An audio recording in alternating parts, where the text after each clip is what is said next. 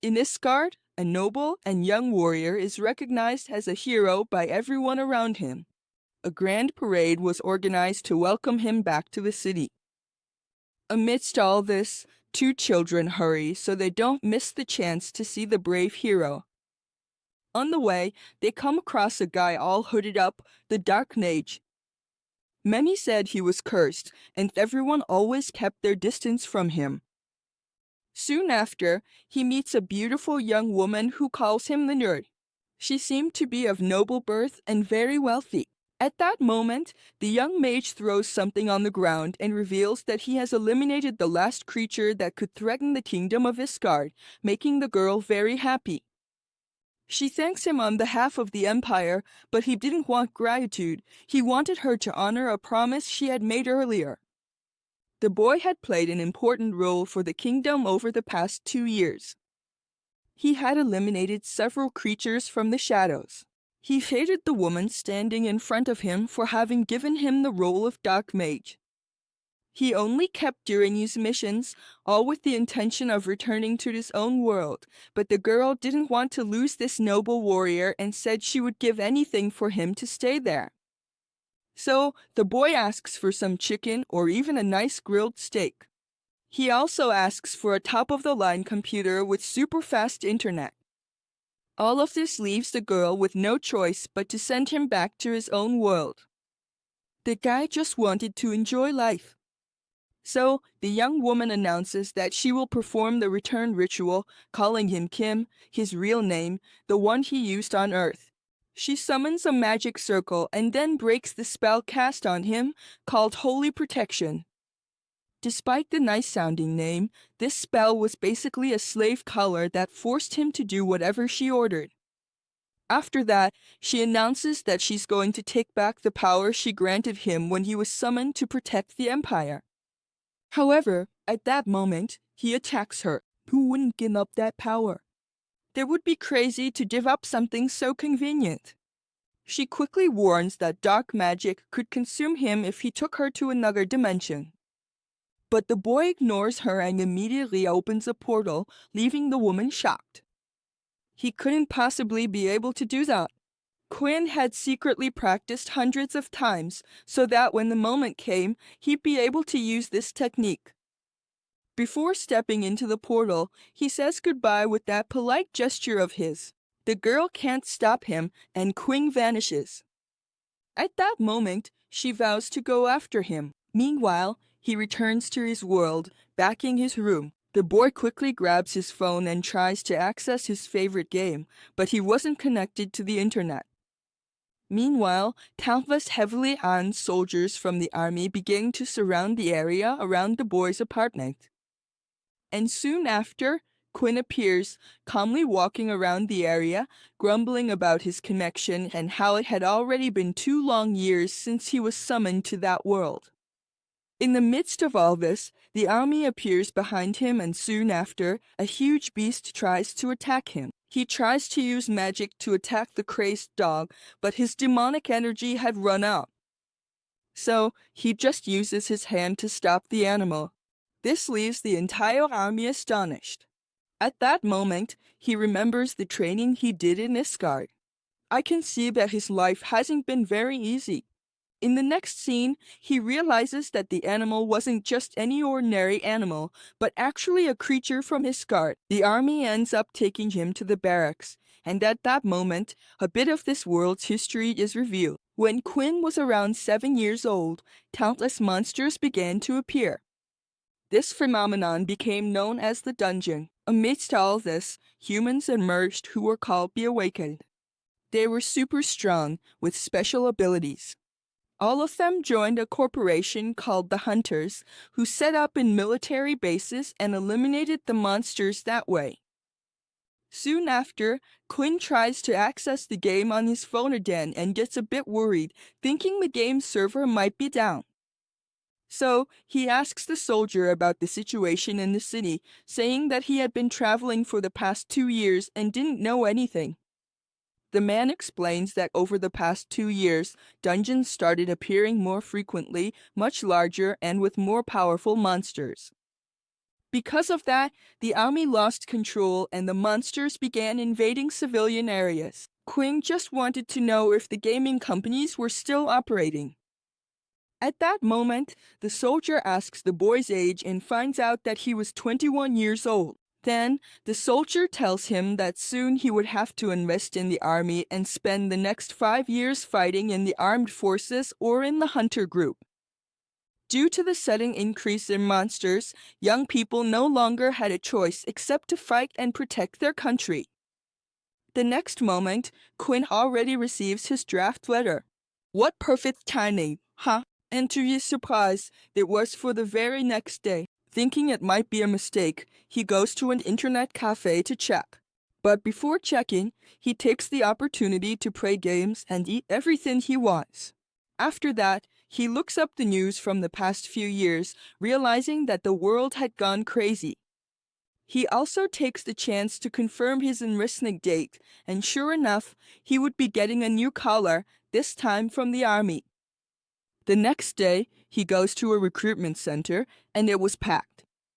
Soon after, everyone gathers in the auditorium. Quinn starts to wonder if they would be as strict as the trainers in this guard, but quickly realizes that the instructors were actually pretty cool. These were the words of people who had seen the worst, so it must be true. At that moment, it's announced that anyone interested in joining the hunters' training should step forward. The training was tough, different from the regular troops. Kim doesn't hesitate for a second and volunteers. Then, he's invited to come up on stage. In the next scene, he makes a huge leap, landing right in front of the recruiter, already introducing himself as Recruit Kim Min-jun and saying that he wants to become a hunter. In this guard, Kim was given the rank of Dark Mage. Even though he was quite powerful, he would be defenseless if he ran out of demonic energy, the source of his power. Unlike dark mages, regular mages needed mana, which was abundant. So, they never ran out of energy. Kim could obtain demonic energy by defeating monsters that possessed this power. However, it was never enough. He ended up in a vicious cycle of spending energy to get energy while fighting monsters. So, he needed to obtain demonic energy in a different way, using brute force and only using magic when it was really necessary. And that's why he chose to become a hunter for the next few years. That way, he would be able to replenish his demonic energy. All the dungeons that appeared on Earth are under the army's control. To be more precise, they're in the hands of the hunters. By enlisting in this squad, Kim would be able to enter the dungeons and look for creatures with demonic energy to recharge his batteries. In the meantime, he could also rise through the ranks in the organization. The more powerful he became, the higher his position and his salary as well.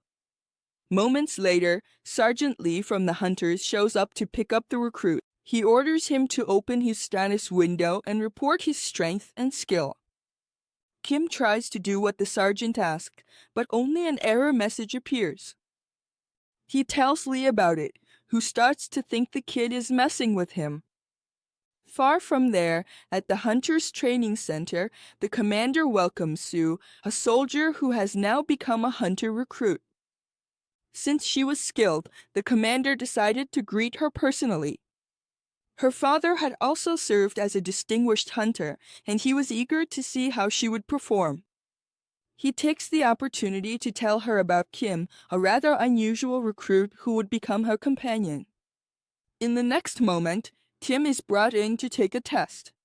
This would reveal whether he was truly fit to become a hunter. The goal was to move a massive red stone at least 1 centimeter within 10 minutes. This stone was created by the dungeons. It was extremely dense and heavy, as well as being super resistant.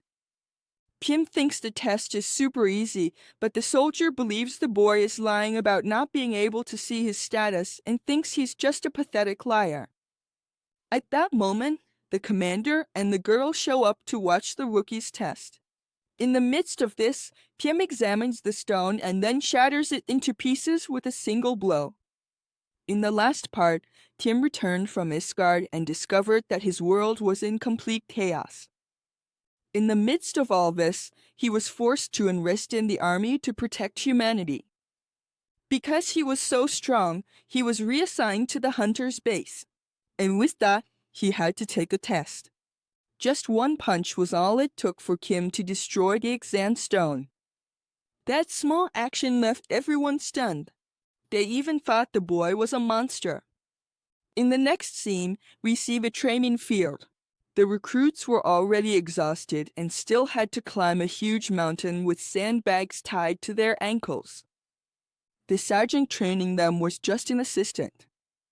Even so, he was tough as nails and had the nickname Demon Trainer. But while everyone else was worn out, Kim was out in front, running as if he were at a summer camp. The guy was just insane. After the intense training, they head to the mess hall. Kim felt like he was in heaven, even though everyone else compared the training camp to hell itself. Every day for the recruits was already set, and what caught Kim's attention was that there was no curfew and they could do whatever they wanted in their free time. And being the nerd that he was, the boy wanted to become the best hunter and enjoy all the perks the camp had to offer. Maybe even find a room with computers. What was supposed to be a 1-hour run, Kim finished in 21 minutes. It had already been said that anyone who finished in 30 minutes would get a special pass. So he asks the sergeant for it and gets the pass. It had been a long time since anyone had earned one, and that made the sergeant want to keep an eye on him. Later, in the dormitory, a recruit celebrates that he gained 1 extra point in his energy. Kim is confused, because in Isgard it was normal to get a minimum increase of 10 points. After that, the other boys ask what Kim is going to do with his free pass. And they also ask if he always worked out, since he was so strong. Kim finds all of this welcoming, since in Isgard no one even looked at him.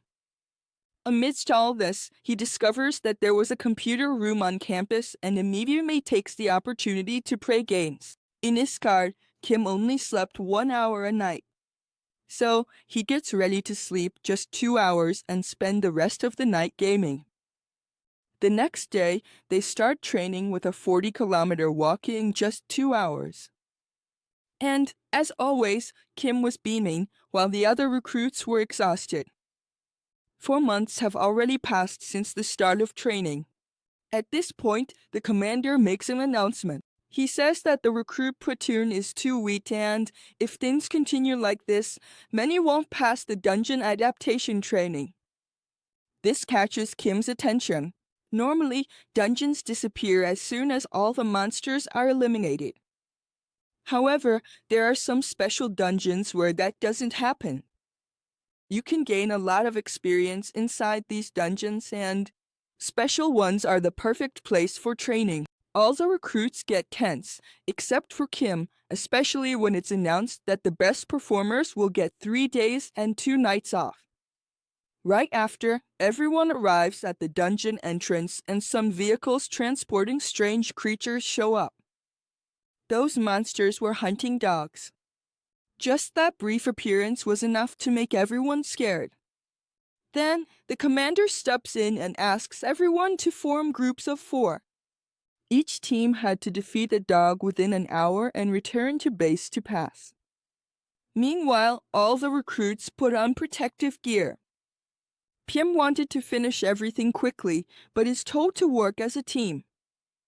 So, he instructs his teammates, saying that the best way to defeat the monster was to act as bait and then fight the monsters head-on. This method was pretty crazy and wasn't well received by his teammates. Right after that, the dogs are released and they run into the dungeons. That was the home of these creatures, and they wanted to protect their territory. Because of the huge noise Kim's group was making, they are the first ones assigned to enter the dungeon. So, they quickly begin the hunt. Inside the dungeon, there were some instructors to prevent the recruits from being in life-threatening danger, but honestly, with Kim there, that probably wasn't really necessary. Kim was totally relaxed, while the others were pretty nervous. In the next scene, a pack appears, and Kim tries to help his teammates so he wouldn't end up doing everything by himself. However, they were so desperate that they didn't even listen and just hid behind Kim. After that, the boar takes out 2 wolves and starts leading his group, teaching them how to drive the wolves away. With that, the evaluators realize that the boar is a natural leader. He managed to turn around his teammates' desperate situation and even taught them how to fight properly. In the next scene, the instructors show up and escort them out. However, the dungeon starts to change and the exit closes. Now they were trapped, and it would be impossible to get help from the base. The instructors lost radio contact, and the situation was worrisome.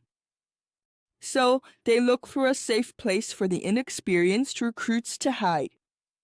The instructors had been told to wait for rescue if something like this happened. However, no one knew for sure how long it would take for them to be rescued. It could take a few hours or even days. Later, the instructors talk privately away from the recruits. The place had turned into a closed dungeon. That means the entrance disappears once an outsider enters.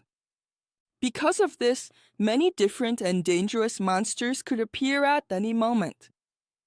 And the only way out would be to eliminate all the creatures. But there's one more thing: getting help from the outside world was impossible. In short, they were on their own. Soon after, this is explained to the rookies. They would have to clear the dungeon if they wanted to stay alive. Except for Kim, everyone there was tense. Even the instructors were tense, since they weren't properly equipped. Even fighting a goblin, the weakest monster, would be tough in this situation. Moments later, Kim smells something strange, and at that moment, one of the instructors faints. The other tries to help his companion, but ends up in the same condition. Kim helps the instructors and leaves them in the care of his friends. After that, he goes deeper into the cave to investigate. What made the instructors faint was the power of the demonic energy that had built up in the cave and energy that can be fatal to humans. This excites Kim. He would finally be able to recharge his power. Deeper inside, he finds the source of the energy, a shadow hound. It was basically an evolved form of the hounds from earlier, but much more powerful. Kim had already faced one in Isgard, and back then it was a real challenge, but now it was nothing more than food for him to restore his power. It was all over very quickly, with just one punch. In the midst of this, it's revealed that even the wolf's blood could harm humans, since it was poisonous and would corrode everything around it. However, Kim is a dark mage, so this didn't apply to him. Kim returned from Isgard and discovered that his world was in complete chaos. In the midst of all this, he was forced to enlist in the army to protect humanity. Because he was so strong, he was reassigned to the hunter's base. And now, he's trapped with a few recruits and 2 supervisors in a sealed dungeon. Kim quickly defeated a shadow hound that was capable of making unprotected humans faint just from its energy. Even the wolf's blood was poisonous to humans, but for Kim, it didn't even tickle, since he was a dark mage. Seconds later, he began to recharge his magical power by absorbing the demonic energy present in the area. The boy found it strange to see a natural-born monster from Isgard there. He thought that only normal and herbivorous monsters could live in Earth's dungeons. However, judging by the soldiers' reactions, it was probably the first time a monster like that had appeared, so no one was prepared for something like this. The monsters couldn't have teleported through a dimensional portal, since that requires a lot of energy and they're nowhere near Kim's level. Only the saint from the other world could do something like that. Kim thinks that everything is very strange, but he feels like he's overthinking it and stops coming up with new theories about what might have happened. After that, Kim picks up the body of the defeated dog and gets ready to return to his group. In the next scene, the instructors wake up in pain and frightened, not understanding what was happening. Still on the ground, one of the instructors asked if everyone was okay, while the other tried to figure out what had happened. The recruits say that everyone there was fine. However, Kim had gone into the dungeon alone. When they hear this, the instructor is left speechless, and soon after, the recruits explain everything that had happened. The instructor becomes desperate as he listens to everything that happened, and after hearing it all, he starts shaking one of the recruits to make sure he heard correctly and that Kim had put himself in danger. In the middle of the discussion, Kim appears, walking calmly as if nothing had happened, carrying the black wolf on his back. The trainers panicked when they saw what the boy was carrying. They had never seen a monster like that before. In the next scene, Kim throws the creature to the ground, and then the trainers examine the beast and conclude that they fainted because of the magical power the creature emitted. Kim's friends started getting excited about the situation, saying that he was the strongest hunter in the training camp. With everything finished, the portal finally opens. The instructor asks the other recruits to leave, except for Kim. A few seconds later, Kim is instructed to report in detail everything that happened in the dungeon to the commander, including the incompetence of the instructor and his colleague, who couldn't stay awake to protect the students. Even though he was very embarrassed to say these things, the man knew it was the right thing to do. And before leaving the dungeon, an instructor thanks the board properly, making Kim find all this recognition very strange. But the boy's instructor was an honest man who put all his pride aside to acknowledge Kim's abilities. Kim is happy to hear all of this, and the moment he leaves the dungeon, his status panel starts to come alive. The system announces that the error has been fixed, which makes Kim boil with anger. In the other world, the system never helped him and was a huge headache. When checking the panel, Kim sees a message that said he worshipped Rumi Nona. The boy is already pissed and starts yelling, saying that Rumi was a character from Dungeon Power Fight, which he had invented and used to keep people who wanted to join or recruit him away. In the midst of all this, Kim also realizes that he was much weaker. The boy had expected this, but it turned out to be much worse. Except for his corruption skill, all his other abilities had disappeared. The guy feels so bad that he even feels like throwing up. After suffering a lot in the other world, he returned as a failed dark mage level 1. Now it would be very difficult for Kim to achieve his goal. However, even with all these hardships, the boy still managed to become the best hunter there. So, he thinks he just needs to reorganize his steps to be able to defeat all the monsters and play in peace. Kim was a complete failure when he arrived in Isgard. If you compare it to his current situation, it wasn't that bad after all. Because of all these events, the training field came to a halt. When the portal closed, the higher-ups failed to deal with the adversity. And even worse, the only recruit defeated the powerful and unknown monster. Kim should have received a badge for his actions, and the recruits who were now about to become soldiers should have been enjoying their last week off before being called up. The newcomers were instructed to stay in the dorms, and, with nothing else to do, they just talked about Kim's achievements. Meanwhile, Kim went to see the commander.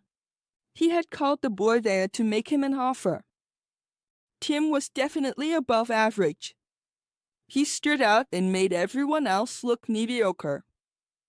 And not only that, by following the boy's orders, his frightened team managed to attack and eliminate the wolves in record time. So, the commander wanted to promote the boy.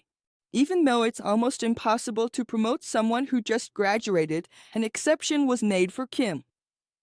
The commander wanted to send the boy to Ganjian, and he announced this to Kim, shouting excitedly. The commander was extremely excited, but this left Kim speechless. Remembering what the Ganjian base was like, the captain thought he might have said something foolish and scared the boy. The hunter unit in that division was insane, since the region was known as the end of a line. A cold region with intense snowstorms. And not only that, the dungeons there would explode and monsters would appear out of nowhere without any warning. On the other hand, Kim stood still because he thought this was great. With this, he could move up in rank, get promoted, fight strong monsters, and recharge his energy. In short, the sky was the limit.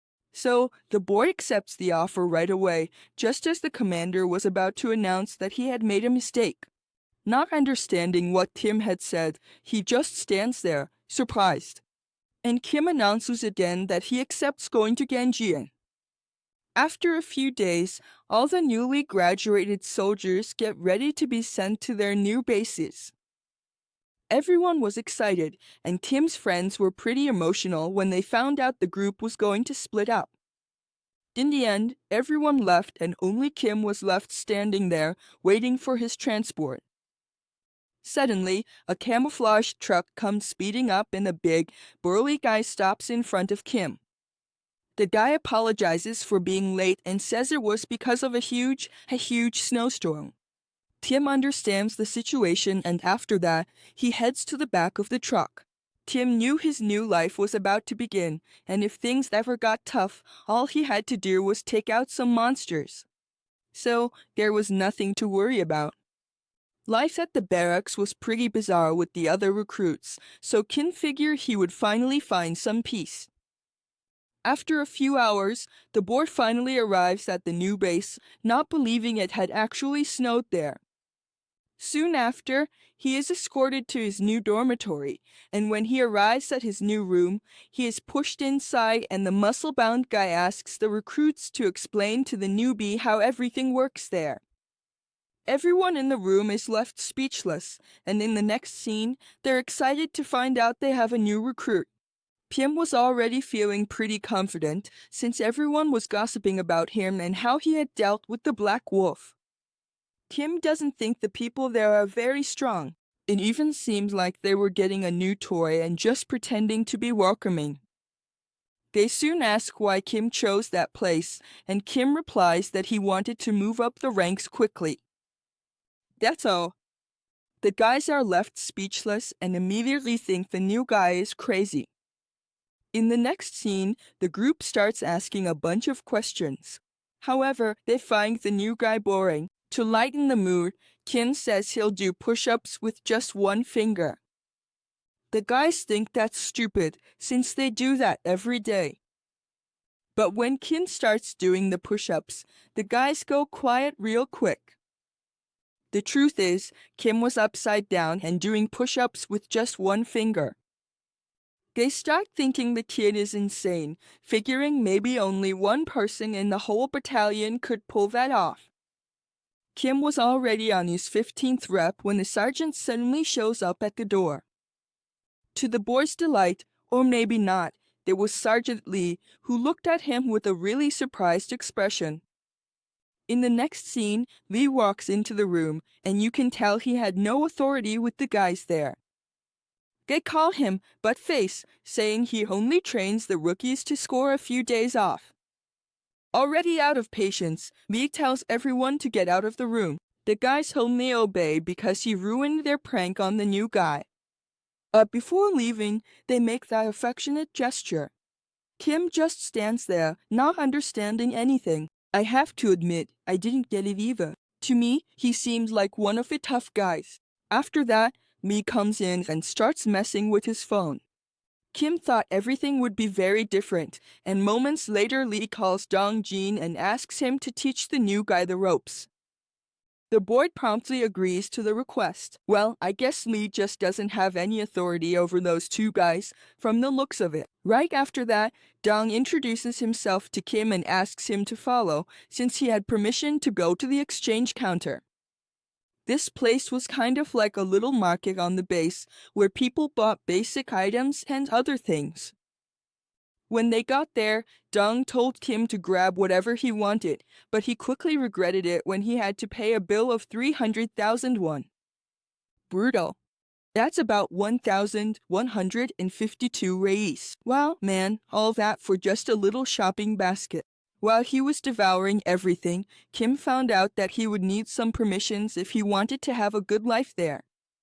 Only sergeants were allowed to use the store. The gym was open to everyone, and there was also a computer room, but that was only available to corporals or higher ranks. Kim already set his sights on that position, but the guy told him not to get his hopes up.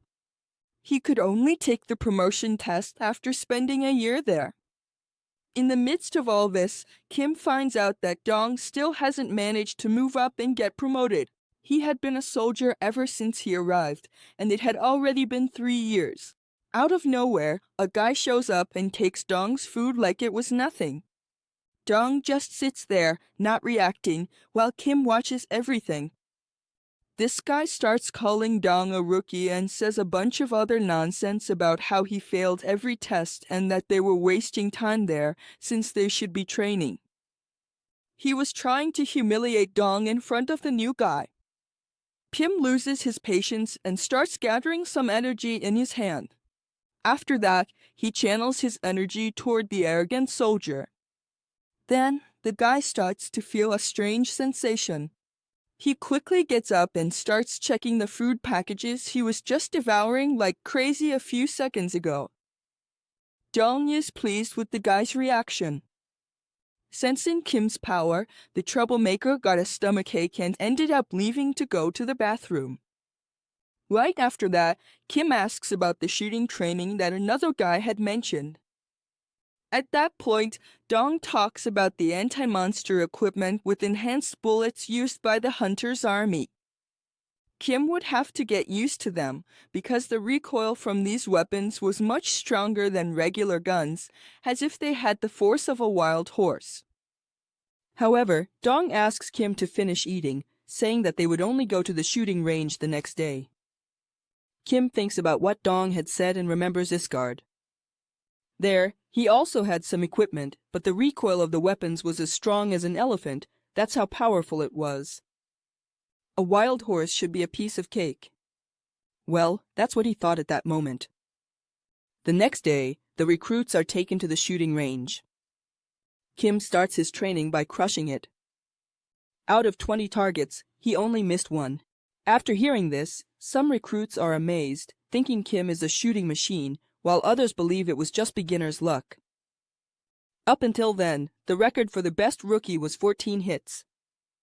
And with that, everyone realizes that Kim was really on another level, and all the rumors about him weren't just gossip. Right after, the 2 guys who bothered him when he arrived at the base ask how he did it. So Kim just says he did it the way he was taught, but the truth is, no one had actually taught him, he just went there and nailed it. The lieutenant praises the kid and asks him to attend the special shooting training in the afternoon.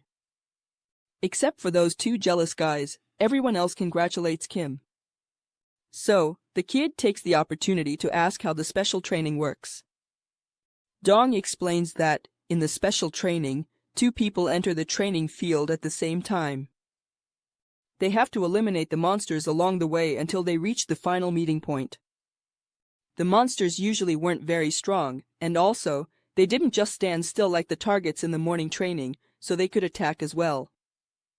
Besides that, there are several cardboard civilians along the way, and hitting one of them would lead to the candidate's disqualification. Dong also tells Kim not to be afraid of real monsters, but at this point, Kim was actually excited to fight real monsters. Kim finally finished his training and was assigned to the first attack line in Ganjian.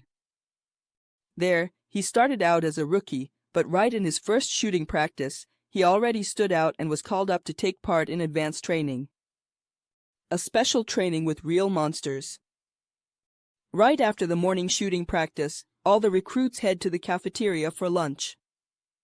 Dong takes the opportunity to praise Kim for hitting 19 out of 20 shots in his very first training session.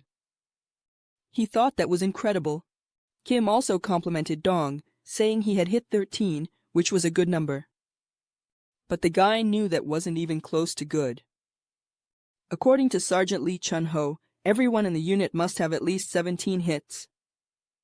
Right after, Kim starts to wonder if, with just this one training session, he could already become the top student in the class. In the end, Dong wishes Kim good luck in the special training, certain that he would stand out again. Kim knew the training would be done in pairs and asks if Dong could partner with him, but the recruit explains that it was pretty much impossible, since everything was decided by the superiors. In the next scene, Dong explains that the selection of pairs is done through a game called ladder. This game is based on drawing random lines on a piece of paper, which also results in a random outcome. Dong had no idea how this worked. A few minutes later, all the recruits head to the advanced shooting training area. Out of nowhere, a corporal named Kwang appears. He immediately starts belittling Kim and calls him rookie, saying that Kim would be his partner in the next training session. Kim starts staring him down, just thinking that he was a rude piece of crap. They would have 3 minutes to complete the course. At that point, Kwang tries to intimidate Kim, saying it would be impossible for the newbie to finish the challenge in the allotted time. Kim just stands there, frozen, not reacting, but the troublemaker keeps bothering him. A few seconds later, Kim simply says that he would do his best. With his ego already through the roof, Kwang says there's no need for him to try, because he would finish first no matter what. Meanwhile, another pair was getting ready to take the test, and Kwang tells Kim to pay attention. At the sergeant's command, the two corporals stood facing each other, laughing. An alarm signaled the start of the training. Seconds later, the two recruits entered an elevator and rushed down to the basement floor. The mission was to protect the civilians, represented by pieces of cardboard, while advancing through a super tight space. On paper, this was a rescue and monster subjugation training. But in reality, it was nothing more than a competition between the recruits. The goal was to press a button at the end of the course, and that would determine which of the two was the strongest and fastest. Kim starts staring at the test's big screen, wondering why the monsters were different sizes. Kwang notices the boy's doubt and announces that the size of the monsters on the screen represented their level of difficulty. The monsters were always placed for the tests, but they were completely random. No one knew which creature they would face until they came face to face with it. At that moment, Corporal Kim Mun comes across a giant frog and starts dodging its attack so he doesn't get caught. Kim starts analyzing everything. Even if a candidate is fast on the course, there are still the monsters, so it's hard to know who might win. Meanwhile, Jong finishes off a mutant rat and moves on to the room with the last creature, already celebrating his victory. Out of nowhere, a huge worm appears in front of him. I guess he was just unlucky. In the next room, Kim Mun finishes off his other monster, which was also a frog, and runs to press the button. Before pressing it, he gives that little victory smile and thus ends the duel. The timer almost stops at exactly 2 minutes and 25 seconds. The other soldiers were excited, thinking that the test record might hit 2 minutes this time. With Kim there, I think it could be even less. Moments later, Kim Mun faces Jong and announces that he won the bet, and now Jong has to keep his word and pick an item from the shop for him. With the contest over, the soldiers check the cardboard civilians. Jong not only finished last, but also landed a fatal shot on a civilian. Realizing the game could get even more interesting, Kim also proposes a bet to Gwang. The guy thought it was a good idea. The loser would have to obey the winner. Gwang finds it funny. After all, Kim is still a recruit, so it wouldn't be any fun to order him to do anything. So, he asks for half of Kim's salary. The guy thought the bet was pretty simple, so to make things more exciting, he bets 3 months' salary. Dong thought the whole thing was absolutely crazy, but he couldn't talk to Kim because the sergeant was already calling the next pair to take the test. Kim and Gwang get ready, and when the alarm sounds, both head for the elevators. Kim enters the corridors, annoyed by Gwang's provocation. The guy knew he couldn't let himself get carried away by something so silly, but he wasn't made of stone and was really pissed off, letting his demonic energy flow throughout the entire training field.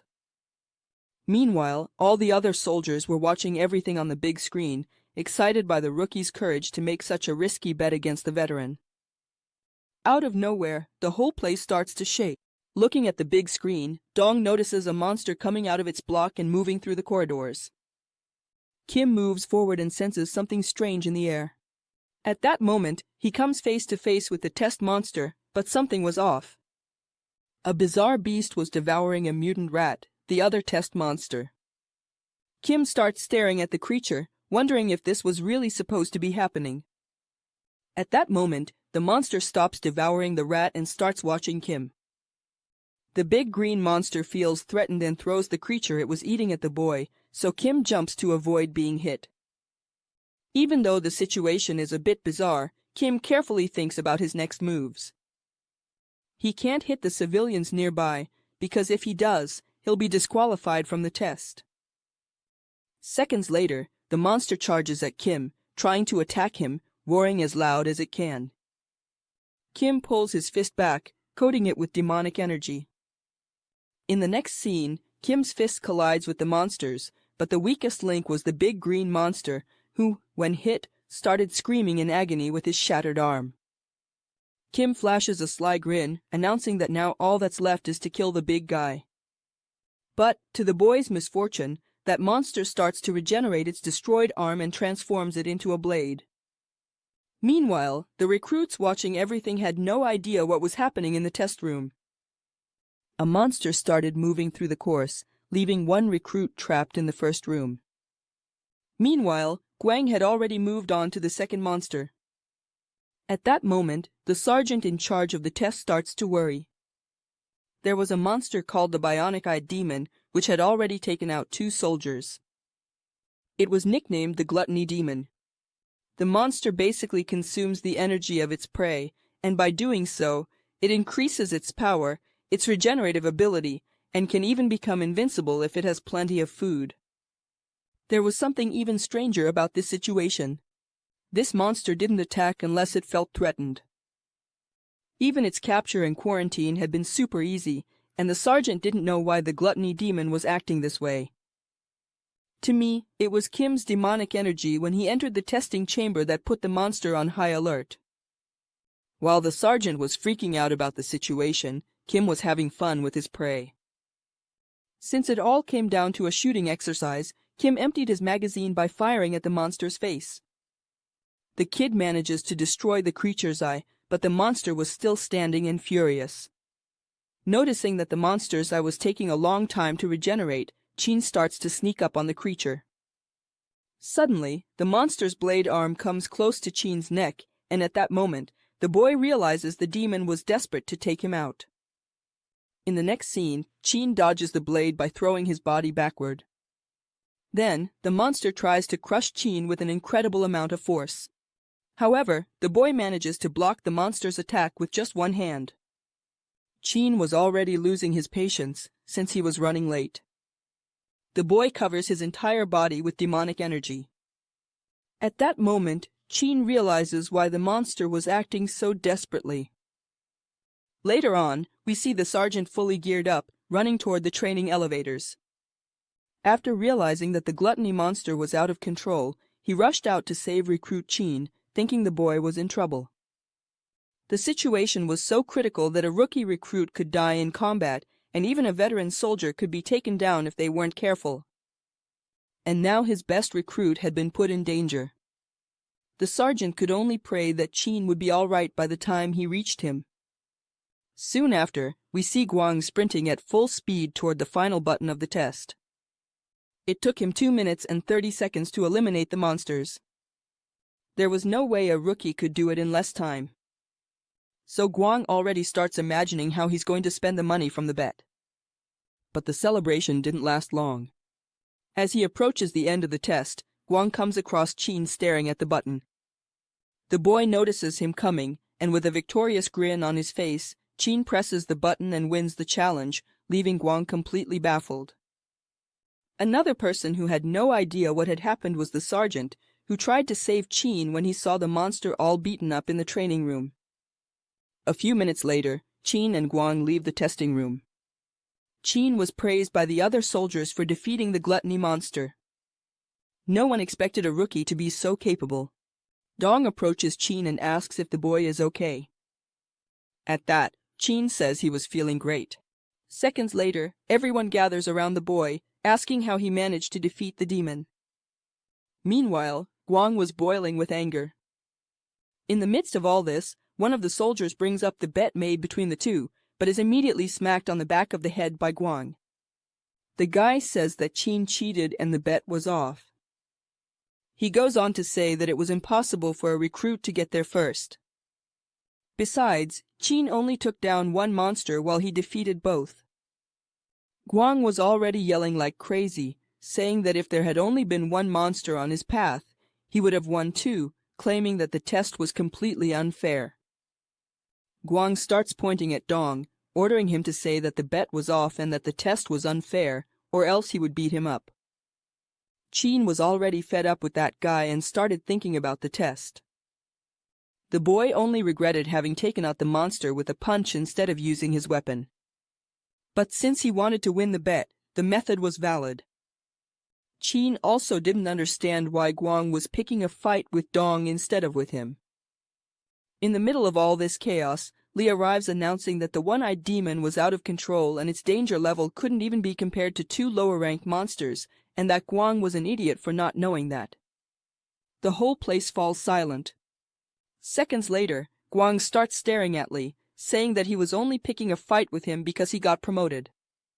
Li also thought Guang was a piece of crap and says it to his face. But Guang just says it was all a joke and that Li didn't need to make a fuss about it.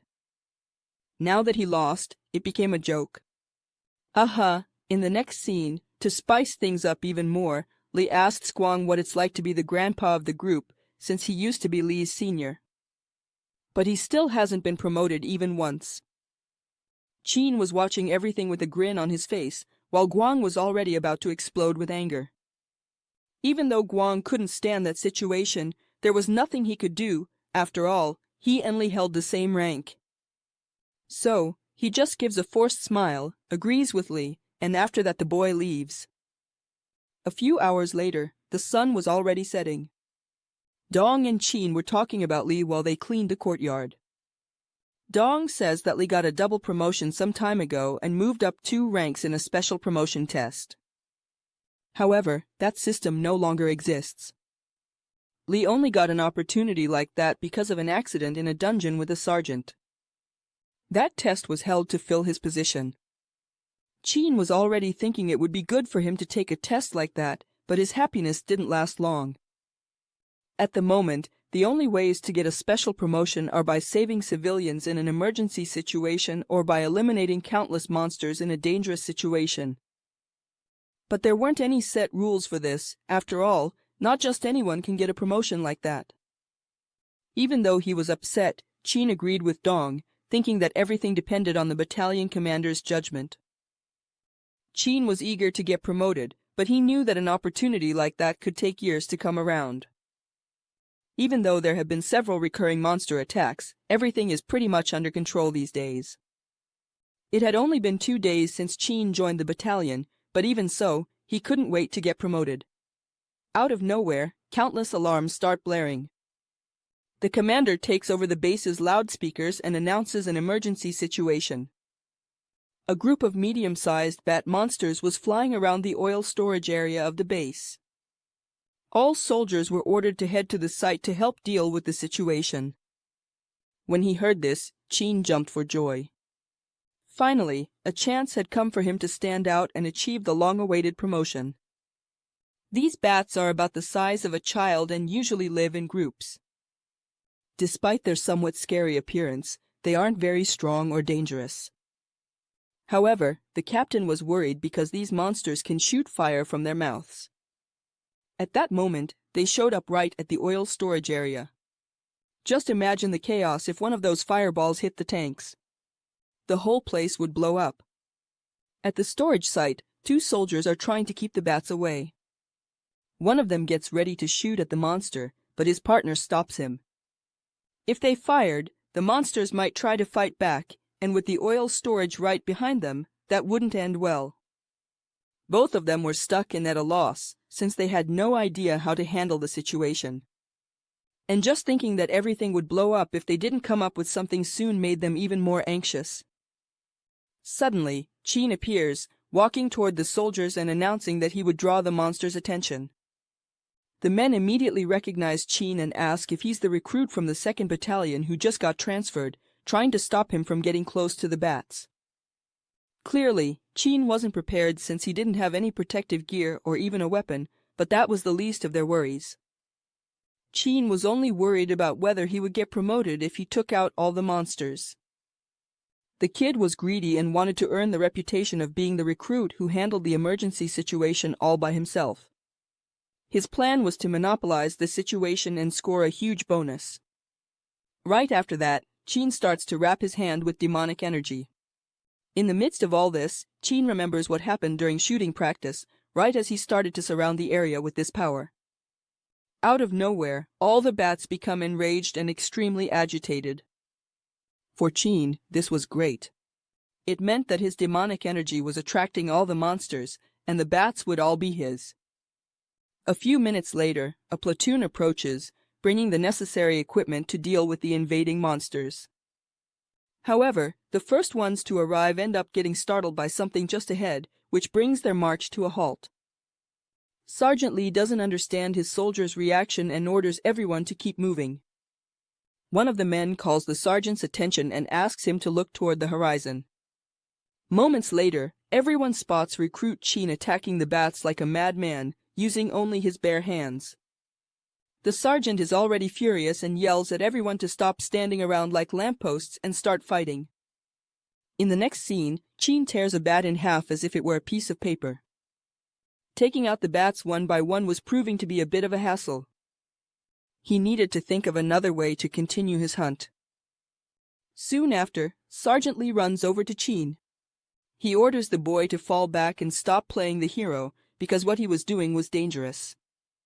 Chin had no intention of sharing his prey. He wanted to take out all the bats by himself. Then, Chin looks at the weapon in Lee's hand. After that, he gathers some demonic energy around himself and rushes towards Sergeant Lee. As soon as he comes into contact with the energy, the sergeant starts to feel a sharp pain in his stomach. The guy doubles over into a fetal position. I'm pretty sure his underwear wasn't clean anymore at that point. Chin comes closer, asks if he's okay, and takes the electric baton from the sergeant's hand while he's at it. And now, with his new toy, he wasn't going to let a single monster get away. Chin was already looking ahead with a huge grin on his face, thinking about how much fun it would be to barbecue some bats. Static noises echoed everywhere, and Chin looked like a kid playing with a brand new toy as he took out all the creatures. Now recovered from his stomach pain, Lee looked at Chin, unable to believe his eyes. The new recruit was simply clearing out the entire area by himself and without any trouble. Suddenly, a soldier gets startled. He spotted a stray bat heading toward the warehouse. The little guy was ready to fire a shot. Sergeant Lee panics and tells the other soldiers to open fire on the monster before everything blows up. A man gets ready to shoot. However, at the last second, he loses sight of the monster. After that, we see that Chin appeared right behind the bat, ready to send the little creature to the moon. When he hit the creature, the sound of electric sparks scattered through the air. On the ground, the other soldiers looked up, not understanding how Chin managed to attack the bat. A few hours after all that chaos, the soldiers finally managed to reactivate the depot's protective shields. Some of the personnel were assigned to collect the monsters. Sergeant Lee was coordinating everything until the operations commander, Sung Jun, showed up to assess the situation. A bit bothered by the place reeking of sulfur, Sung asks Lee how many monsters carried out the attack. Lee announces that so far they've managed to collect 30 of them, and, tired of having to explain everything that happened to the guy, Lee informs him that the commander's battalion will arrive in a few minutes. While the two waited, the operations captain starts buttering up Lee, saying that he would report everything about how Lee had taken out the monsters to the captain. At that moment, Lee announces that it wasn't him who defeated the monsters. Song is a bit confused. He didn't know anyone else in the platoon could use the electric baton and asks who it was. The sergeant explains that the monsters weren't killed using just the electric baton. The soldier who did it tore them apart like they were paper, with his bare hands. Lee instructs the commander to write all of this in the report. Thinking the sergeant was trying to mess with him, Song starts yelling at Lee. There was no one else on that base as talented as he was. Hearing the commotion, recruit Kim walks over to Sergeant Lee. As he approaches, Kim reveals that he came to return the baton he had borrowed. However, he had used too much force while fighting and the baton ended up destroyed.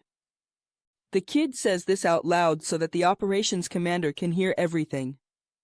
The next day, Lee accompanies Kim to the barracks. After witnessing everything the kid did, Lee asks Kim if he has ever served before and tells him to be honest. The recruit simply says that he has never served, or anything like that. Well, the only thing missing was for him to say he became a dark mage in another world and brought that power with him. But it's all good. Given that, Lee scolds him and tells Kim to never play the hero again. That could cost him his life. Taking advantage of Kim's attention, Lee talks a bit more about the Special Operations Group. Unlike the regular forces, the Special Force is made up of only 4 battalions. Even if you put together all the soldiers in the special unit, it would still be a small battalion compared to the entire army. Kim already knew that not just anyone could become a hunter, but he didn't understand what Lee was getting at with this.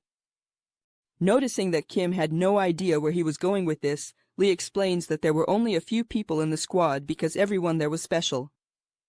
It didn't even matter if some soldiers never fought on the front lines. They all had an important role in the organization. Even after that big speech, Kim just stands there, looking clueless, wondering why he was getting a lecture. Suddenly, Lee announces what Kim had been dying to hear, and the kid's eyes even light up. The soldier who had taken down the most monsters in the 104th Hunter Division was coming to visit the rookie recruits battalion. He arrives at the camp in a discreet but luxurious black car. The driver, who was a soldier, could barely breathe in the presence of the great hunter. Captain Du, the craziest and toughest man anyone had ever had the honor of meeting. The battalion colonel salutes the arrival of the great captain. The rest of the platoon was at the ready. Everyone was anxious about this unexpected visit. Noticing Lee, the captain approaches and thanks the boy for having led everyone perfectly in a moment of crisis. Kim watched everything, wondering just how strong a hunter with 2 stars could be. Seconds later, Du greets the recruit Kim Min-jun. Kim thinks the guy's handshake is super strong. Out of nowhere, the big guy drops his tough guy face and gives Kim a few pats on the back, telling him to relax. After the colonel reports all the events from the previous day about the attack, Du asks Song why the radars weren't working at the time of the attack.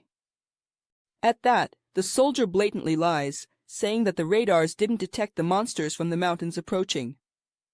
The truth was that Song was just chilling, slacking off on patrol duty while chaos was breaking loose. In the next scene, the captain starts saying that Kim had been reckless in his attack. At that moment, Kim thought he was about to be disciplined and was in deep trouble. Captain Du walks toward the recruit and asks if it was true that he took out 30 monsters by himself. Kim confirms that he did, and Du thanks Kim for his bravery. Otherwise, the entire base could have been reduced to ashes. With that, Du announces that he's going to give Kim a gift. A few seconds later, he takes off Kim's recruit badge and replaces it with a corporal's badge. Kim was promoted for his heroic actions. Even though his method was a bit risky, Du loved the way Kim handled everything. With that said, the captain tells the colonel to give Kim a 2-night, 3-day leave. Kim is thrilled to finally get a vacation. He's so excited he can't contain himself. After everything, the colonel takes Kim to the office to process his leave paperwork and thanks the young man. It hadn't even been 2 days since he arrived, but the colonel would be receiving plenty of praise for the deeds of Recruit Star. It was Kim's first leave since enlisting, and he was excited to play games until he couldn't anymore. That afternoon, Kim heads into town, or more specifically, to a cybercafe. He could have gone home, but there was no internet there. So, he happily walks up to the entrance of the cafe. Suddenly, Kim overhears a strange conversation between two guys. They were speaking quietly so Kim wouldn't hear them. After all, he was a soldier, and things could get complicated if he overheard anything. One of the men had a permit to enter a cave, to explore, gather items, that sort of thing. But it was revoked by some soldiers, just like that, and he was really angry about it. One of the men, who was drinking tea, calls the guy in front of him Chung and says they probably did that because the place had become a dangerous area, but Chung didn't care at all. Out of nowhere, Kim approaches the guys and asks where the place they were talking about was. Both of them are caught off guard for a moment, but soon after, they hit the road and drop Kim off near a mountain. Kim thanks them for the ride, and the men are curious whether the boy would really be able to solve the cave situation and clear it so it could be explored. At that moment, Kim says yes, and that by tomorrow the whole place would already be cleared. In the next scene, the men stare at Kim and look at his rank. They didn't think the boy would amount to much. They were almost certain that Kim would be stopped by the soldiers, but they dropped the boy off there and tell Kim that this ride never happened. The men didn't want any trouble for themselves. Looking at the mountain, Kim spots a huge demonic energy in the area. He had given up gaming for almost 3 days straight. However, judging by the energy of the place and the familiar smell, this was going to be totally worth it. All of that was mana, a huge source right in front of him. A few minutes later, Kim arrives at the entrance of the cave. He spots 2 heavily armed soldiers guarding the entrance. That was the only entrance, and just 2 soldiers wouldn't be enough to stop him from going in. Right after, Kim gathers his energy in one of his hands and aims it at the soldiers. Both of them start to feel a sharp pain in their stomachs, and they look at each other, thinking they can't hold it in any longer. Both of them run off into the woods, thinking that just 5 minutes away from their post wouldn't cause any trouble. With the entrance left unguarded, Kim heads deeper into the cave. The energy was incredibly intense, and Kim wondered why there weren't any monsters around. But that didn't really matter. Now, all that power would be his. Seconds later, Kim begins to absorb all the energy from the place. In the midst of all this, his system notifies him with countless messages. The boy managed to level up several times just by recharging his energy. And not only that, the system also announces that Kim has unlocked his skill called Night Steps and evolved the skill Corruption. Kim gets excited and thinks he's really lucky. Night Steps was one of the best skills he could have gotten. By using this skill, he can summon a shadow. This creature could hide and eliminate any target stealthily. Kim used it a lot in Isgard, and to keep it by his side, all he had to do was feed it a bit of his energy. Right after, Kim summons his companion. This being was an independent shadow and could do anything. However, after finishing the summoning, Kim feels a bit disappointed. The creature was tiny, pocket-sized. Kim thought it was some kind of penalty for having traveled between dimensions, or maybe because he had little mana. The boy finds this situation infuriating. If the creature went out in the sun, it would be completely erased. Kim stops and thinks for a moment, and realizes that actually, this wasn't so bad. It was miniature-sized, so it would be really easy to hide. Meanwhile, the little creature was staring at Kim, starving. After this little adventure, Kim returns to the barracks and salutes his roommates. Everyone gets excited about the return of the Star Boy, who was promoted by the commander himself.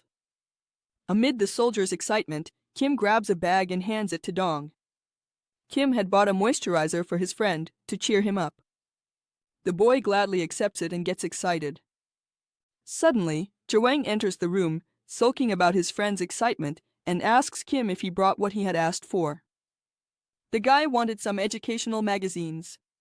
Kim hands him some candies and keeps chatting with Dong, leaving Jawang frozen for a while. After that, the jealous duo asked Kim if he had signed up for the promotion exam. Even though he was a rookie, the kid got permission to participate. To take the test, you had to serve for a year. Kim hadn't even been at the barracks for a week and he already managed to sign up. The other soldiers wanted to know how he managed to get around that requirement. A few seconds later, Kim announces that when he was in training, the colonel had made a suggestion to him. Kim tells the whole story of how he got trapped in a sealed dungeon and handled the entire situation by himself. Because of that, he was sent to this unit and was also allowed to take the exam without having to go through the usual bureaucracy. Everyone is amazed by all of this, especially by the fact that he agreed to take the promotion exam, which was extremely difficult, but there was also a chance that Kim could pass, break yet another record, and go down in the army's history. After that, the jealous duo tells Kim that he would have special training with melee weapons. It was a special class for everyone who was going to attempt the promotion exam. They tell Kim to show up there.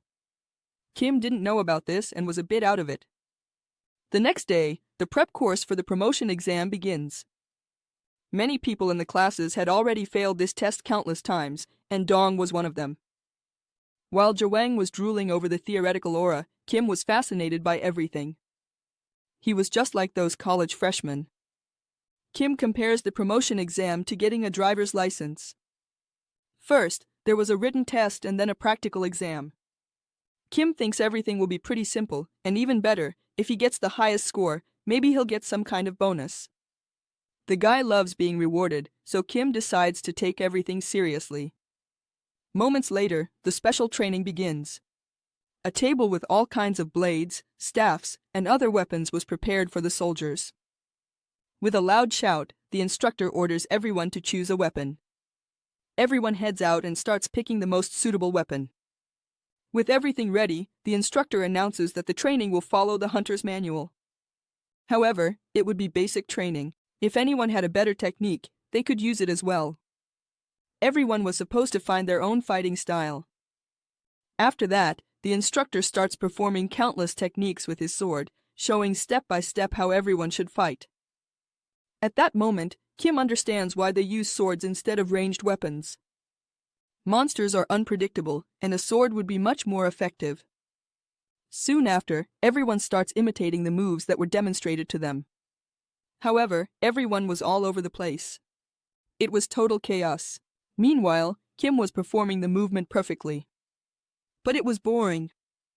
The techniques he had learned in Isgard were much better, and since he could use them, he changed the direction of his training. The clumsy recruits tried to copy Kim's moves, but without success. After that, the instructor stops everyone's training and calls for Soldier Kim. The boy steps forward, not knowing why he was called. He approaches the training instructor, and the guy says he had been watching Kim and that the moves he was using were really strange. Because of that, all the soldiers were told to pay attention to him and copy everything down to the smallest detail. Kim is shocked, not understanding any of it. Even so, he does as ordered. Meanwhile, the instructor made some observations and pointed out other things. The soldiers already thought the previous training was complicated. Now, it was an impossible mission. After all that, Kim was completely worn out and still dehydrated. This time, the boy was promoted to X. Instructor's slave, training assistant. Since Kim did a great job, the coach gives him a chocolate bar before leaving and tells him to eat it by himself. Moments later, Dong looks for Kim and asks him for some tips to improve his techniques before the exam. Kim quickly hides his chocolate and asks why it had to be him.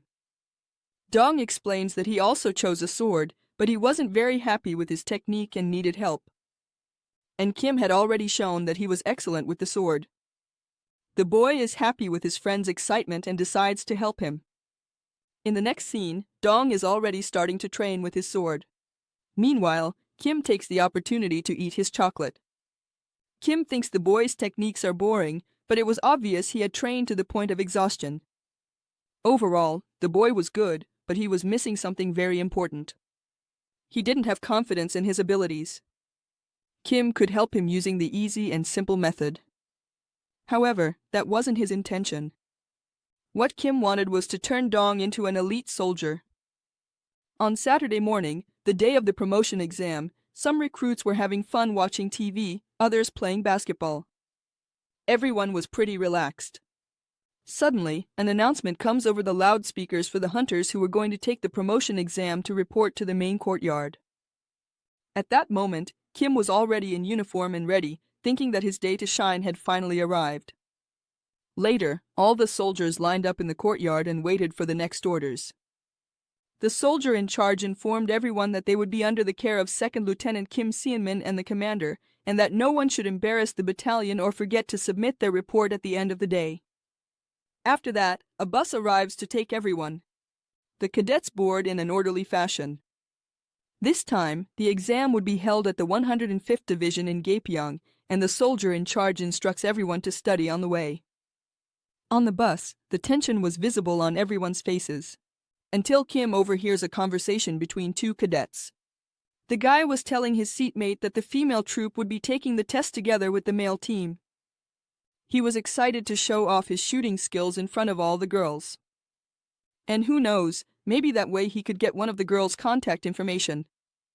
At that moment, Kim just reflected as he looked at his reflection in the bus window, thinking he had to pass everything.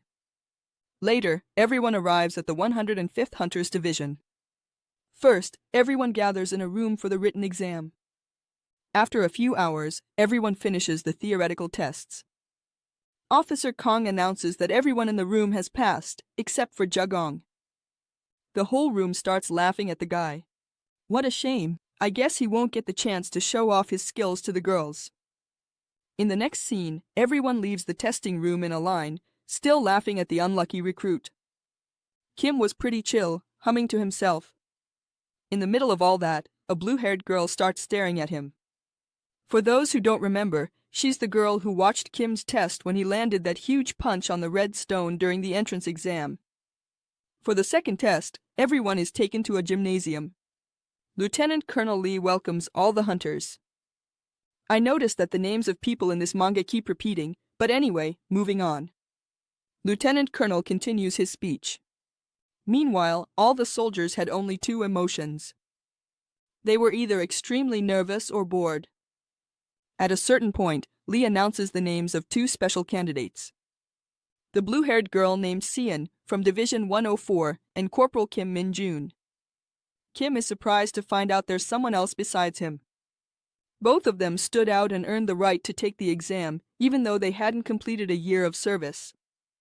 After this announcement, the other candidates start wondering just how insane these two must be. And the most incredible thing was that one of them became a corporal in less than a month.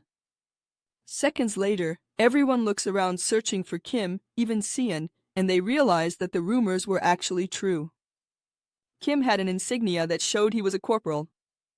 At that moment, Kim and Seon's eyes end up meeting as she was staring at him. And the boy is a bit confused, not understanding why she was checking him out from head to toe. Right after that, the lieutenant colonel finishes his speech and Captain Jong takes over. He will be responsible for the practical part of the test. Jong announces that the first test will be simple, a strength training exercise. All the candidates have to do is push a guy who looks like a mountain. Easy, right? At that moment, Kim remembers the rock he had to push when he applied to the hunters group and finds this kind of evaluation strange. The colonel announces that each person will have 1 minute. The minimum score is 10 points. To achieve that, it was necessary to push the soldier for 1 meter. And the maximum score was 100 points, given to anyone who could push the soldiers for 10 meters. Meanwhile, the huge soldier was standing ready. The colonel called the first candidate, Kim Jun, from the 103rd Division. The man steps forward and tries to push the barrier soldier. Kim Jun even turns red, but his strength isn't enough and he gets pushed back by a shoulder bump. As a result, Kim Jun scores 0 points and fails. The minimum score required to pass is 40 points. Anyone who scores less than that is immediately disqualified. This first failure leaves everyone terrified. Moments later, more candidates try to take the test. Some manage to get 10 points, others 20. And in the end, they all fail. After several attempts, active ones, no one has managed to pass yet. Either people got soft or the test was harder.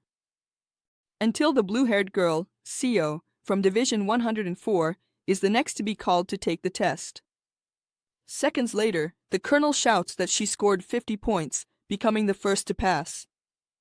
All the other soldiers are surprised, and even the huge barrier at the base sounded after that push. Some of the rookies in the platoon think Seo is beautiful, while others compare her to her father, who was a very famous hunter. But she only had eyes for one guy. After the test, she gives Corporal Kim that look. Kim didn't know how to act in that situation and wondered if she was throwing a tantrum because he got special attention, just like she did. Seconds later, Kim is called up to take the test. The boy introduces himself and calmly walks up to the brute. At that moment, Kim thinks that all he has to do is what he did with the stone. And right after, the boy suspects he might be able to get a perfect score. Out of nowhere, Kim starts running, raises his arms, and gives an insane shove that sends the brute flying more than 10 meters away. The big guy's landing was rough, even on the ground. The guy kept getting pushed, and everywhere he stepped was left destroyed.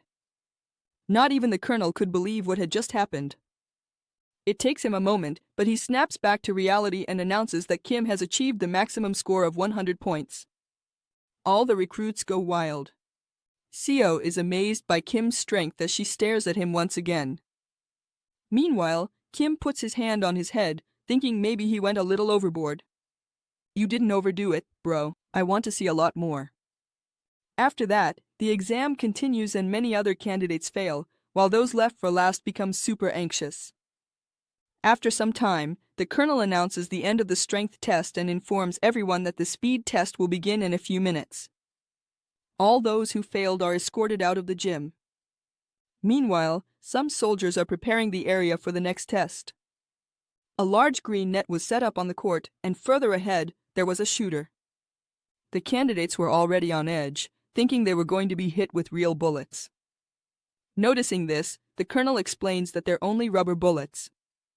However, even so, it would still hurt a lot if someone got hit. So, he advises everyone to dodge them if possible, of course. Kim already has a little smile on his face, finding this pretty fun. Sometimes, I wonder about the kind of training Kim must have gone through in Isgard for him to think this is easy.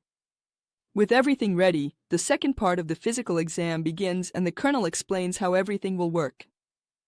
This test will also last 1 minute, and to pass, you just have to stay in the designated area, dodging the bullets. Everyone could keep going, even if they got hit. To pass, the minimum time you had to stay in the marked area was 30 seconds. In the middle of all this, a soldier approaches Kim. He calls out to the boy, and when Kim looks back, he sees Dong. He has no idea what's going on. Then Dong asks if Kim thought he would be eliminated in the strength test. The boy tries to play it cool, but it was obvious that he did think that. Right after, Dong says that it was easy to get through the first stages of the test, since nothing had changed, not even after so many attempts. With that, Dong gives Kim some advice, telling him that the shots were super fast and to dodge them, you had to keep your eyes fixed on the ball at all times, imagining its trajectory. Meanwhile, the first candidate in the test was eliminated. The boy was hit in the head and had to be carried to the infirmary. Kim realizes that the pass rate for this test was really low. However, when he remembers the true power of the monsters, it actually didn't seem that hard. Moments later, the eliminations keep coming. Noticing that all the candidates seemed useless, the colonel announces that the sergeant exam was even harder and couldn't even be compared to this picnic. Right after, the next candidate is called, and guess what? It's the star girl, Seo. She arrives at the test site, stretches a little, and then starts dodging all the shots perfectly. Meanwhile, the people watching were super excited. Her movements were clean and, on top of that, Seo was incredibly agile. The colonel takes the opportunity to shout to everyone that this is how they should be doing it. A minute goes by and Seo gets a perfect score. After that, she walks back to line up with her squad. As always, she stares at Kim again. But this time, she starts looking at the boy without turning her face away. Kim meets the girl's intense gaze and has no idea why she's doing this. A few seconds later, Kim is called to take the test. He moves away from the girl before she could eat him alive, just with her stare. All of this made Kim a little tense, and he became even more worried when he realized she kept staring at him even after he turned his back to her. The boy starts to wonder if he did something wrong or if he should have congratulated her for the perfect score. Right after, Kim gets ready in front of the net to take the test. The attacks begin, and Kim dodges the first shot just by tilting his head. Seo was watching closely, and she couldn't believe the boy's audacity. Kim was taking the test with his hands tucked into the pockets of his pants. Seconds later, the boy gets ready to show everyone what real skill looks like. Everyone watching starts to cheer. Kim starts dodging all the attacks, one by one, as he walks toward the shooting machine. All the while, he had a cocky look on his face, as if he were bored, really bored. In the middle of all this, Kim starts laughing and stares at Seo. The young woman couldn't believe what was happening. To tease her even more, Kim stops paying attention to the balls flying toward him, and even so, he dodges everything with incredible ease. Not even the colonel could have imagined something like this was possible. The guy even freezes for a moment. When he looks at the timer, more than a minute had already passed. Finally, the colonel announces that Corporal Kim got a perfect score and that the test was over. By this point, Kim was already just a few steps away from the shooting machine. After all that show, the rest of the candidates finished the test. Later on, everyone is taken to the next phase, which is actually the last one. This time, they are brought to a dungeon. The evaluation this time would test the candidates' endurance. The goal was to enter an empty dungeon and get out within 40 minutes. All the candidates had to do was grab a stamp at the end point and return to the entrance. They would have to run, since one point was very far from the other. Everyone starts marching very close to each other. Kim even feels uncomfortable with this situation. Suddenly, Soldier Seo bumps into Kim's shoulder. She passes everyone and then starts provoking Kim to try to get him to surpass her. That was all it took for her to bring out the boy's competitive side. Our protagonist accepted Soldier Seo's challenge, and since he doesn't like to lose, he gets ready to go all out. Soon after, Kim starts to pick up the pace. Within seconds, he's already put a good distance between himself and the front platoon. Meanwhile, Seo was way ahead, running with everything she had. A few seconds later, she notices someone approaching, and Kim appears right beside her. The boy starts staring at her and even says that this speed is nothing special. The girl is surprised and asks what he just said. At that, Kim says he was just talking to himself and starts acting crazy, laughing and running even faster, leaving Seo in the dust. The girl freezes and stops running for a moment. She tries to catch her breath. In a flashback, the story goes back to Seo's past, to the moment she arrives at the hunter's dormitory. Just like with Kim, the recruits welcomed her with a lot of excitement. After all, Seo had already met with the commander, and besides that, she was the daughter of a very skilled colonel. The little girl felt a bit embarrassed by all the fuss over her arrival. Later, she walked around the unit while overhearing others say they thought Seo might be a spoiled girl, but she was actually the complete opposite. Some of the other girls were a little jealous. The best soldier in the battalion had already been decided, and none of them stood a chance. Meanwhile, Seo could only think about Kim's test and how strong he was. Some time later, out on the training fields, Seo led her team to victory in a test to capture the enemy base. The sergeant overseeing the test announced that the girls' team finished the challenge in 3 minutes and 34 seconds, setting a new record.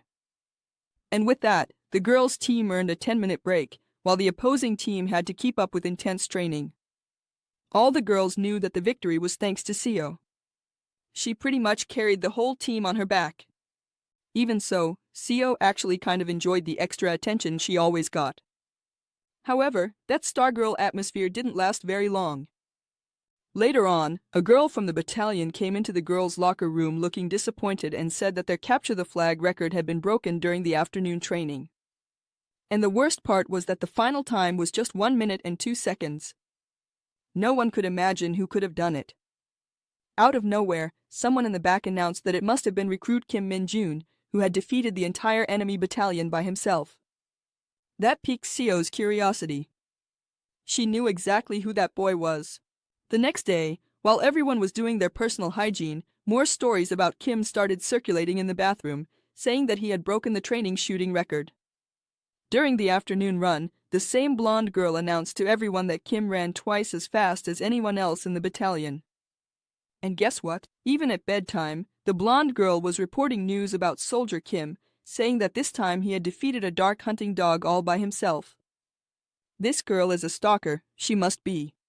And the one who couldn't handle it was Seo, already tired of hearing so many stories about Kim. At that moment, the girl remembers when she was a child. Her father would get ready to leave and, as always, he would say goodbye to her before heading to the Hunters Battalion. Seo just wanted to be as strong as her father. After her 4-week stay at the battalion, Seo is invited to visit the commander again. Since she was the daughter of the former commander, who was the current commander's commander, hope you got that. He wanted to ask if there was any battalion Seo wanted to join. The young woman is left speechless for a moment.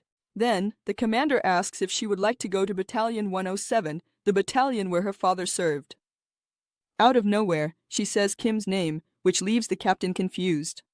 At that, she asks where Soldier Kim Min-jun was going to volunteer. And what happened after that, you already know. The girl joined Battalion 104, the same battalion where the captain sent Kim. Seo did all of this because she is very competitive. She has always been like that. And Kim made her feel challenged, as if they were always competing against each other, even though he didn't even know she existed until this promotion test.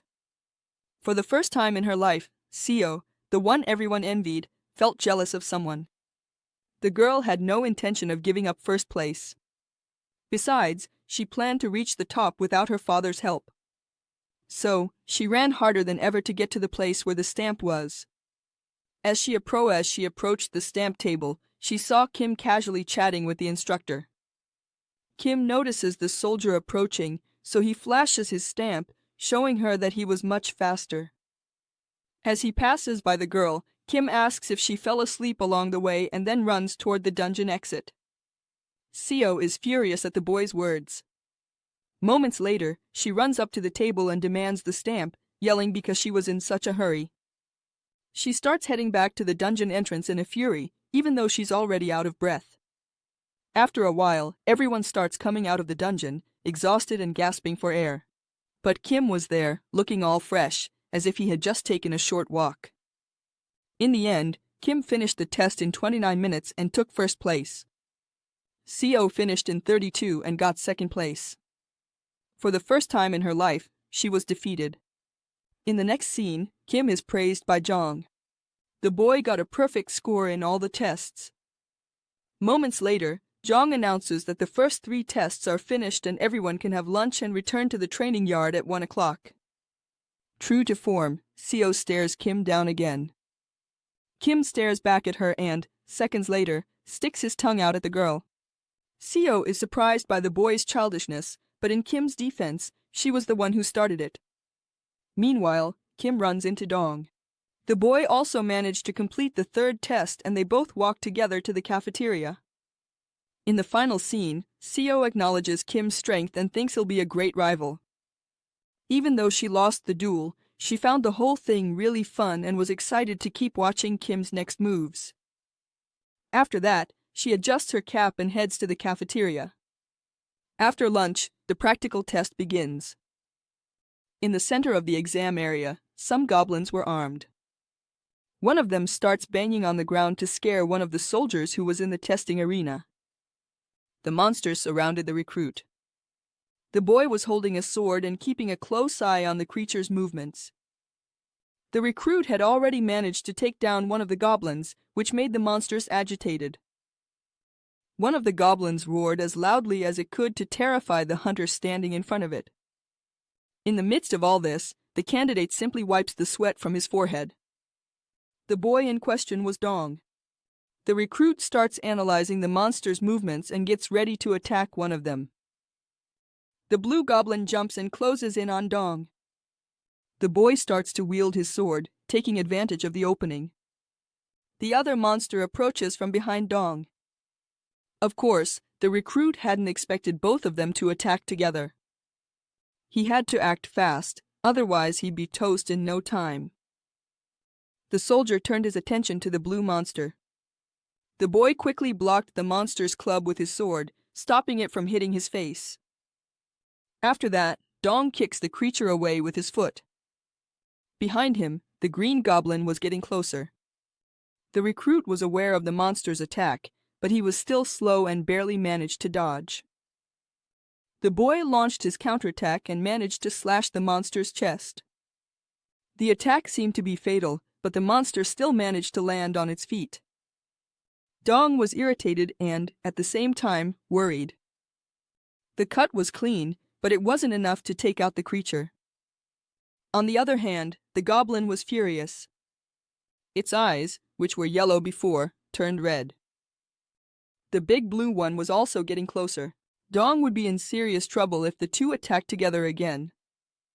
While the fight was intense, Kim was just watching his buddy. Many other recruits were also watching the duel.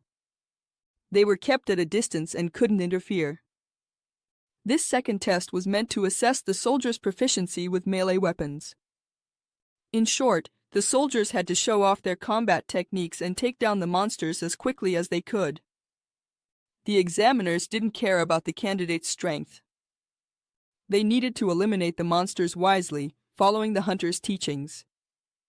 Many chose fencing as their specialty.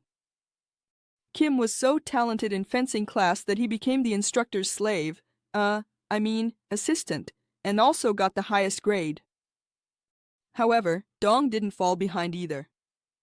Kim's lessons paid off, and Dong was praised by the instructor. The thing is, Dong didn't have confidence in his abilities, and his mind was always dragging him down. Kim noticed that this kept happening during fights. Dong was facing his fears, and the monsters sensed his insecurity and started to close in on the boy. This was the final test, where the candidates would also be risking their lives. In the end, the most important thing was the ability to deal with the monsters. Dong pulls himself together and charges at the monsters. First, he slices the big green one in half, taking it out. Right after that, he lands a clean strike on the big blue one. However, the monster was still alive. The creature was lying on the ground, trembling for its life. But Dong just walks up and finishes the creature off with his katana. The evaluator pauses his stopwatch. Dong took 7 minutes and 52 seconds to finish off the monsters. For Dong, that felt like an eternity. He was exhausted, and sweat was running down his entire face. With the evaluator's permission, Dong leaves the arena. Kim noticed that Dong had plenty of chances to finish off the monsters quickly. However, he hesitated once, twice, and kept doing so throughout the entire test. That meant Dong didn't have confidence in his abilities. Dong walks with his head down. In the next scene, he stops beside Kim, and the evaluator announces the name of the next candidate. Kim heads down to the arena, thinking he would do his best. Meanwhile, the recruit is already grinning like a madman. His intention was to let out all his stress during this extermination test. Seconds after Kim steps into the arena, everyone looks at him in shock. Gabor grabbed Negan's bat and headed to the test area. The evaluator starts to think the recruit must have a screw loose. That weapon was garbage. No matter how skilled Kim was, he wouldn't be able to pass the test with that weapon. The monster section is opened and the creatures start walking toward Kim. The boy cracks a little smile, and with a crazed look on his face, he thinks he just needs to smash them all with force. The 3 goblins run toward Kim. The boy stands there, motionless, with Negan's bat slung over his back. Everything made it seem like Kim was a predatory hawk, and those goblins, just helpless little bunnies. Seconds later, he grips his weapon so tightly that the veins pop out on his hand. And then, wham! In a swift move, Kim swung his bat with all his strength at the 3 monsters approaching him. Just a quick 4-second swing. The die took out all the monsters in the test. The viewers go wild. Battalion 104 really had a star. It was the first time in history that a hunter of this level had shown up. Meanwhile, in the arena, the monsters were completely wiped out. Kim doesn't miss the chance and looks up with his usual expression. He looks for Seal, and when he finds her, he flashes that smile, a teasing smile, daring her to do better than him. As if that wasn't enough, the guy drops the bat, raises his hands, and starts listening to the other recruits cheering and clapping for the best hunter in the arena. Tell me he doesn't know how to enjoy things. Seo was frozen. She had challenged Kim to a fight, but she never imagined he would take things so seriously. At the end of the day, all the tests were finished. The recruits were lined up, listening to the final announcement from the veteran hunter. The guy still hadn't forgotten Kim's achievement and saluted the recruit, who stepped forward. He couldn't miss his moment of glory. The boy walked up to the man and got several pats on his chest. Kim was promoted on his very first exam and with honors. That was something unheard of for the recruiter, who was already a battle-hardened veteran. The commander realized he had worried for nothing. He thought the boy would be the only one to fail, since it was his first exam. But that's not what happened. After that, all the recruits crowded around Kim, shouting and congratulating the rookie who was out of the ordinary. Meanwhile, all Kim could think about was that now he would be able to do whatever he wanted. All the soldiers headed back to the bus that would take them back to the base. Kim looked back and saw Dong approaching. The boy was hesitant to talk to Kim. He didn't know how to address Kim and nervously called him Sergeant Kim. The boy turned around with a horribly satisfied look on his face.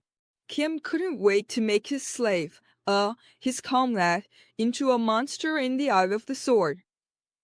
On the bus, the other soldiers got excited as they looked outside. Sun was approaching and, as always, she was still staring at Kim. At that moment, the boy was getting on the bus and noticed her approaching. Kim starts staring at the soldier. He looks at the rank and the woman's name on her identification badge. The boy remembers that she was also super skilled at dealing with the monsters, but that was obvious. After all, she wanted to pass the test too.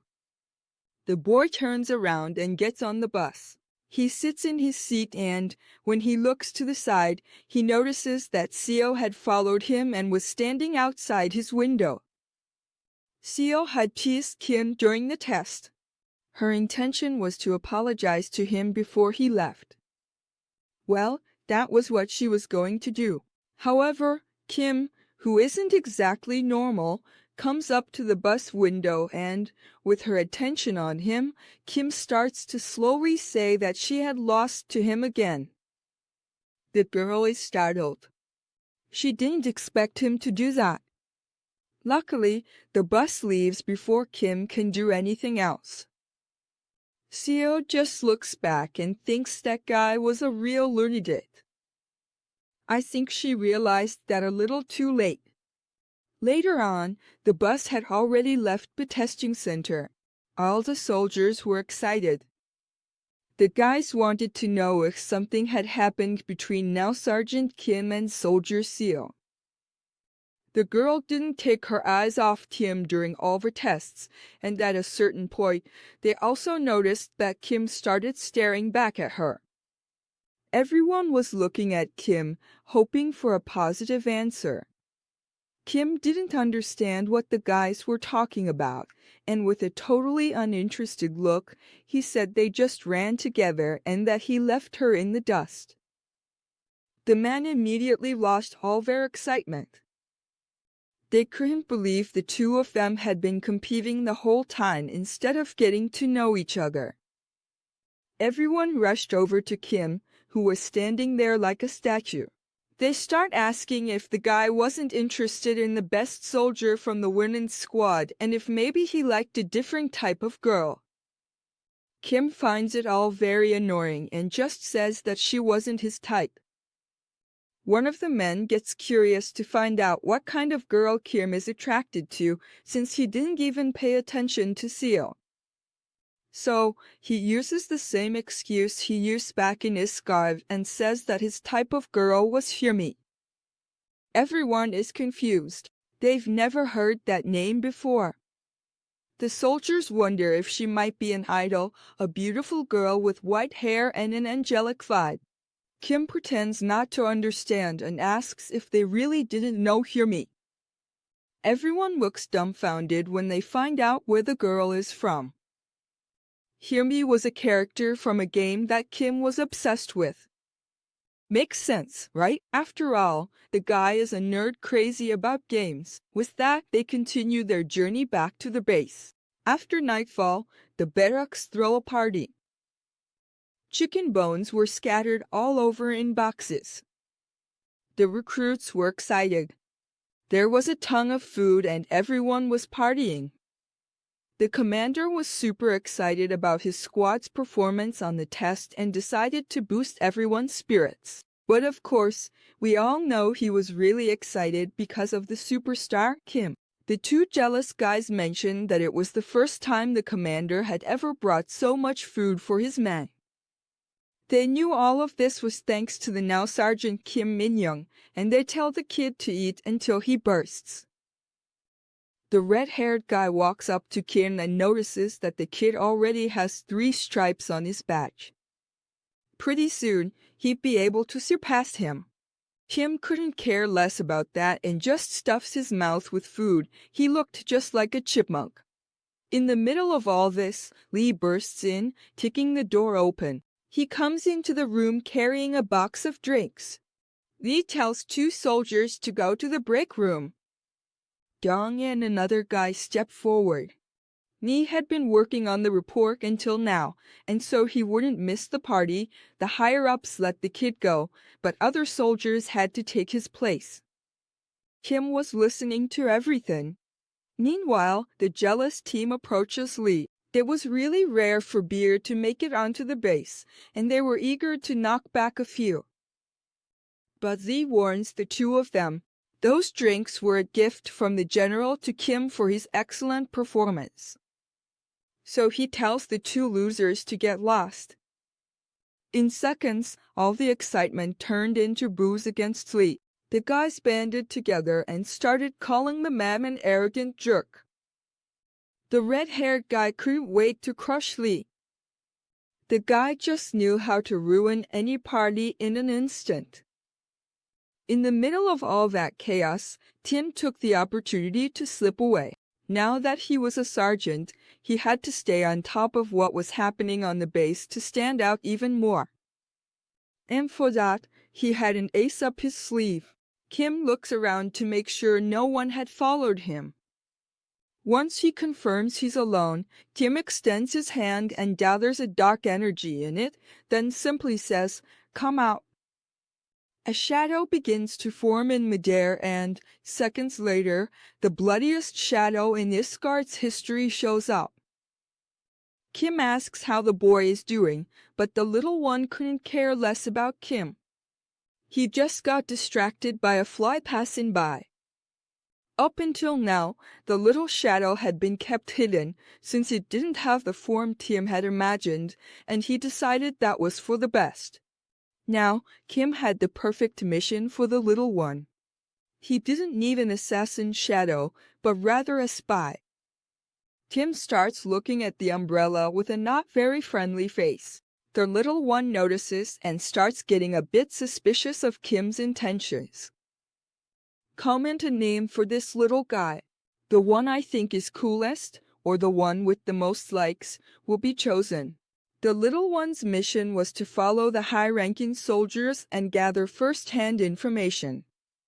As soon as the little one found out anything, he was supposed to report it to Kim, all without being discovered. Before Kim could finish giving the mission to the little one, the shadow reached out his hand, already asking for his payment in advance. Can you believe this little guy didn't fall far from the tree? So, Kim activates his power and transfers a bit of his demonic energy to the little shadow.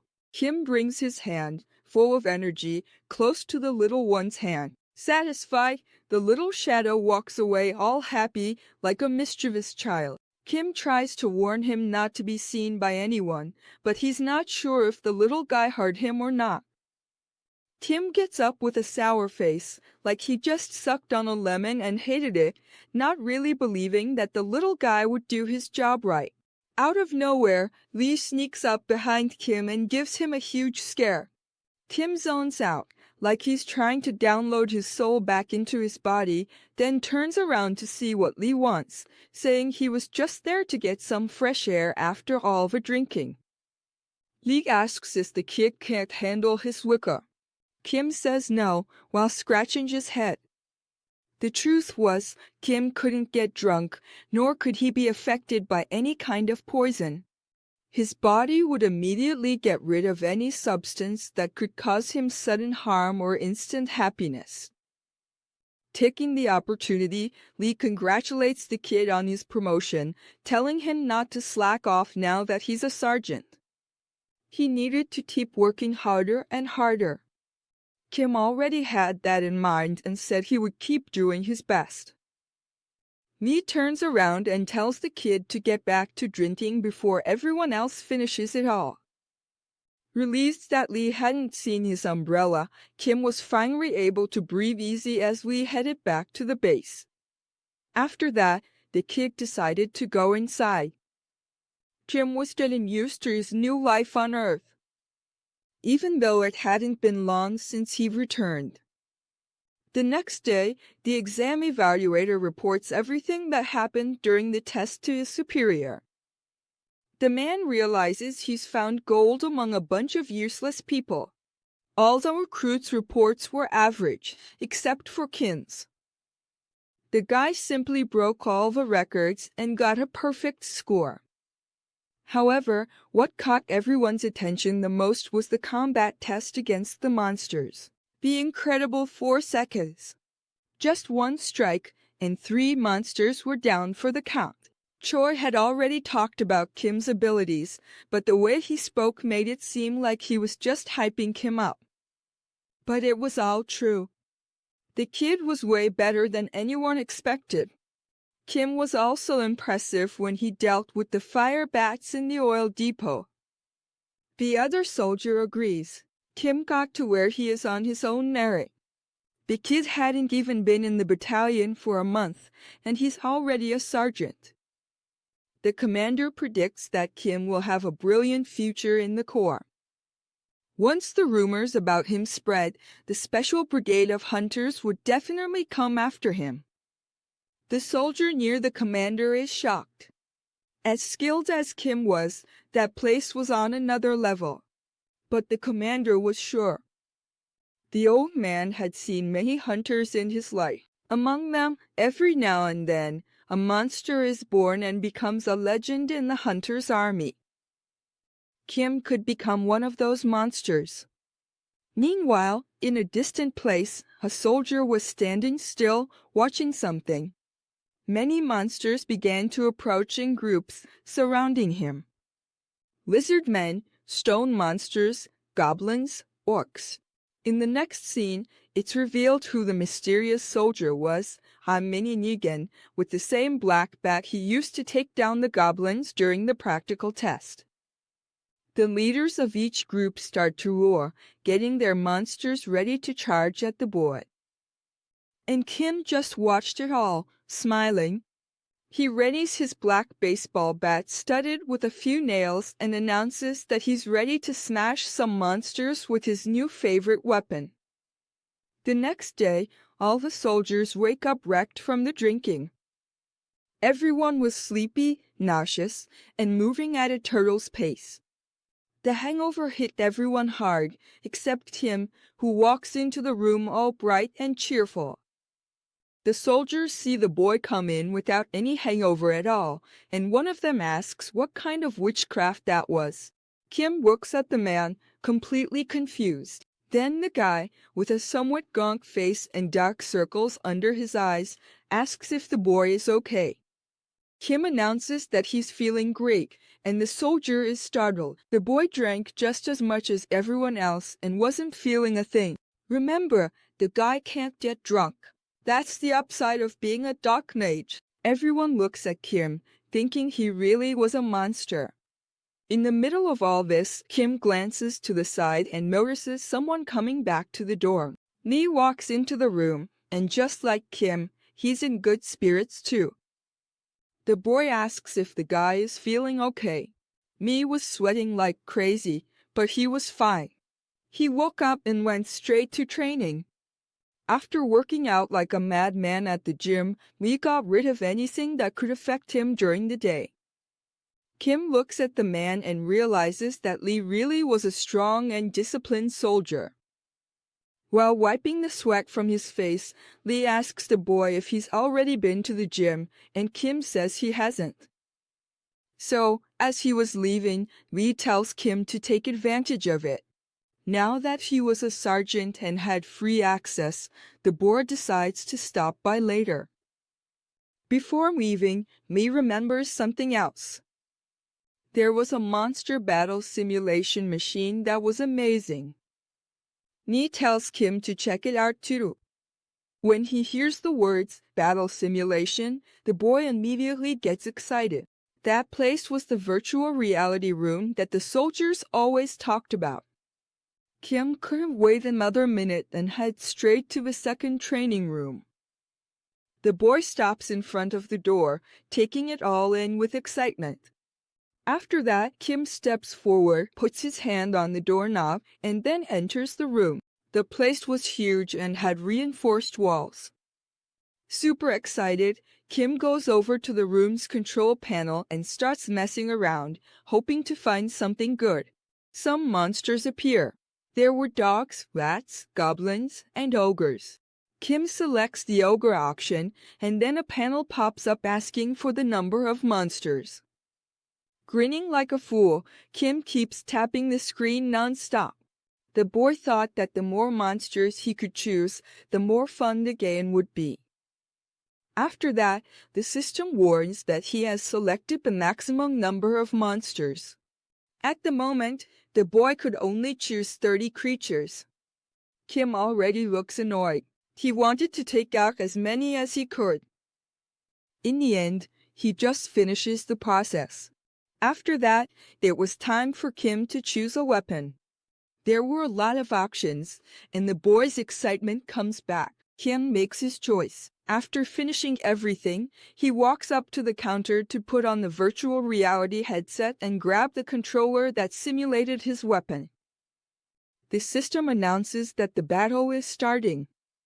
The whole place starts to transform, and Kim is right there in the middle, dressed in his soldier's outfit and holding his favorite black staff.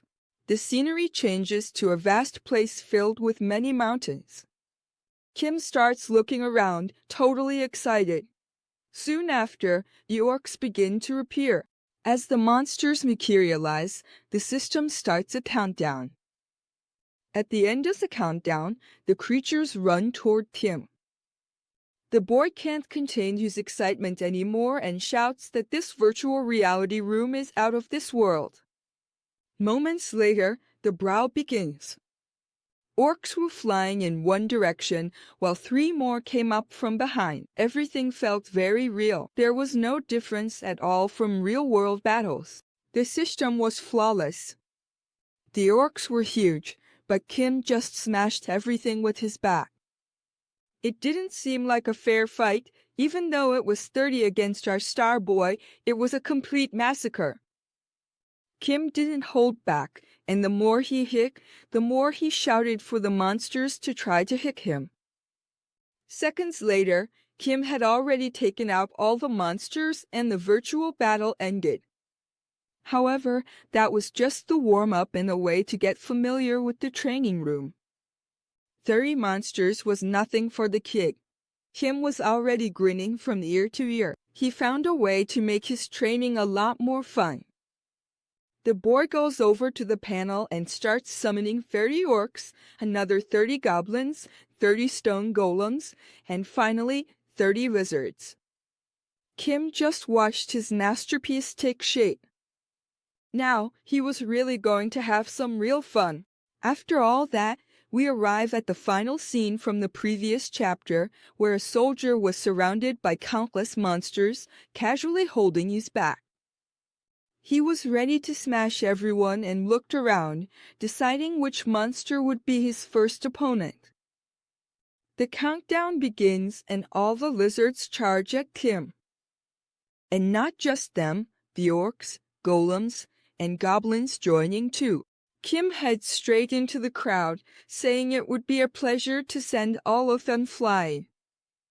The boy jumps up and lands a strike right on the head of one of the orcs. The monster was huge, but with just that one hit, it was already crushed. Kim immediately moves on to the next one, a stone golem. After his attack, rocks went flying everywhere. After that, the boy grabs a goblin who was caught off guard, and the party keeps going with Kim attacking, dodging, and smashing everyone who tried to lay a finger on him. A wave of monsters approaches the boy, but Kim just spins his back, hitting everything in his path. Green goblins went flying one way without their teeth. Goblins were getting crushed. It was a one-man war. In the end, all the monsters were piled up on the ground, lifeless. The system announces that the battle is over. Then Kim raises his hand to his head and turns off the virtual reality, returning to the training room. The boy takes off his helmet while reflecting on how amazing that training session was. Well, I called it training, but for Kim, that room was the most fun thing he found in that entire battalion. Seconds later, Kim's system announces that the basic melee weapon skill has been created. The boy starts staring at his panel, not understanding anything, and realizes that he gained a weapon proficiency skill. Looking over everything, Kim actually thought it was pretty cool. He was just having fun, and out of nowhere, he gained a skill. Kim could use that room to defeat monsters and improve his abilities. He wouldn't even need to worry about looking for dungeons. The boy leaves the training room all happy, thinking that whenever he had some free time, he'd drop by to beat up some monsters. Suddenly, he realizes that someone was staring at him. Dong was spaced out, staring at Kim and the panel outside the training room. Kim didn't know why the guy had that expression and asked what was up with him. Dong pointed at something, so Kim turned around, following the boy's finger. At that moment, Kim realized that everything he did in the room had been recorded. He didn't know that, and he was really shaken up by it. Dong and Kim stared at the room's panel for a while without saying anything. Breaking the silence, Dong asked if Kim had taken out all those monsters by himself in the training room. The boy was speechless, not knowing how to explain what he had done. Out of nowhere, Kim got an idea. He knew how to get himself out of trouble.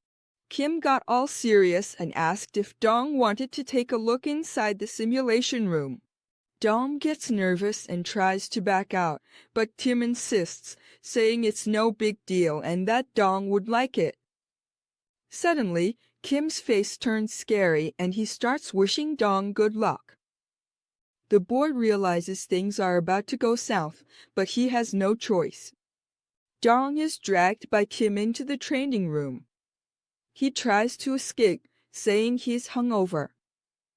However, Kim says he'll feel better after working out a little.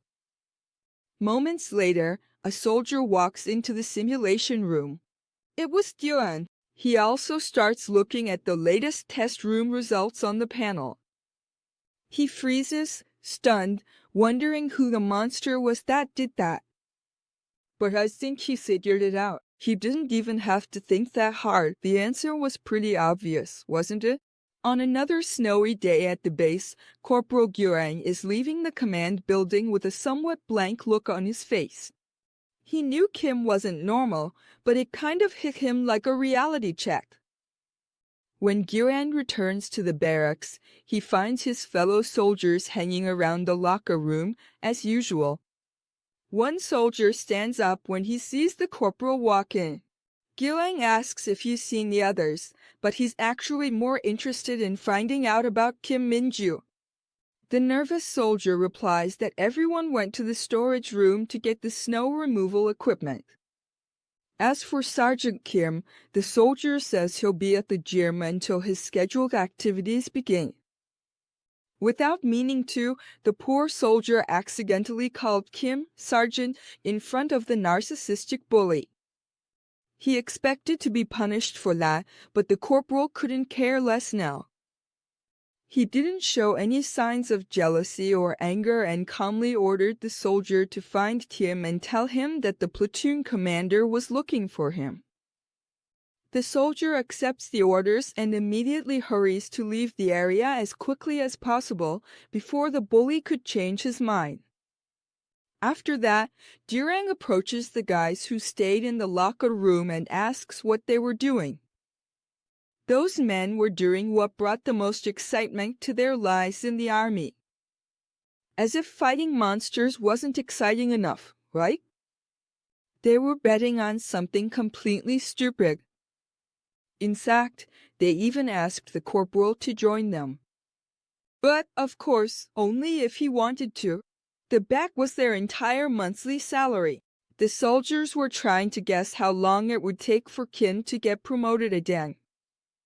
The corporal glanced at the sheet and wondered why these idiots were always betting on everything that happened on the base. The most interesting part was that Young, the guy with the ponytail, bet that Kim would get promoted in 6 months. The guy with purple hair laughed hysterically at that ridiculous prediction. However, the guy with the ponytail was confident in his bet. He argued that Kim was definitely not normal, so it made no sense at all to judge him by common sense. All I can say is, that guy is absolutely right, but I didn't buy into that 6 months thing, no way. Meanwhile, Girang was just looking at the sheet and sizing everything up, while the purple-haired guy kept mocking the ponytail for his terrible decision, and the corporal decided to join the bet too. Dylan grabbed the pen and quickly wrote down his guess. Young realized that Girang's guess was just plain insane. The soldier's eyes widened in surprise. Girang guessed that Kim's next promotion would be in just 2 months.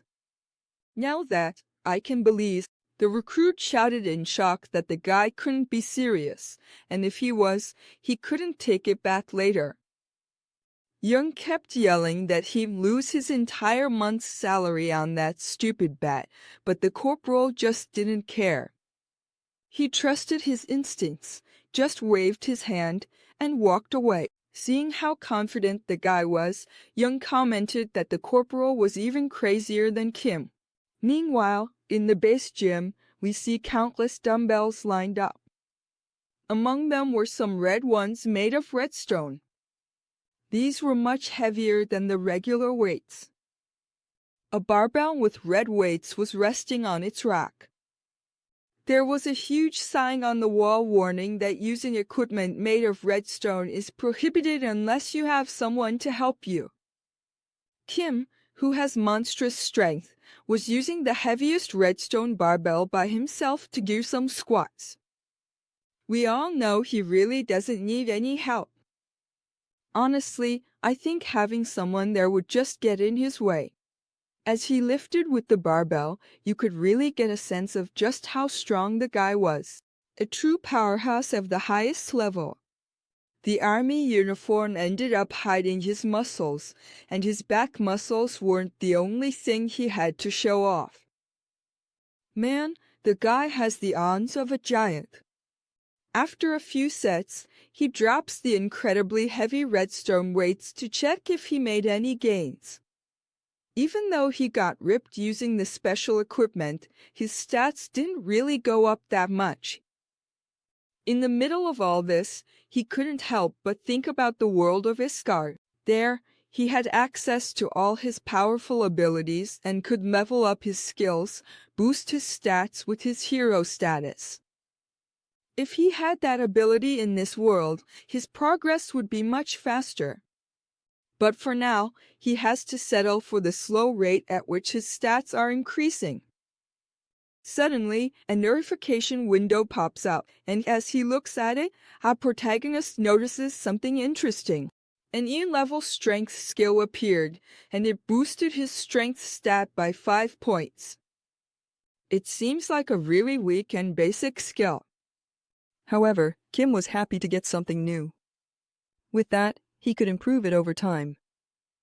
Moments later, the soldier who had been looking for the protagonist arrived at the door and greeted the sergeant with a stiff and nervous expression. He relayed the information that the platoon commander was looking for him and that the boy had to go to his office.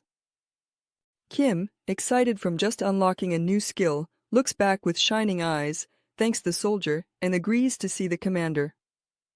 The guy is a bit confused to see Sergeant Kim acting that way. While our boy happily turns to go see the commander, the poor soldier is left wondering if everyone on the base has gone crazy. You can be sure of it. Soon after, Kim arrives at the administrative office in the main building.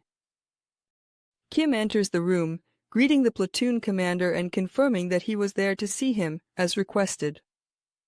The platoon commander sees our hero and waves excitedly. I think he was looking forward to their meeting. As Kim approaches, the commander gets up from his chair. He tells the boy that it's nothing serious and that they could continue the conversation in the council room. While pointing to the council room, the commander asks Kim about his life as a sergeant. It had already been a week since he received his promotion. Kim replies that he's been having a great time and also congratulates the platoon commander on his promotion. That puts a big smile on the commander's face. Man, the guy hit the jackpot when Kim agreed to come to his base. The commander accepts the compliment and replies that his promotion was only thanks to Kim, since he took care of that bad incident. As the two sit down, the commander once again thanks our boy for his excellent contributions, and our protagonist responds that he only did what was asked of him. The platoon commander hands over a file he was holding and announces that this was the reason he called Kim to the office. The platoon commander explains that it was something given to Kim by the battalion commander. The man acknowledged his achievements regarding the bad incident and also the fact that he got a perfect score on his last promotion exam. We see that the file was actually an award of excellence for our hero, a citation. The platoon commander apologizes for handing it over so casually and assures the boy that the award will be recorded as a major achievement in the protagonist's military career. Upon hearing this, our boy's eyes light up once again. The boy asks, his eyes shining, if he could use more citations to get more promotions if he collected them. The platoon commander says yes, but he also seems a bit concerned about the boy's reaction. He tells the new sergeant that citations aren't that easy to earn, and very few people have managed to get them. Not to mention, even fewer people have actually managed to get several of them. But none of that could discourage our handsome net. Instead, Kim asks his superior if, by earning 10 more citations, he could get promoted to the next rank faster. Kim keeps coming up with some fantasies in his mind about how he could get even more time to play his favorite games. Meanwhile, the commander was just sitting there, silently wondering if Kim Min-young thought these awards were handed out like coupons. A few days later, many soldiers were lined up, about to enter a dungeon. Everyone was standing in front of an underground passage. There, an open dungeon gate stood, and the commanders were giving instructions to the units about their mission. The platoon commander explains that their platoon has been assigned to clear this dungeon, and we see many familiar faces. The man tells everyone to do their job just as they were trained. He was confident that everyone would come out of the dungeon without any injuries. While a sergeant was carrying the necessary supplies for all the units, everyone in the platoon made a disgusted face when they found out where the mission would be this time. The platoon commander took a mask out of the box. The dungeon the soldiers were about to enter was called Rat's Den, but the more experienced soldiers just called it the sewer. Everyone moves forward and enters the dungeon. The units were stepping in puddles of disgusting, toxic liquid. At the rear, we have our trio, Sergeant Kim Min-young, Sergeant Ponytail, and our protagonist's best friend, Corporal Dong. Everyone was wearing masks covering their faces and were alert to any movement. While the three of them complained about the rotten stench of the sewers, we see that Sergeant Lee and the commander of the 2nd Platoon, Kim Chi-yun, were leading the way. Kim and the other soldiers followed the main group from behind. This dungeon wasn't classified as highly dangerous, however, it usually spawns more than 200 monster rats, and the narrow environment of the tunnels restricted the use of firearms, which made the dungeon quite tricky. The sergeant raises his fist to signal the platoon commander, letting him know they're about to enter a dangerous area. The commander passes the warning to Li Dong and the people behind him. Now, the group was about to enter an open area inside the dungeon. Sergeant Lee points out that this area had only 2 entrances, so they should lure the monsters there to eliminate them. The platoon entered from the left side, and the other entrance was on the opposite side.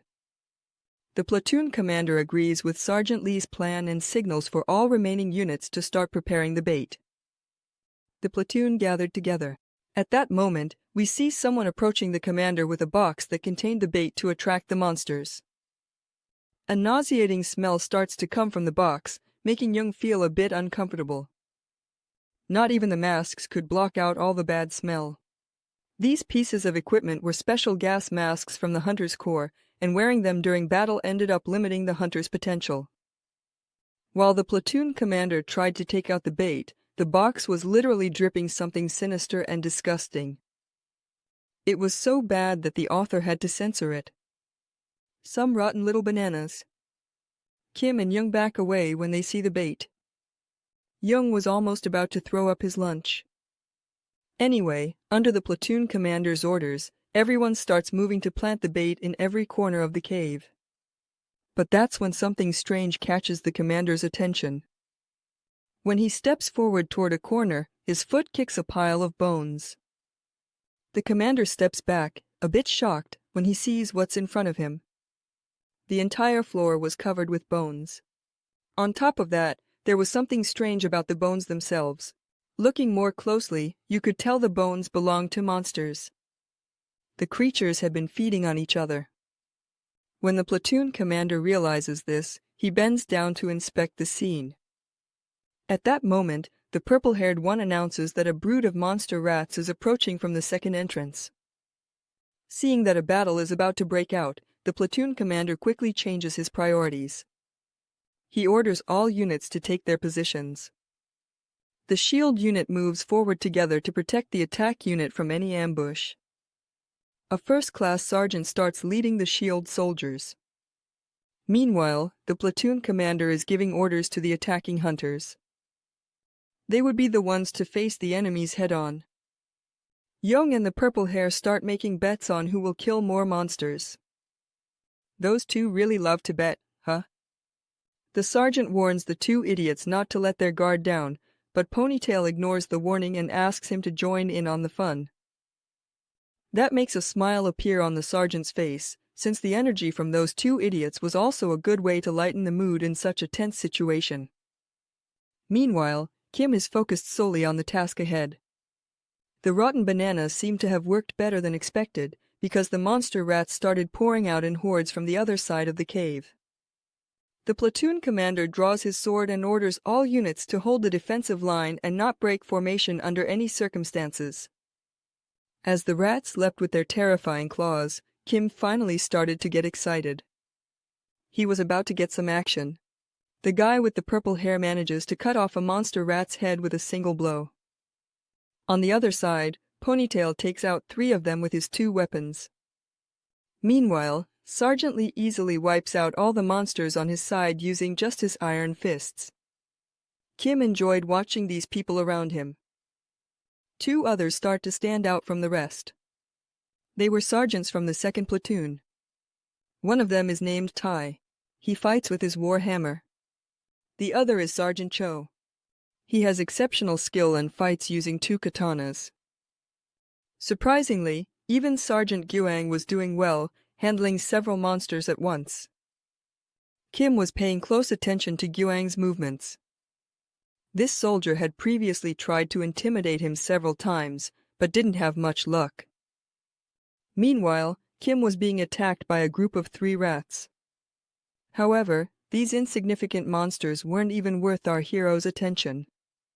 He keeps looking off into the distance, but somehow still manages to hit the rats right in the face with his black bat. His single strike was fast and powerful enough to take off all 3 rats' heads in the blink of an eye. Even with such a strong defensive front, a few rats managed to slip through, but luckily, there was a final line of defense waiting to take out these little intruders. Commander Qing Ming and the platoon leader themselves were in charge of dealing with the stragglers. While they were on guard, none of the monsters managed to lay a claw on the shield soldiers who were watching the entrance. These guys also didn't escape Qin's notice. While the protagonist kept playing around with his bat, the boy noticed that a wide area was being defended by just 2 men. With that, he realized it wouldn't be so easy to earn another promotion. After that, Qin is surprised by something, or rather, someone. A soldier was cutting down the rats with his strange ability. His attack method was a cross-style technique. The soldier in question was Dong. Qin had been training Dong for a while, and seeing the results of his friend's special training brought a smile to his face. And he wasn't the only one to notice Li Dong's improvements. The sergeant was also smirking after seeing the boy's incredible potential. Whenever someone calls for extra help, Dong is the one who answers the call. Right behind him, the purple-haired one was still busy cutting down some rats. After slaying the monster, Sergeant Guewang stared intently at Dong, thinking that he could become stronger too. However, this was not the time to be thinking about irrelevant things. So, he swung his sword to wipe off the monster's slime and got ready to start his hunt again. The corpses of the rats were piling up near the shield soldiers. Suddenly, they noticed something was wrong. It was a new horde of monster rats, and they were coming in through the back entrance. The platoon commander heard the signal from the foot soldiers and warned everyone to get ready for the second wave of monsters. He immediately shouted new orders, commanding the 1st and 4th squads in the rear to eliminate the monsters. At the same time, he ordered the foot soldiers to fall back using their shields and forbade them from fighting alone. The corporals from the 4th squad quickly arrived to help and began hunting down the rats. After many attacks, a pile of overturned monster rats formed on the ground. Some of the soldiers started to relax, realizing that almost all the enemies had been eliminated. However, our boy notices something strange.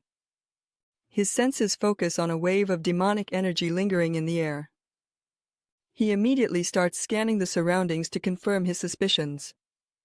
Qin hadn't noticed anything before because of the gas masks, but as he paid more attention, the boy could sense a huge amount of demonic energy. This energy extended all the way to the mound beneath Sergeant Guewang's feet. As soon as Qin realizes that the mound was starting to break apart, our protagonist warns the soldiers that an incredibly strong monster was about to emerge from the ground. The sergeant looks down at his feet. At that moment, the monster charges forward, destroying everything in its path. All the soldiers in the area are knocked backward by the force of the impact. The platoon commander nearly loses his mind when he sees the creature that appeared before him. It was a gigantic mutant rat. It wasn't supposed to exist in this dungeon. And that made it an irregular monster. In addition to the giant front teeth typical of a rat, this beast also had a pair of huge fangs on the sides and an extra pair of eyes that glowed with a sinister purple color. Finally, the commander realizes that the bones of the monster rats he saw earlier were what was left of some creatures devoured by the irregular monster. It was feeding on other monsters. While he was assessing the situation, a much bigger crisis was brewing. The mutant rat was staring down its prey, and that prey was none other than Sergeant Guewang. He had the misfortune of being knocked down when the monster appeared. The creature was baring its teeth at the sergeant, who was now helpless to do anything. Even the platoon commander was paralyzed with fear after seeing the bizarre creature in front of him. He wanted to help Gue Wang, but his body wouldn't move. There was another sergeant nearby, but he was also too far away to help in time. So, the only thing he could do was shout for Gue Wang to get up and run. With no time for Gue Wang to do anything, he just looks up in panic. Soon after, the irregular monster finally decides to attack the soldier with its razor-sharp claws. Thinking his life was over, the sergeant tries to protect himself by raising his hands and closing his eyes. Time for the protagonist to save the day, right? Round. A mysterious soldier quickly rushed forward and protected Gue Wang. He was holding a sword. While blocking the monster's attack, the soldier's sword was knocked out of his hand and thrown behind Gue Wang. In the next scene, we see that the soldier who came to help was none other than Dong. He firmly grabbed the sergeant's shoulder. Gue Wang looks back in disbelief, thinking he didn't make it. However, Dong urges him to get up before the monster starts attacking again. Just as they feared, the giant rat became enraged. It started to screech, and waves of terror echoed throughout the cave. While the platoon commander was screaming and fearing for the lives of his men, it was finally time for our boy Kim to enter the battlefield. He was holding a shield. The hero leaps into the air to mount the monster's back. While the beast was busy cornering its prey on the ground, Kim removes his shield and gets ready to deliver a devastating blow to his enemy. Before that, the protagonist takes one last look at the rat before attacking. He looks into the monster's unfocused eyes. The creature didn't have a trace of fear. Kim had no more doubts. That creature was overflowing with demonic energy. In the next scene, Kim turns into a comet, literally, and dives headfirst straight at the monster. Dong and Guang are pushed back by the impact. They fall down, covering their eyes to protect themselves from the debris. Amidst the dust, a hand appears, giving Dong a thumbs up for his work. The boy was brave and protected his comrade. He acted without fear. After seeing that Kim came to help them, Dong lets out a relieved smile. He knew his friend would take care of the rest. So, he grabs Guang and runs back to the defensive line. The platoon commander starts shouting for Kim to fall back and also orders all the sergeants to advance and provide support. Meanwhile, Kim was just staring down the enemy. The irregular monster was standing tall and ready, baring its fangs at Kim. The monster launches an attack filled with demonic energy at our boy. A shockwave of purple energy starts spreading out in all directions. This caused the stalactites on the ceiling to break apart and all of them started to fall. The platoon commander finds himself surrounded by a rain of rocks. All the dust that rose up turned into a curtain of smoke. Kim thanks the monster for helping him out. Now he could let loose and fight with everything he's got. The giant monster charges forward, preparing an attack with its claws. The attack was so fast it seemed like the monster was tearing through the wind. However, his opponent is a true god among men. Kim's eyes start to glow with tiny sparks of demonic energy. Now Kim could afford to use all of his power. The monster had set up the entire battlefield, and Kim wasn't about to let the little guy down. And then, bam, a direct hit to the big rat's left leg. Kim moves in for the second attack. Using the momentum from his shield, he manages to strike the monster with such immense force that the beast is sent flying at supersonic speed. But it still wasn't over. Kim dropped his shield and ran straight at the monster to deliver the finishing blows. The boy unleashed a series of superhuman attacks. The poor monster couldn't do anything except scream in agony. After a few seconds, Kim stops his punch in midair to check the monster's condition. The giant rat was already completely smashed on the ground. Man, I even felt a little sorry for it. The monster's muscles were sunken in where the protagonist's punches landed. Its ears had lost some pieces, and almost all of its teeth were broken. Seeing this, Kim opens his fist and starts extracting the demonic energy from the monster. The energy leaves the creature's body in waves and gathers in our protagonist's hand, forming a massive ball of demonic energy. In this way, Kim managed to obtain yet another immense amount of demonic power. As all the energy was drained from the rat, its eyes slowly began to lose the purple glow that made it so frightening. When it was all over, a notification window popped up, informing our hero that his demonic energy stats had increased by 1 level. Kim hadn't expected that this creature would have so much energy. In the end, he thanks the giant rat. Devouring all that demonic energy left him satisfied. Thanks to Kim, the battle inside the dungeon's sewer was over. Everyone was outside waiting for new orders. The army was still guarding the entrance to the dungeon. The guys from the second platoon were exhausted and catching their breath by the side of the road until they could call it a day. The guy with the purple hair managed to stand out. He did better than Jang in the dungeon battle. As expected, the soldier keeps teasing Jang, trying to get him to admit his defeat. Since the soldier's victory was clear, the guy with the ponytail swallows his pride and admits his defeat. Meanwhile, the platoon commander was on the phone with HQ, updating them on the situation. He explains how everyone was attacked by an irregular monster and how the platoons managed to escape safely. The commander also confirms that there was only one monster of that kind in the dungeon. At that moment, he looks at our boy Kim and tells HQ that the monster was defeated by just one member of his platoon. Meanwhile, our hero was busy sniffing his clothes.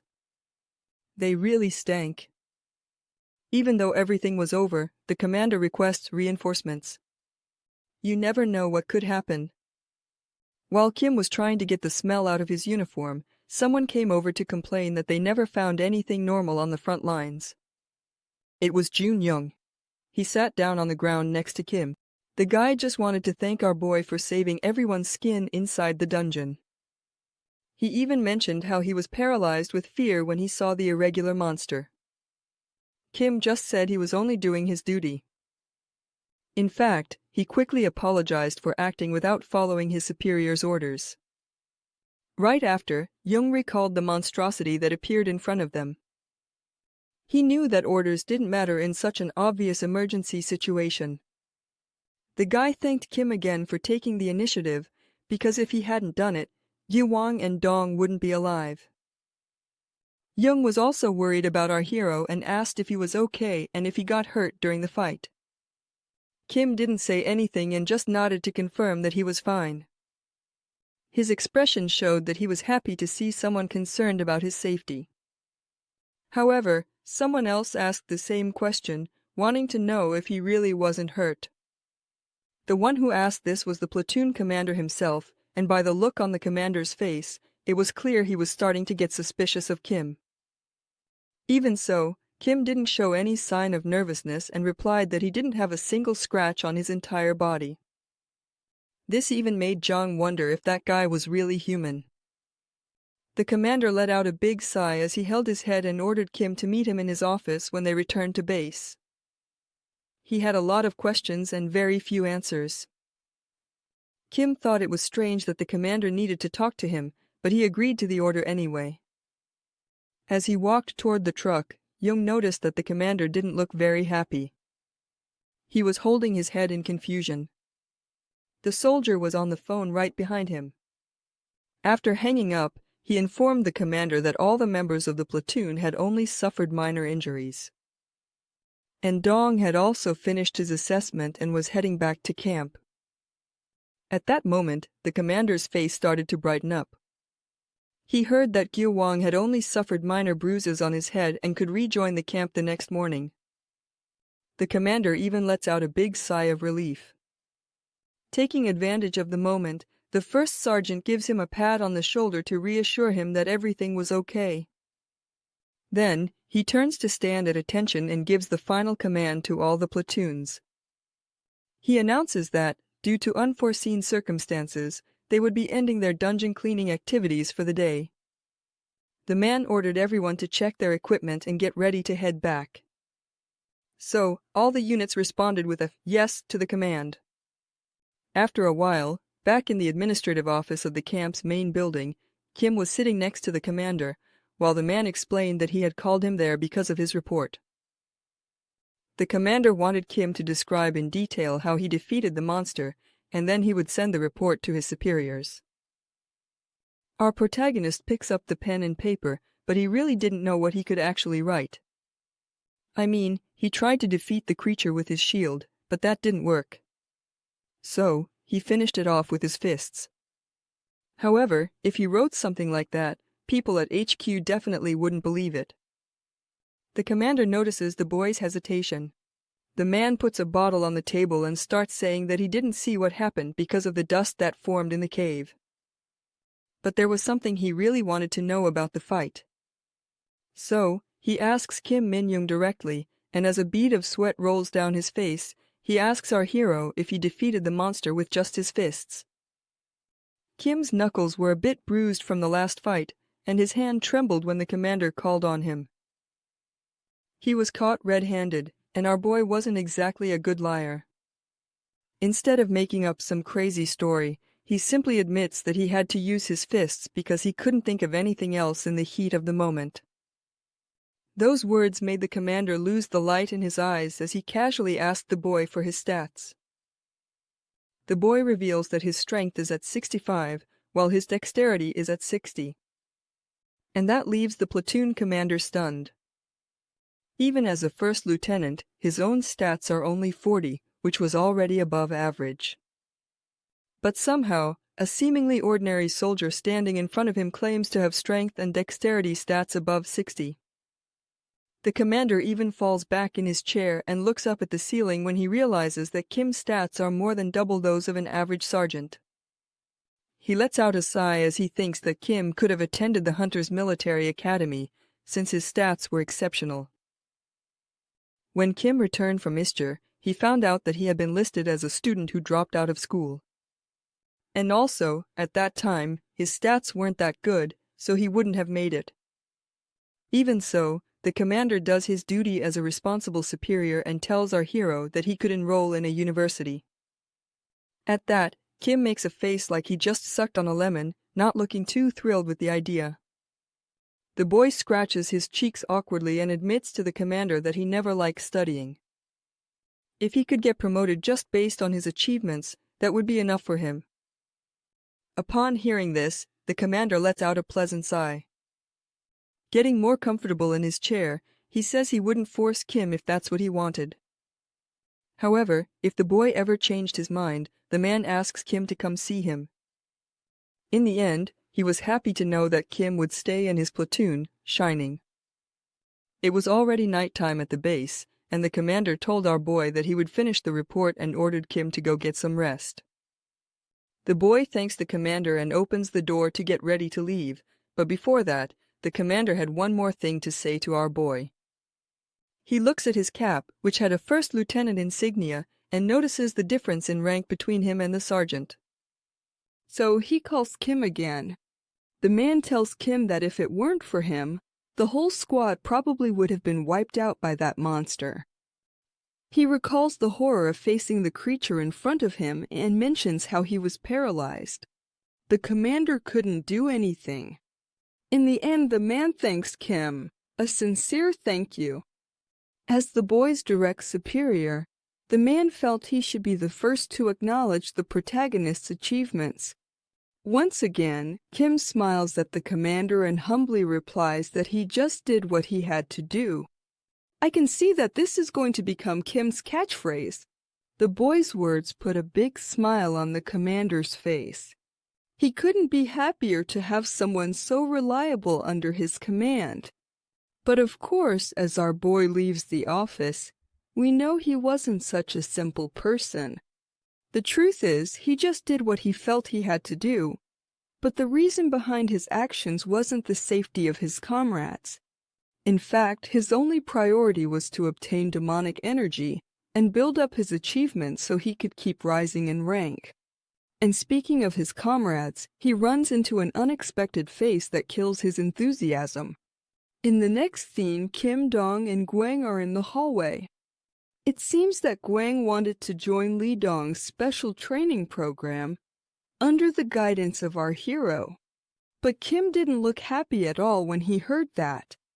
On the other hand, Gwang was literally frozen, unable to hide his embarrassment, but he was still willing to become our hero's student.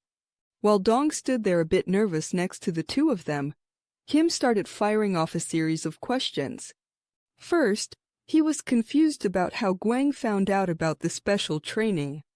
After that, he started pointing at Gwang, Dong's former bully. Kim wanted to know why Gwang wanted to train with them when he hadn't even recovered from his injuries yet.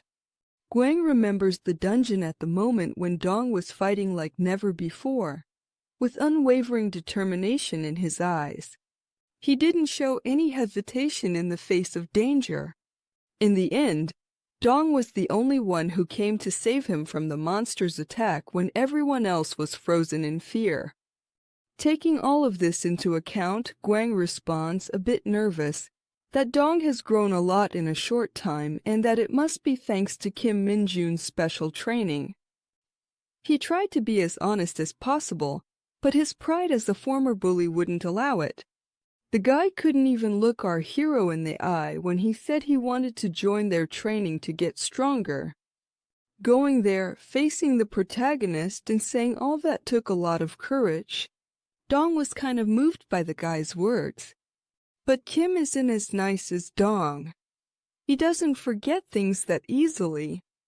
Seconds later, Kim tells Gwang that he would never accept him that easily. Meanwhile, he had a mischievous smile on his face. In the next scene, he called Gwang by his full name. Kim made it clear that there was something specific he needed to do before anything else. Embarrassed, Gwang was a bit hesitant, but after a brief moment, he easily decided to swallow his pride for the sake of becoming stronger.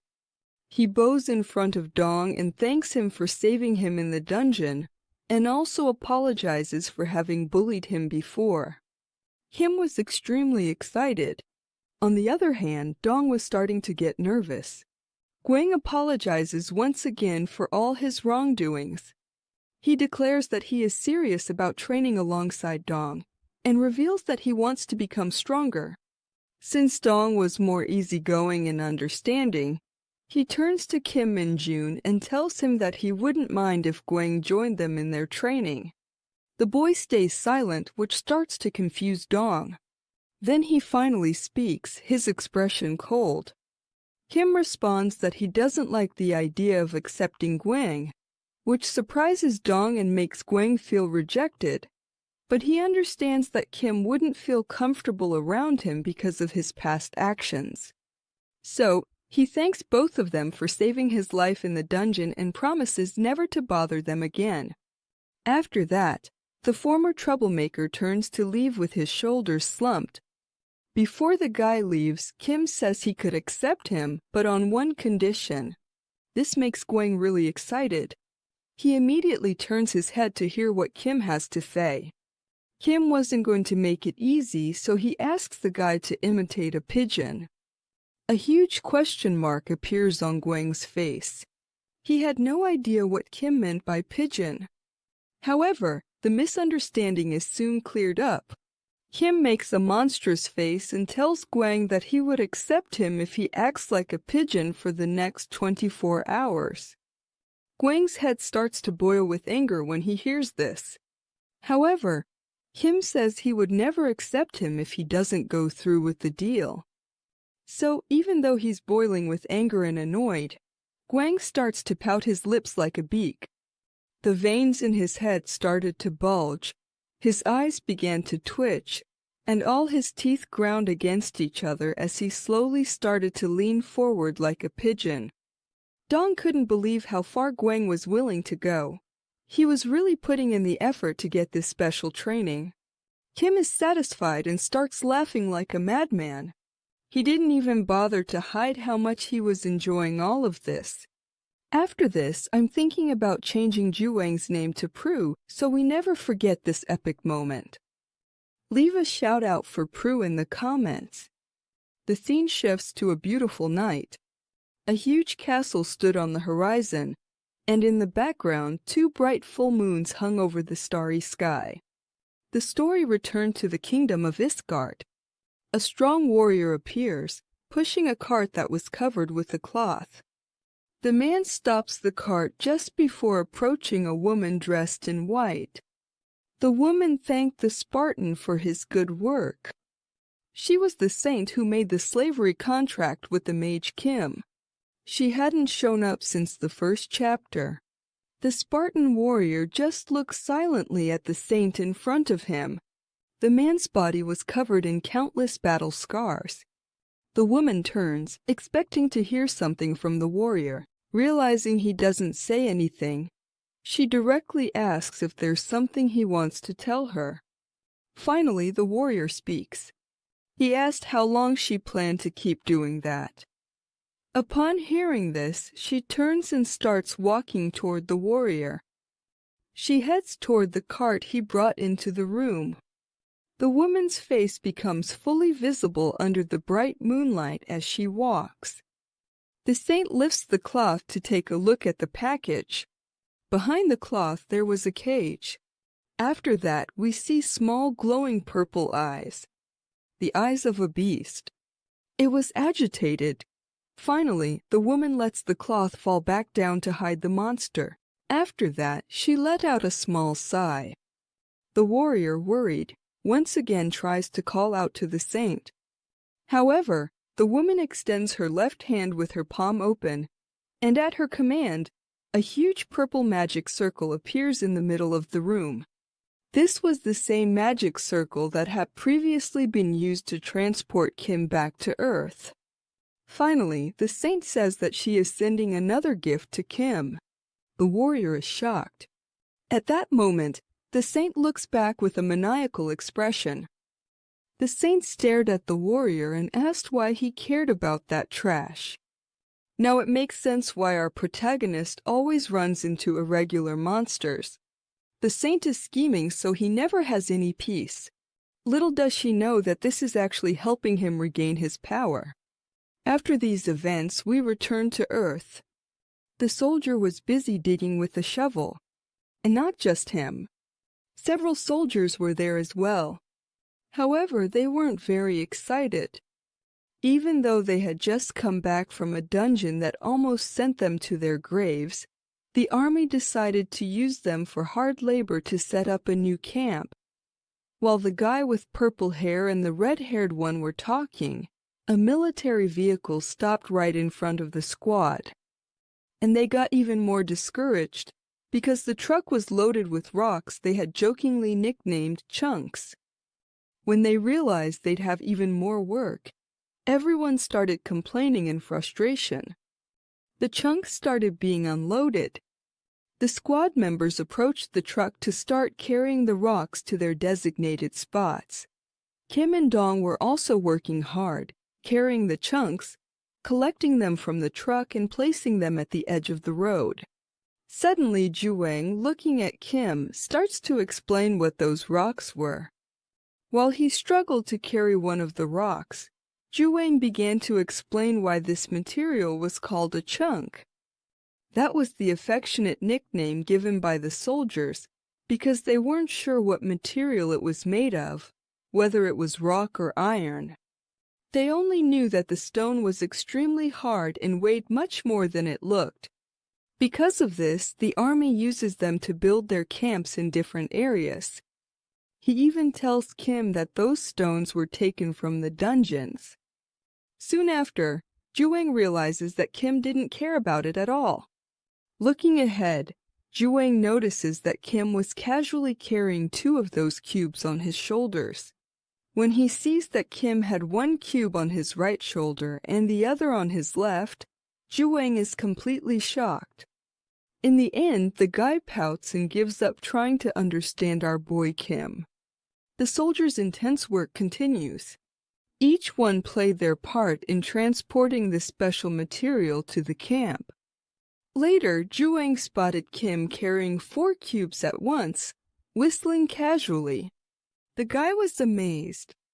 Meanwhile, Dong was practically giving it his all just to carry one of the blocks. After the truck was unloaded, The squad leader ordered everyone to take a 10-minute break before continuing. All the soldiers were exhausted. Some sat down while others lay down on the road. Suddenly, a first-class sergeant approached the platoon commander. He reports that he heard something unusual when he went to pick up the materials at division headquarters. The superior suspected that a new dungeon would soon appear. As soon as the soldiers heard this, everyone started to lose their composure in shock. Some soldiers ran up to the sergeant, trying to confirm if what they heard was true. Frightened, the two men began to surround the sergeant and started crying in despair. They grabbed the sergeant's leg and arm while begging not to be sent on the next mission. Seeing all this commotion, Kim is confused, not knowing what was going on. Zhuang notices Kim's confusion and starts staring at him before beginning another explanation. As the scene cuts to a dungeon, Zhuang explains that these new dungeons are quite special. These dungeons were much larger than usual. The number and variety of monsters inside these dungeons were always above average, with terrifying and super strong monsters. These dungeons were the perfect place for hunters to gain real battle experience, so they were often used as training grounds for the army. Guwang also explains that this was a planning exercise for the new hunters. Noticing that Guwang wouldn't stop talking, Kim stared at the guy with his fish-like eyes and asked who he was talking to. After that, the former bully wrapped up his explanation and, looking to the side, muttered that he just felt like saying it in case someone was curious. Anyway, Kim was actually a little curious to know more about this hunter planning training. When Kim turns to the side, he notices the desperation of the other recruits begging the other sergeants not to take them to the training. And look at this guy's eyes here, they look like two fried eggs. The sergeant was already annoyed with the situation and started squeezing one of the soldiers' cheeks. In the background, the platoon commander declared that they didn't have the option to skip this training. He also mentions that it was the perfect opportunity for the soldiers to rack up achievements, allowing them to accumulate several battle performance points. The word achievement immediately catches Kim's attention. With that, he could earn points in his beloved citation to get promotions. The guy was already daydreaming as he thought about a future promotion. Amidst his excitement, Kim noticed something wrong with his shadow. A frightening face started staring at him. Kim's joy vanished in the blink of an eye, and he asked the little shadow, who will now be called Nero, what he was doing there. Thank you so much to everyone who helped me choose the name for the little shadow. Nero did nothing but smile cutely. Feeling anything but comfortable with the situation, Kim starts stomping on the little guy. The boy crouches down, trying to hide Nero. He looks around to check if anyone noticed him. Fortunately, everyone was still busy complaining about the training with the lieutenant, who was trying to get rid of the two crybabies. Kim sighs in relief. After that, he starts staring at the ground while placing his hand over Nero. He asks what the little one wanted to report. Right after, Kim sees the image of two executives from the Hunter's Corps walking down a hallway. They were talking about the request for reinforcements, since an irregular monster had been spotted. The woman informs the man that the request was sent by the investigation team and referred to a new dungeon. The man asked if the dungeon appeared in one of the areas operated by the army, and the woman replied yes. Luckily, no civilians ended up getting involved. However, she reported that two members of the investigation team got trapped in the dungeon. The situation was extremely urgent. Finally, the man next to the woman asked the soldiers to secure the area until the hunters could check out the situation. In the next scene, we're back to reality. Kim looks at Nero with a smile on his face. The little guy was also grinning, and then Kim steps on him again. The protagonist stands up and starts laughing like a maniac, thinking he should take a vacation. Meanwhile, Nero was hitting Kim's foot, trying to escape from being crushed by the protagonist. Dude, that's not something you should do to our little guy. We're back, now with the work of our dark mage. The chapter begins with a sunny morning, the perfect day to smash some monsters. Quinn was in a regular residential area. Our boy was on vacation, and he planned to explore a rather peculiar dungeon. Soon after, Quinn puts on his hoodie. At that moment, we see his Hunter Corps uniform in a paper bag on the floor. The protagonist zips up his jacket and gets ready to leave, but before leaving the apartment, he takes a quick look around.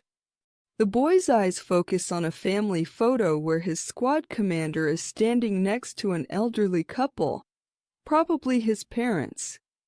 In a flashback, we see how Quinn ended up there. The squad commander was very pleased to see that our hero was trying to take a vacation.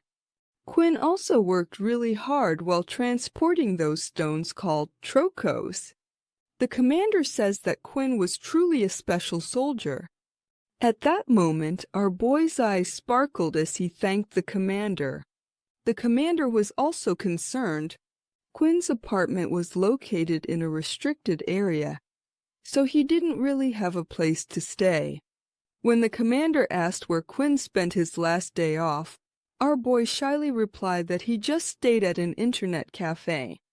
The commander had already suspected that would be the case, so he had an alternative option in mind. The man handed Quinn a key, the key to an apartment, and asked the boy to spend his day off there. That way he would be more comfortable. The commander explains that the apartment belonged to his parents, but since they were away on business, the place was completely empty. The boy realizes that the commander was being very kind to him, so the boy tries to refuse the offer. But of course, the kind superior wasn't going to let that happen. The commander sighs and pulls a piece of paper with the apartment address out of his pocket. He explains that it was a little far from the camp, but it was still a much better place to live than a cybercafe. Quinn takes a look at the address, and since it was pretty close to where he was planning to go, the boy realizes that staying there actually wasn't a bad deal. The commander asks the boy to at least stop by the apartment, even if it was just to sleep there. The commander leaves the key with the boy and tells Quinn to enjoy his day off. Quinn just stared at the commander with a blank expression, but in the end, our boy ended up accepting the offer. Meanwhile, the commander was back in his office, leaning back in his chair and letting out a few deep sighs. He gets up to look at a report. The reason he was a little worried. The report in question was about our hero. There it clearly stated that his entire family was missing. This was really concerning for the commander, because someone with unknown origins and unlimited potential is always a cause for confusion. However, he chooses to trust his instincts and ignore the situation, hoping that Quinn would turn out to be a good person. Back in the present, Quinn was still staring at the family photo. To be more specific, the commander. Right after, the boy zips his jacket all the way up and gives a slight, but somewhat sad smile, probably remembering something about his own past. Now I became thoughtful. What happened to his family, guys? Quinn realizes it was already getting late, so he puts on his hood and slowly leaves the apartment. After a brief trip, Quinn gets off at a bus station and continues the rest of the way on foot. On the way to the dungeon, he recalls the details of this mission based on what little Nero had told him. The mysterious dungeon had opened inside an abandoned school in that area. Additionally, all units were advised to stay at least a kilometer away from the gate and keep civilians under control.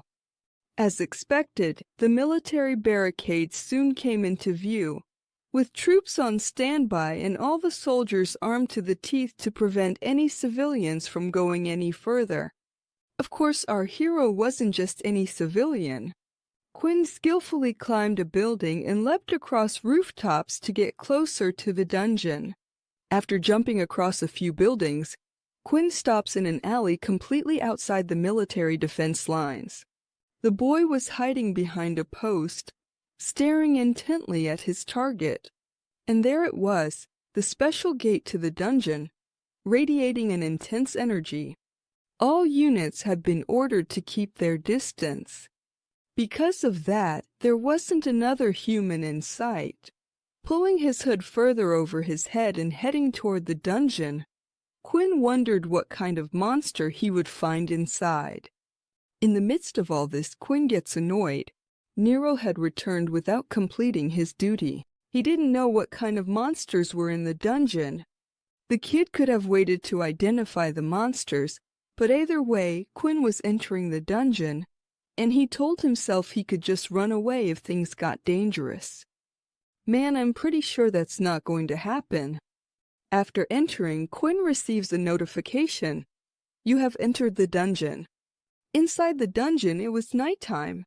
The landscape was filled with dead trees. As usual, Kim calmly walked through the area, not caring about the world. But as he ventured deeper into the forest, the boy noticed that the area was quite damp. Farther ahead, he stopped when his eyes caught something unusual, a broken sword on the ground. The sword was similar to those used by the Hunter Corps units. As he leaned in to inspect the weapon, our hero wondered if there was someone else in the dungeon besides him. While the protagonist was examining the sword, something seemed off. He sensed the presence of someone trying to hide in the bushes, so Kim asked whoever was there to show themselves. While Kim was still crouched down examining the sword, a monster approached, staring at the boy. Kim also started to stare back at the creature that had appeared before him, and it seemed like it was there with a thirst for blood. The creature's eyes glowed ominously, with the same purple energy that sometimes appears in demonic monsters. Kim paused for a second, wondering if the creature was really a goblin. Then, right after, the boy corrected himself, calling it a kobold and still wondering why that creature was so huge. Whatever this creature was, its size was unusual for its species, and that definitely put Kim on alert. Was this the little critter that the crazy saint sent him as a little gift? As Kim gets up from the ground, he takes a fighting stance, wondering how the investigation team managed to survive after facing a monster like that. In the next moment, the giant creature leaps off the ground. It charges through the air, heading straight for Kim with its entire body covered in demonic energy. The creature tries to hit the protagonist, but he dodges in an instant. Kim took the opportunity to go on the offensive, aiming his punch at the monster. As always, the punch exploded against the demon's face, with Kim's waves of energy scattering in all directions.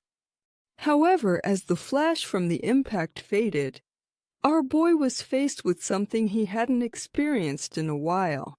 The demonic creature wasn't just unharmed, it actually smiled at the boy's attack.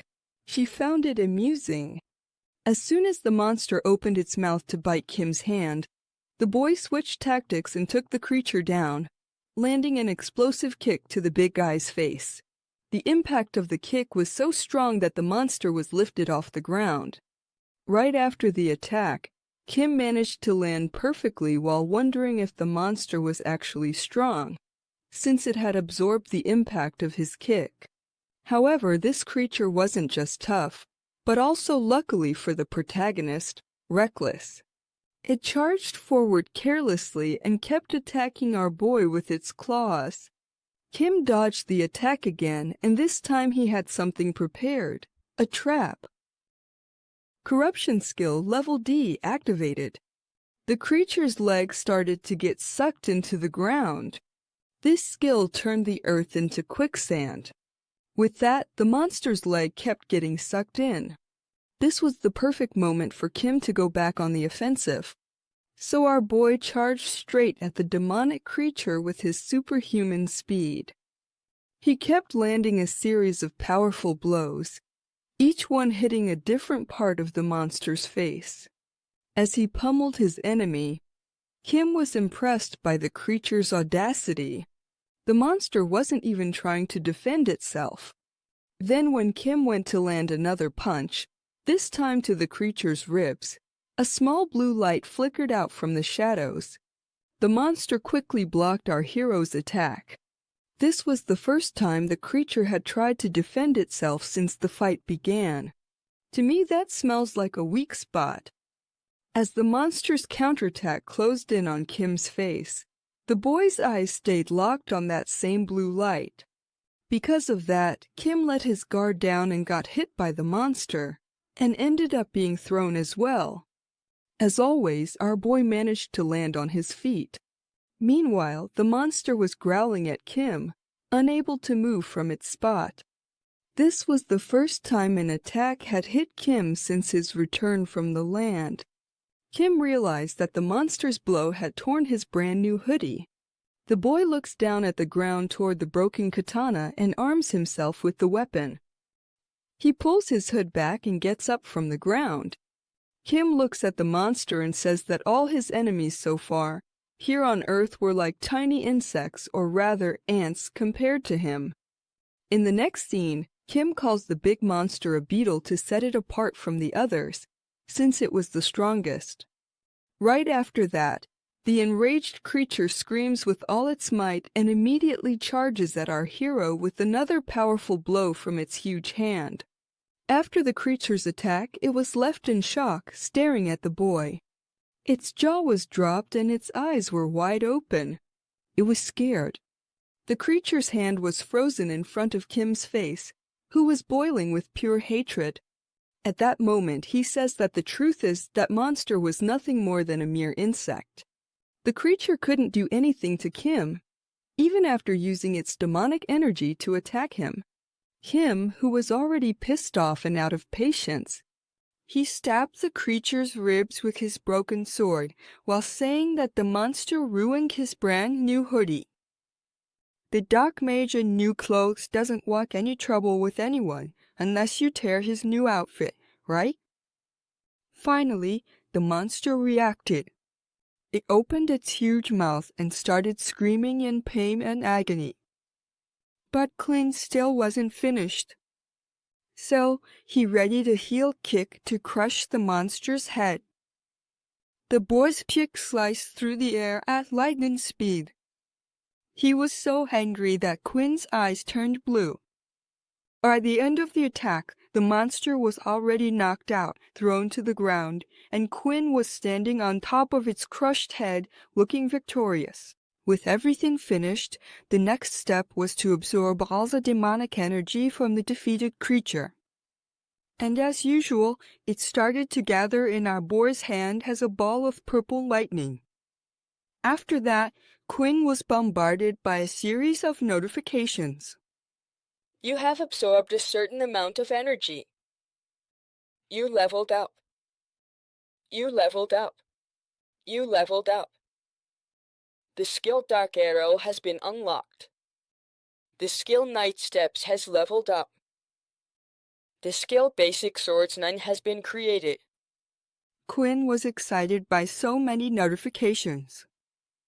So he immediately opens his status to check his current stats. As the status window appears, we can see that all the skills have been added to the boy's stats.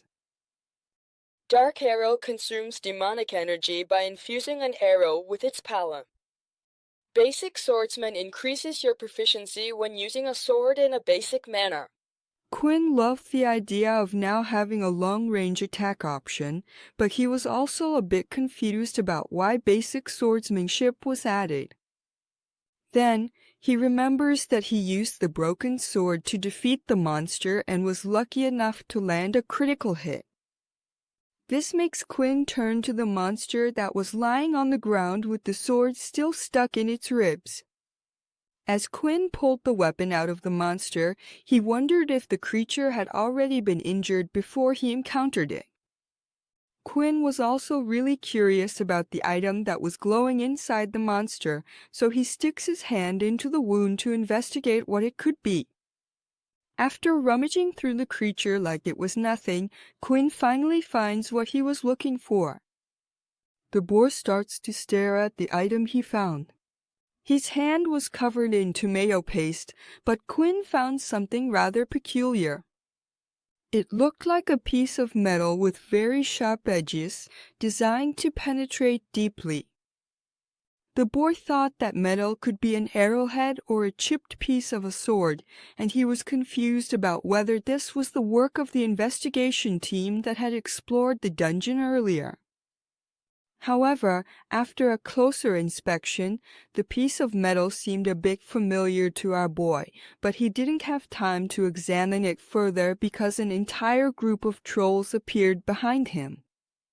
I already have an idea of what this could be. I think it's one of the weapons used by that holy warrior. After all, I'm sure this was one of the monsters captured by him. Now, let's focus on the group of monsters that showed up, who didn't think this was bad at all, since he was already eager to try out his new abilities. The boy stands up, puts the piece of metal in his pocket, and starts taunting the monsters. The trolls get irritated, but not as much as the big guy from before, and they didn't have any demonic energy either. But that didn't matter to Quinn. The boar starts channeling his energy to create shadow arrows. He was eager to witness the power of his Ranky ability.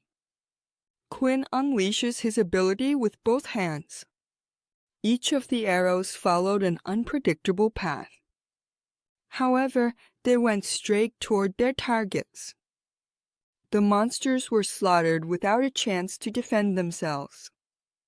After testing all his abilities, Quinn decides to wrap up the party. In this, he faces the last monster that was in panic after witnessing the boys' massacre. But Quinn couldn't care less. He just had a wicked little grin on his face. All I can say is, this guy really knows how to enjoy a vacation. With the dungeon mission already completed, Quinn leaves the dungeon through the main portal. He managed to clear the dungeon completely. The guy had charged up his demonic energy to the max and was just thinking about having a little more fun. The next day, we're back with the army. The Hunter Corps units were doing that special training that was mentioned earlier. Sergeant Lee was at the front, and behind him were two corporals struggling to walk and completely out of breath. Quinn was also somewhere in the middle of the platoon, completely expressionless, reminiscing about his amazing vacation. He remembered when he defeated the demonic monster and enjoyed some quality time playing his favorite game, all while slurping down some instant noodles. All in all, it was a pretty pleasant day. The kid expected to return to the battalion and be welcomed with open arms, but that's not exactly what happened. The whole unit was in a gloomy mood. It almost felt like a funeral. Everyone had heard about the training they would have to do in the new dungeon, and nobody wanted to deal with that again after barely surviving the rat dungeon. However, the soldiers had no choice but to participate in the training. And with that, we returned to the training field with the platoon commander. Each platoon started from a random entrance in the dungeon, and everyone gradually worked their way toward the center. As the commander and the first lieutenant led the tired troops up the hill, the commander noticed something strange on the horizon. In this training, monsters also appeared randomly. This was a training exercise where the entire division had to react quickly to deal with all sorts of unexpected situations and various emergencies at any moment. Some monsters started to approach, so the commander signaled for his troops to take up their combat positions. The recruits grabbed their weapons as soon as the emergency was announced. Our protagonist was the most excited about all of this. The guy is a total monster maniac. Monster Maniac protagonist was already Kim's nickname. At the top of the hill, countless black balls rolled toward the platoon, and as they got closer, we could see that these balls were actually blood-sucking monsters with sharp teeth. Nothing too crazy, just some little vampire balls. To make things even more exciting, the commander calls them dark balls and tells his soldiers to get their firearms ready since regular weapons didn't work on those creatures. All the units take their battle positions in a matter of seconds and get ready to fire at the captain's command. Kim also crouches down to aim with his rifle. The scene focuses on the boy's face. At that moment, we see Tim laughing like a maniac. In his mind, Tim says that everything was even more fun than he had imagined. With everyone in position, the commander ordered all his troops to fire at will and take down every enemy one by one. The soldiers started shooting, and their accuracy was deadly. However, that alone wasn't enough. The black spheres started moving so fast that some bullets couldn't hit their targets. That didn't stop the soldiers from firing.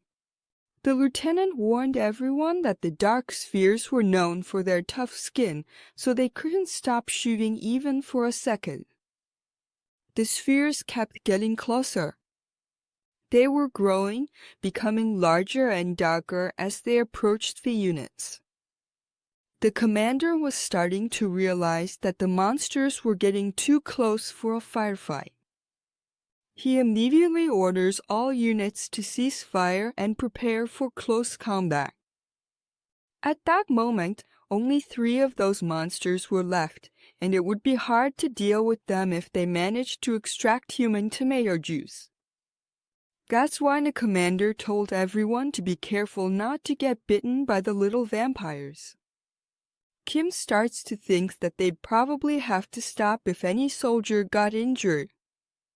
Because of that, he'd be bored, unable to keep playing with the monsters. While the boy was busy thinking about this, one of the balls managed to break through to the front units. There, the men were too nervous to act properly or quickly. Kim couldn't let his amusement park get shut down, so he jumped in front of one of the recruits with a smile on his face.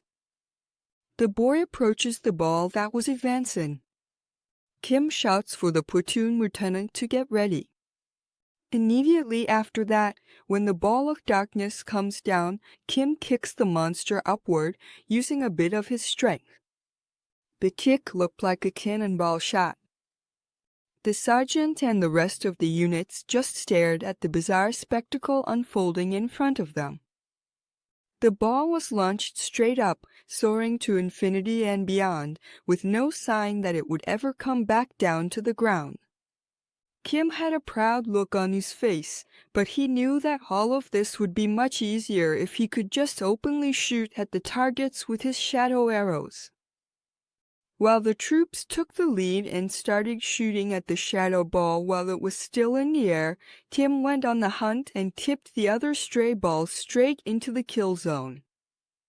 Within seconds, the hill was covered with monster corpses, and not a single one survived. The troops finally had a moment to breathe as they stood there, catching their breath and regaining their energy. The commander announces a well-deserved 10-minute break and asks everyone to check for any wounded in their respective groups. If anyone was injured, they were to report it to the commander immediately. With that, the commander gives Kim a pat on the shoulder for a job well done. In the midst of all this, Kim gets a thumbs up from Sergeant Lee and 2 thumbs up from Jang. Me and Jang accidentally bump into each other. They feel a bit awkward about both praising the same colleague at the same time. Man, Kim even has his own fan club. After an awkward exchange of glances, the 2 decide to go their separate ways. Meanwhile, the 2 sergeants sit down on the ground. The guys were exhausted and could feel their souls leaving their bodies. The guy with the red hair even comments that the training was tougher than usual because just in that area alone, they'd already had countless encounters with monsters. The guy next to him, looking a bit pale, says he wasn't sure, but he'd heard that this dungeon was a lot like the rat dungeon since it also had a leader. When the red-haired guy asked what he meant by that, the soldier replied that, according to the other squads, apparently there was a boss inside the dungeon. However, when the team assigned to take it down arrived, they were shocked by what they saw. The monster was some kind of giant elephant, and it had already been defeated by a familiar face. The guy in question was none other than the living celebrity of the Hunter's army, the 2-star hunter from the Hunter's Corps. And judging by the tomato paste on his fist, everyone concluded that he had defeated the giant monster with his bare hands. The giant man approached the soldiers after seeing them coming closer. At that moment, the guys started shaking in their boots. The 2-star hunter had nothing but a big smile on his face, claiming that since the dungeon boss had been defeated, they could use the dungeon for the division's training. The recruit explains that eliminating the boss would close the dungeon. So, they captured him alive, but in a disabled state, and kept him somewhere in the cave so the dungeon could be used as a training ground. This made those 2 sergeants cry tears of sadness. Their misery only got worse when the lieutenant hugged them from behind, telling the 2 dolls to get moving because the break was over. The lieutenant walked off dragging the 2 sergeants away, while Kim watched everything and felt quite satisfied with the guy's conversation. He started to wonder what kind of guy the 2-star hunter from the Hunter's Corps would be. After that, the platoon kept moving through the dungeon, with the commander guiding them using the map. As soon as the commander reached the top of the hill, he noticed something strange and signaled for his troops to stop. What he saw was so shocking that it left him with a look of surprise on his face. As they got closer, the other units also started to stare at what the commander was looking at, each one showing a perplexed expression on their faces, and there were some who didn't react much as they looked down and recognized that man's face. The man was sitting alone, with his legs crossed. He was wearing a tag that said, "Wounded." The image zooms in, focusing on the face of the 2-star hunter with a huge smile. The guy was also laughing like a maniac as he eagerly watched the approaching platoon. Meanwhile, in the world of Discard, we moved to a different place. Amidst the lush, green nature, the elderly and muscular man was sitting next to a stone structure, smoking a pipe. His ears perked up when he saw someone approaching, and when he looked up, the gigantic Spartan warrior was standing in front of him with his hand on the sword at his hip. The old man commented that the warrior came back really fast, and the Spartan shrinks in embarrassment when he adds that he thought he had broken his weapon again. The old man knew that the warrior was a loyal man and was probably taking care of the saint's dirty work. Then he asks the man to hand over his sword, and the warrior does so politely. Most likely, this buff old man is a blacksmith. When the old man takes the sword and looks at the weapon, he can't help but wonder how it ended up in such a chaotic state. Then, as he inspects the blade closely, he asks the warrior if he was out hunting demonic monsters. At that moment, it's shown that the tip of the guy's sword was missing. Now it's official, the other piece of the puzzle is with Kim. That big monster was a little gift from the crazy saint. The chapter begins at the central camp inside a dungeon. There, a group of officers were gathered in the main tent. The group of military officers were sitting at a table discussing some information. The man with glasses, named Zheng, the lieutenant of the 3rd Battalion of the 104th Division, was worried about possible problems during training in the new dungeon. In front of Zheng was Colonel Jian, the commander of the 3rd Battalion of the 104th, explaining that the training was held because the higher-ups were concerned about the gradual decline in the soldiers' combat power. In short, the higher-ups thought the rookies were a bunch of losers. Lieutenant Zheng was not happy with this idea of special training. He thought the superiors were putting too much pressure on the rookies. In the midst of all this, Colonel Li Yung, the commander of the 2nd Battalion, enters the tent with his rifle slung across his chest and a cold expression on his face. After that, he changes his demeanor and greets the soldiers.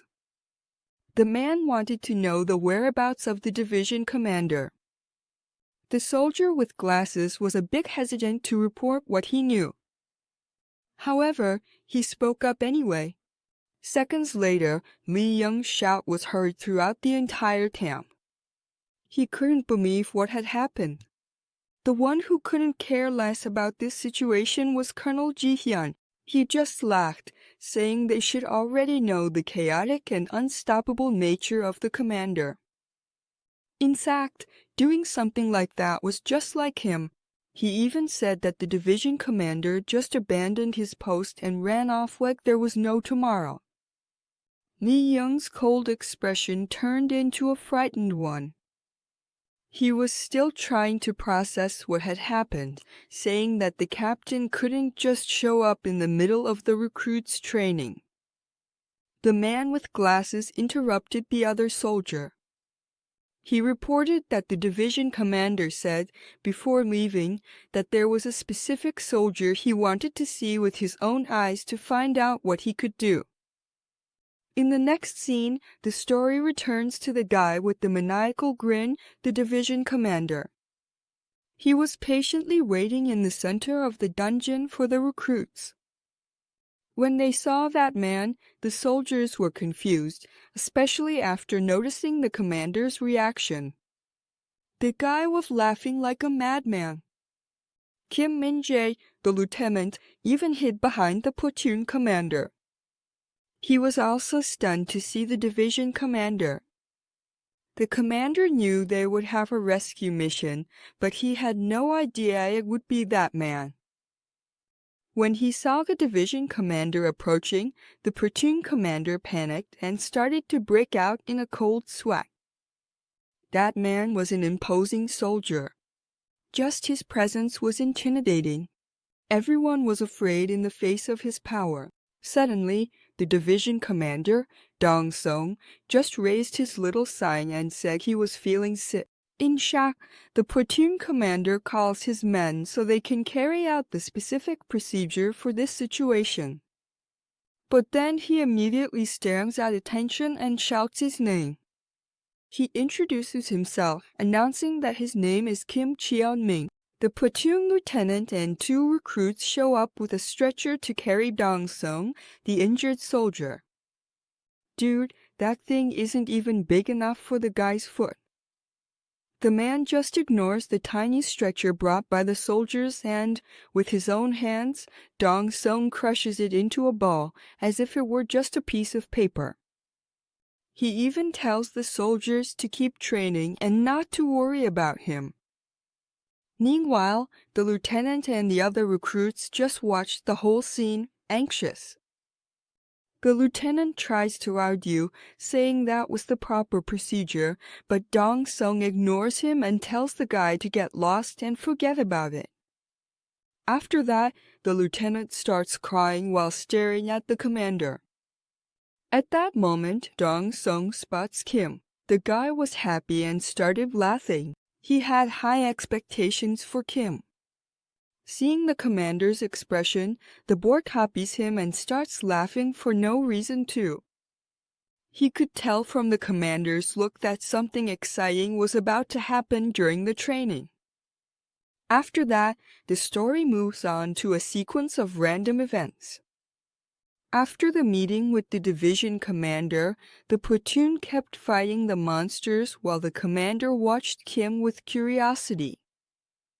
The boy was always the soldier who stood out whenever unexpected threats appeared. In the next scene, Kim, as always, was once again the first to act in a dangerous situation. When a toxic bomb was falling toward the platoon, he pointed it out and warned everyone.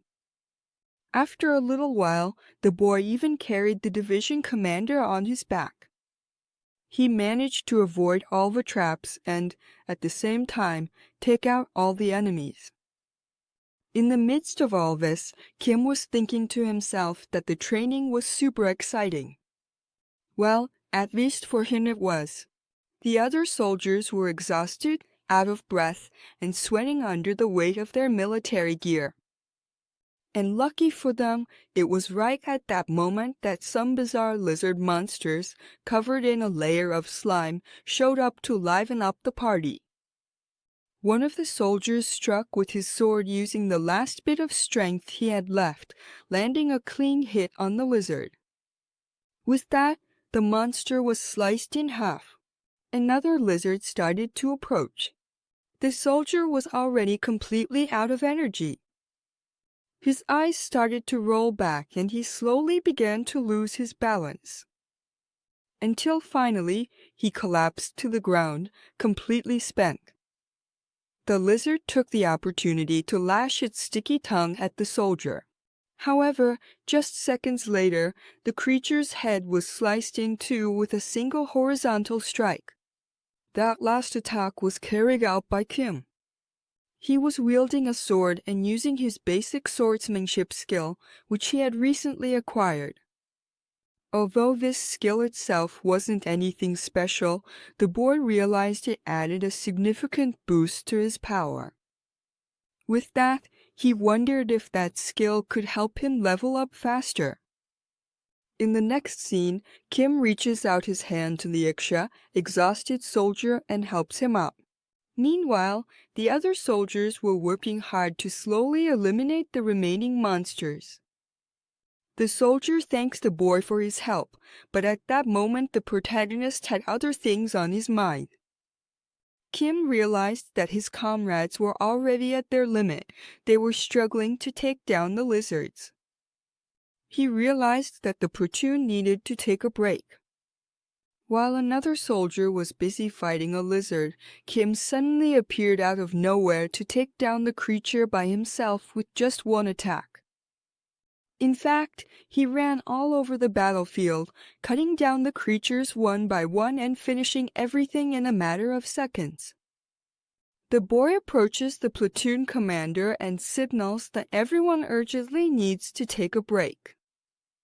The commander, Dong-seon, had the pleasure of watching the whole scene unfold right in front of him. Dong-seon thought that the boy's hunting maneuvers were by far the cleanest and most precise he had seen so far. He also noticed that the boy acted as if he were at an amusement park. While Dong-seon was lost in his thoughts, a lizard tried to approach the division commander. However, the commander doesn't even bother to look back.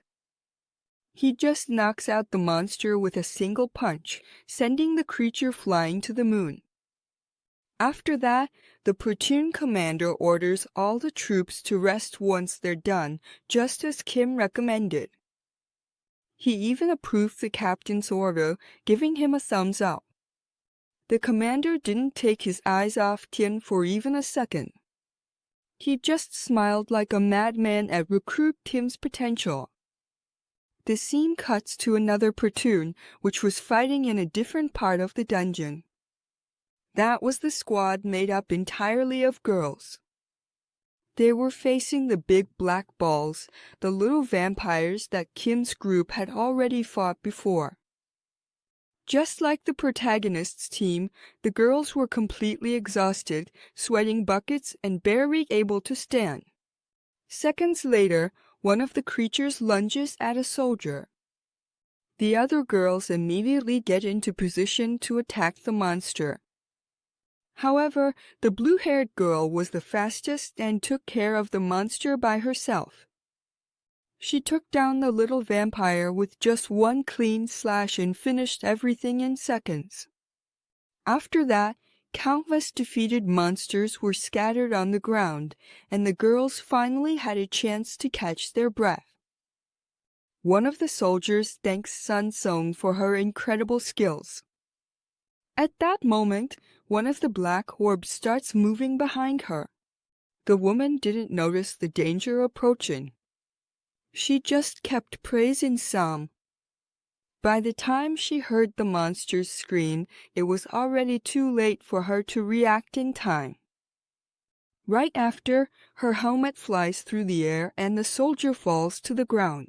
All of this happened because the blue-haired girl acted quickly to stop the creature from attacking the other girl. The helmet that led flying was Sam's helmet. The girl's long blue hair flowed in the wind as she tried to handle the situation.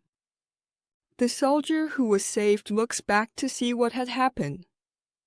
At that moment, she sees that Sam was fighting at the edge of a cliff while stopping the vampire orb that was pushing against her sword.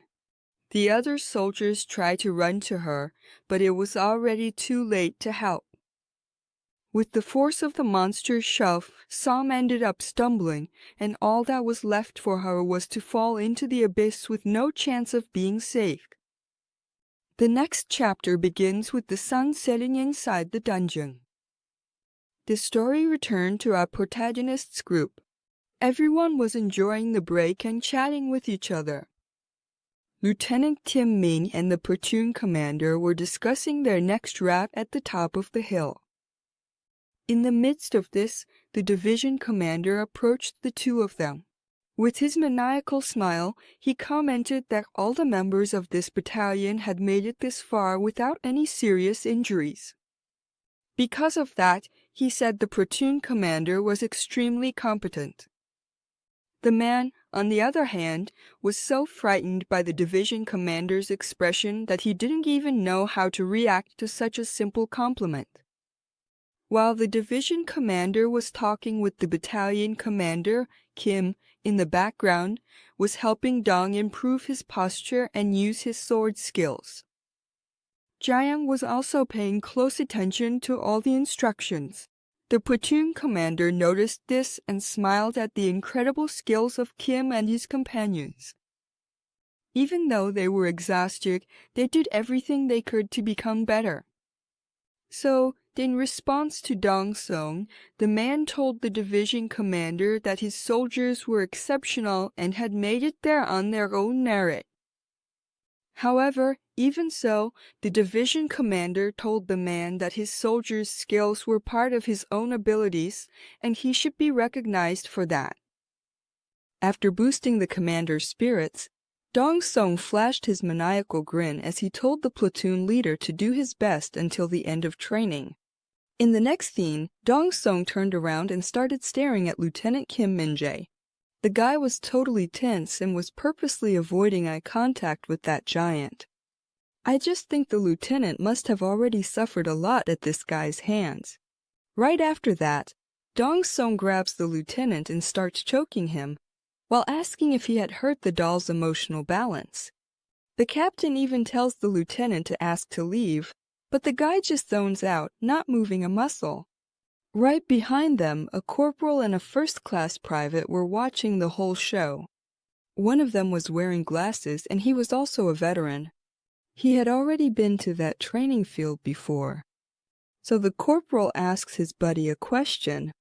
He points at something and asks what it is. The guy with glasses is happy to explain. The corporal had pointed at a hole in the ground. There was a sign warning people not to try to explore that hole and not to go inside. The hole was also surrounded by small metal stakes. The guy with glasses just looks at the corporal and says it was a hole. As if that wasn't obvious, right? The scene cuts to the commander asking everyone to get ready to continue the march. The corporal still wasn't satisfied with the guy with glasses' answer and starts asking more questions about the hole. So the guy with glasses says he didn't know much about the dungeon holes. but he hypothetically assumes that it would be a separate space that connected to another dimension through a portal. However, he goes on to explain that these portals weren't a perfect connection to a space. The dungeon itself was a small, separate space, and when it was opened through a portal, some small parts of it didn't connect properly. That's why these holes would appear randomly in the dungeon. And it didn't just happen in this dungeon. This phenomenon was observed in most dungeons, which is why the holes were called dungeon holes. The corporal is impressed by the guy with glasses' answer and starts giving him a thumbs up. A few seconds later, the corporal asks a different question. He wanted to know what would happen if someone fell outside the boundaries of the dungeon or into one of those holes. At this point, the guy with glasses says he's not really sure, but apparently falling into those holes would make a person appear in a random location inside the dungeon. As soon as the two finished their conversation, a commotion started among the soldiers in the platoon up ahead. The platoon commander came over to see what was going on, and both he and Kim were quite surprised when they saw what had happened. Kim looks at the ground and says it was that girl. Sung, the blue-haired girl from the female platoon who had fallen from the edges of the dungeon, was lying right in front of them, unconscious on the ground, which proved that the guy with glasses theory was completely correct. After a few minutes, we see the girl drinking a bottle of water to rehydrate. She was sitting on the ground while the platoon commander relayed this information to the girl's platoon. The commander, Dong-sung, watched the arrival of this new soldier with curiosity, but didn't show any emotion or take any action.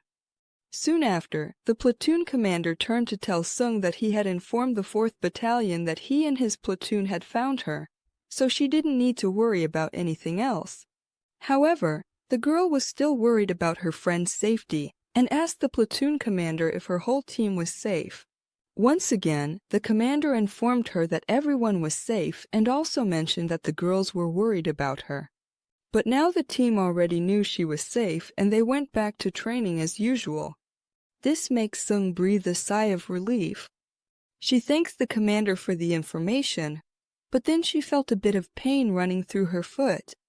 When she looked down, her foot was without its tactical boot and completely bandaged. Sung had ended up twisting her ankle before falling off the edge of the dungeon. The girl started staring at her foot, wondering how she would finish the training in that situation. The lieutenant noticed that the girl wanted to keep going and simply said that taking care of yourself is just as important as improving your combat skills. He also said it would be difficult for her to continue training with her foot in that condition. He even tried to comfort her so she would rest, since it was important for soldiers to take care of their injuries before going into combat. Soon after, the commander approached and informed her that someone from headquarters would be arriving soon to pick her up. This also meant that her training session had come to an end, at least for now. The girl tries to protest, expressing her desire to continue training, but aware of her current condition, she stops and says nothing more.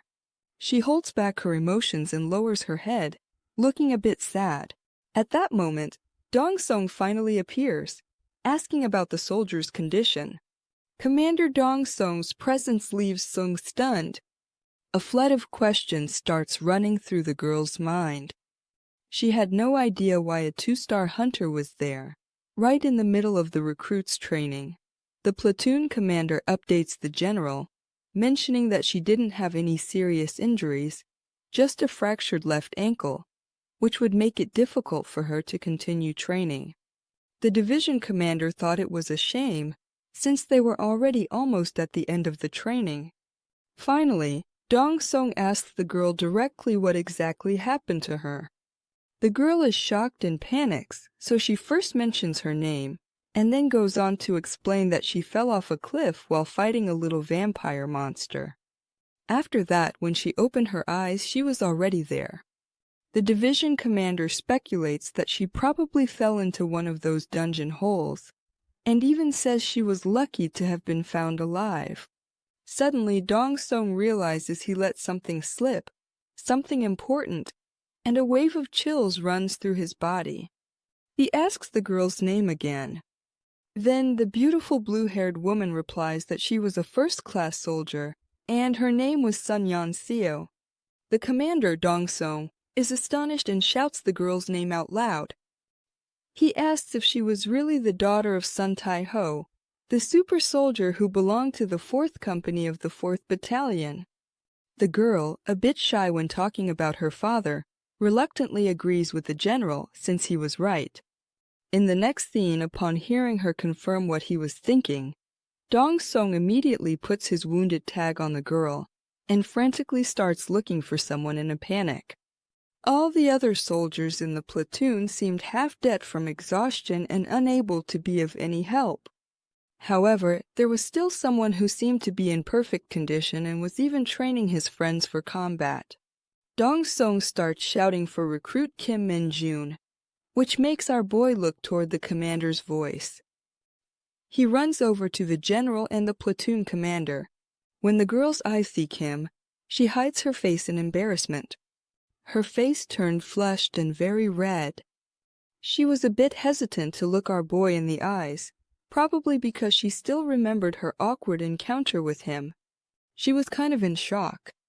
Anyway, her mind quickly becomes a roller coaster when the division commander orders Kim to carry the girl because she was injured. That way, everyone could get back to training. For a moment, our boy doesn't understand what's going on, but it seemed like the commander was annoyed and wanted Sun to stay in his platoon until the end of the training no matter what. Kim Min-jun then looks at the shy girl on the ground, trying to make sense of this strange situation. The girl was still hiding her face in her hands, and the commander was practically erupting with anger. Even the lieutenant, who avoided making eye contact with him, tried to calm him down. After assessing the situation, Kim decides to do as he was ordered. It seemed like an opportunity to earn another achievement during his training. After that, Kim starts walking toward the beautiful blue-haired girl. She gets quite scared when she sees him approaching. Then Kim squats down on the ground, turning his back to Sun, and asks the girl to climb onto him. Sun immediately starts yelling and asks if the boy is being serious. With a serious look, Kim stares at Sun and says that she could give up if she wanted, but all her efforts so far would be for nothing. Kim knew the girl had no choice since she didn't look like she wanted to quit the training. After all, that would hurt her evaluation. Sun was aware of all this too, but even so, she was still pretty hesitant. In the end, she closes her eyes and shyly agrees to climb onto the boy. Kim already flashes that maniacal master's grin. He couldn't have been happier to hear that the girl had agreed, since this could bring him closer to unlocking a new achievement with the commander. The other soldiers looked at Kim as if he were a monster, not understanding where he got so much energy from. But they were happy because they wouldn't have to carry anyone. It was already hard enough to walk alone, let alone with extra weight on their backs. After that, Kim picks the girl up onto his back and the platoon commander walks alongside the boy to make sure he's okay. The man tells Kim to follow Lieutenant Kim Min-ji and to let him know if he gets tired and needs to rest. At that moment, Kim shouts that that's not going to happen. Meanwhile, in his mind, he was shouting, "Yes, sir." Even the battalion lieutenant noticed that Kim got mixed up in his thoughts. Right after that, Kim looks at Sun with the utmost excitement. He thought of her as his winning ticket to get his bonus. The girl notices him staring at her and turns her face away to avoid making eye contact. That's it, man, she's in love. Little does she know that Kim just wants another promotion. Kim runs off carrying Sun while grinning at her like a madman. Meanwhile, the division commander was watching the two from behind, still wearing a serious and worried expression. Kim Min-ji approaches the commander and tells him that rumors would spread if he made an exception for the daughter of the other division commander. But it wasn't as if the general intended to back down. There were no regulations stating that they couldn't help the injured. All of this was still part of their regular training. The lieutenant tries to say something else, but he just stays silent, staring at Dong Song. The man furrowed his brows in anger, clearly unhappy with the whole situation. In the final scene of the chapter, he remembers Sun's father, and then he calls him a bastard. Oh, I wouldn't be surprised if this guy is his #1 enemy. Or maybe not, right? In the last part, the group of hunters began special training in a danger zone. In the middle of the training, the protagonist group came across a rather strange situation. They found a lost recruit along the way, and since she was injured, Kim was assigned to carry her. The scene shifts to Sun, focusing on the girl's delicate and beautiful features. Sun was staring at the exhausted soldiers in front of her, and one of them was staring back at her. The girl looked away and started observing the soldiers behind her. Lieutenant Kim Minji looked like an unshakable rock. The man didn't look tired at all. Behind him was General Don Song, muttering something. After all, he was a gatecrasher. He wasn't supposed to be there. The girl started to break out in a cold sweat. Her face was red. She couldn't have been more uncomfortable with this whole situation. Not to mention, she was being carried by a stranger who clearly didn't have all his marbles. The girl told Kim to let her know if he got tired, since she could choose to drop out of the training. But the protagonist ignored the girl's concerns, insisting that she was lighter than a feather. Yoon didn't understand what he meant, so Kim kept talking, trying to guess her exact weight. But he was interrupted moments later by the embarrassed beauty. Meanwhile, the other soldiers were simply too exhausted to care about this nonsense. Embarrassed and a bit flushed, Soon told Kim that she would stay quiet. Then she asked him to shut up too. For some reason, the general seemed quite interested in this conversation. He was even a bit intrigued, watching the two of them from the background. After calming down a bit, our girl realized that she could only keep going in this training thanks to the monster she was carrying. So she sighed before saying that she would definitely reward him in the future. As always, Kim Min-young started grinning like a maniac. The boy couldn't have been happier to hear that he would be rewarded. He would love that reward even more if it came directly from the girl's father, since he was an incredible hunter. But after all that, the idiot kept trying to guess the girl's weight. Before Kim could say the exact number, the girl started hitting him to make him shut up. She had already lost all the patience she had with our boy. In the background, Don Song and Lieutenant Kim Ming witnessed the scene. The two of them looked at each other without saying a word, then smiled, pleased with the whole situation, imagining that the two would make a great couple in the future. Anyway, night fell over the dungeon once again, and our soldiers were more exhausted than ever.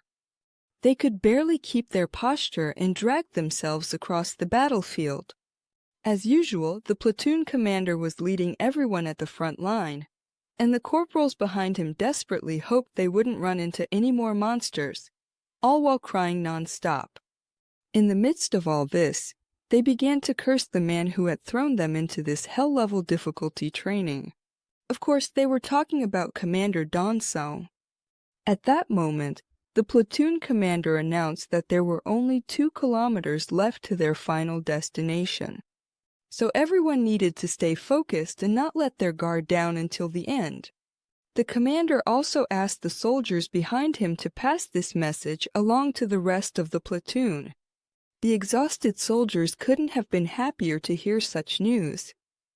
Finally, they could see the end of this horrible training, or rather this prolonged torture session. But their excitement vanished, since both of them noticed something strange moving on the horizon. Once he was sure of what it was, the bald corporal shouted to the commander that monsters with huge teeth were approaching them from the sky. After raising his head and spotting the threat, the commander ordered everyone to get into battle formation. They were about to go into combat mode again. The creatures looked like lizards, but with wings. Their teeth were sharp and their glowing eyes were a sign that these creatures were nocturnal. By analyzing them, the commander immediately realized what kind of monster was launching an attack on his platoon. These creatures were called black reeks. The platoon commander went into shock. He knew his troops wouldn't be able to face those monsters. Given the soldiers' current situation, they were out of luck. This was the worst kind of enemy they could face at that moment. The creatures circled above the soldiers, and the general watched the whole situation from afar. After taking a look at the monsters, Don Song couldn't help but point out just how unlucky this platoon was. They were so close to the finish line with an injured troop, but this could really mean the end of their training. The black reeks were small monsters, but their teeth and claws were sharp enough to tear through skin. Of course, the hunters wouldn't be taken down by such injuries, but these monsters had the upper hand since it was nighttime. A proper fight now would be tough for the exhausted troops. Even the general was having trouble spotting the flying enemy with his weakened vision. Meanwhile, the soldiers were attacking the annoying creatures. However, they were slow because of exhaustion. Everyone was sweating heavily and struggling to breathe. Kim Ming stayed in the rear to protect the wounded. It was clear that he was disappointed with the pitiful fight his troops were putting up. General Don Song even remarked that the soldiers' reaction time was pathetic, and that was a reason for point deductions. Meanwhile, Lieutenant Kim Ming could only listen to his superior's harsh words. Amid all this, the soldiers kept fighting, even in their current state of exhaustion and poor visibility.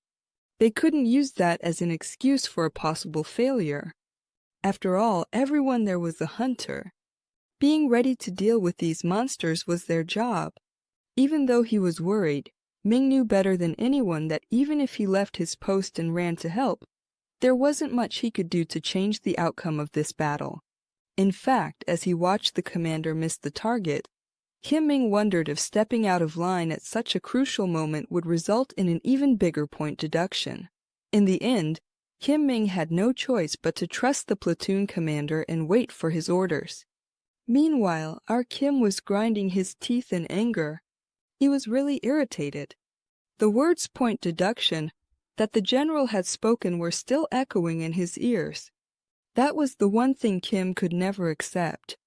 Sue looks at the protagonist a bit worried. Soon after, the boy runs off, carrying her on his back. When he finds the captain, Kim calls out to him. Sue was speechless on the boy's back, and a small tear fell from her eye. She definitely regretted agreeing to be carried. After stopping behind the commander, Kim asks the man to give him a chance. The commander gets furious when he realizes that Kim wants to join the battle while carrying a wounded soldier, so he yells at Kim to get back. However, Kim was fueled by the words point deduction in his eyes. If this situation kept going, it would be the end of the line for everyone. Kim tells the captain that everyone has reached their limit, and with a determined look in his eyes, the boy declares that he's the only one who can turn this situation around. Seeing Kim's extreme confidence and also knowing that the boy was truly skilled, the commander gives him a chance to explain his plan. After that, Kim Min-young whispered his plan into the commander's ear, and both the commander and Sue leaned in to listen closely. But as soon as they hear it, both of them shout out in unison. Kim's plan was simply insane, total madness. Realizing she shouted too loudly, Sue puts her hand over her mouth and just stares at Kim. On the other hand, the platoon commander had a completely different expression. You could tell by the look on his face that he was actually considering Kim's idea. To Sue's surprise, the commander gives Kim a little punch on the chest, saying he'd only have one chance. If he failed, everyone would retreat immediately. The girl could barely process what was happening. She couldn't believe the commander was choosing to trust such a crazy plan from a subordinate. Meanwhile, the black Rikis were going wild above the soldiers' heads in the middle of the fight. Most of them couldn't do anything except watch the creatures, unable to fight them with their weapons. Desperate to end this fight, the commander tells Kim Min-young to hand over the wounded soldier and go ahead with his plan. But Kim interrupts him mid-sentence, saying they don't have any time to waste. He starts running, telling the commander to put the plan into action. Feeling somewhat regretful, the commander grits his teeth, agreeing to do as the boy said. The protagonist ran to the front of the troops carrying Sue on his back, while the commander ordered everyone to get behind Kim and prepare to fire. All of this piqued the general's curiosity. He was surprised to hear that the commander wanted the soldiers to use their rifles when they could barely see the monsters in the darkness of the night. But the plan was already in motion, and our boy was now busy reloading his rifle while telling the girl to hold on tight. After all, he didn't want to lose the wounded soldier in the middle of the chaos. Sue just stared at Kim, and with no way to argue back, she had no choice but to follow the boy's instructions. Right after, she closed her eyes and clung to the body of the lunatic soldier, bracing herself for what was about to happen next. In the next scene, Kim Min-young's eyes start to fill with demonic energy, and with the help of his demonic power, Kim was able to easily locate all the flying creatures even through the darkness of the night. Locking his eyes on the target, Kim says that this was as easy as taking candy from a baby.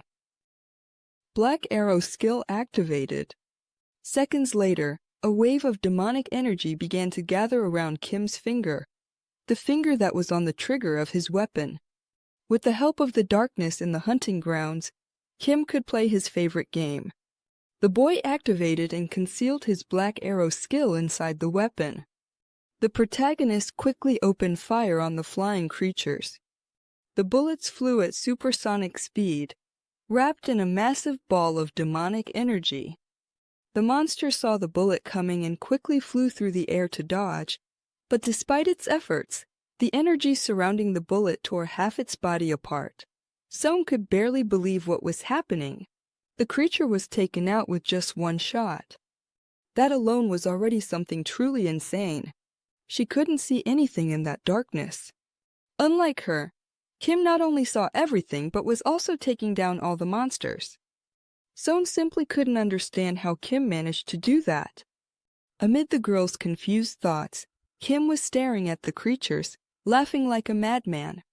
His eyes were filled with demonic energy. With his power infused into the bullets, they grew and became the size of a cannonball. All of this was thanks to the Black Arrows.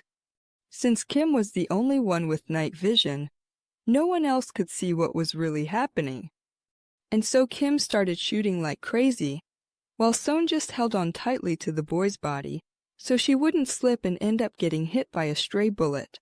The flying monsters started getting taken down one by one.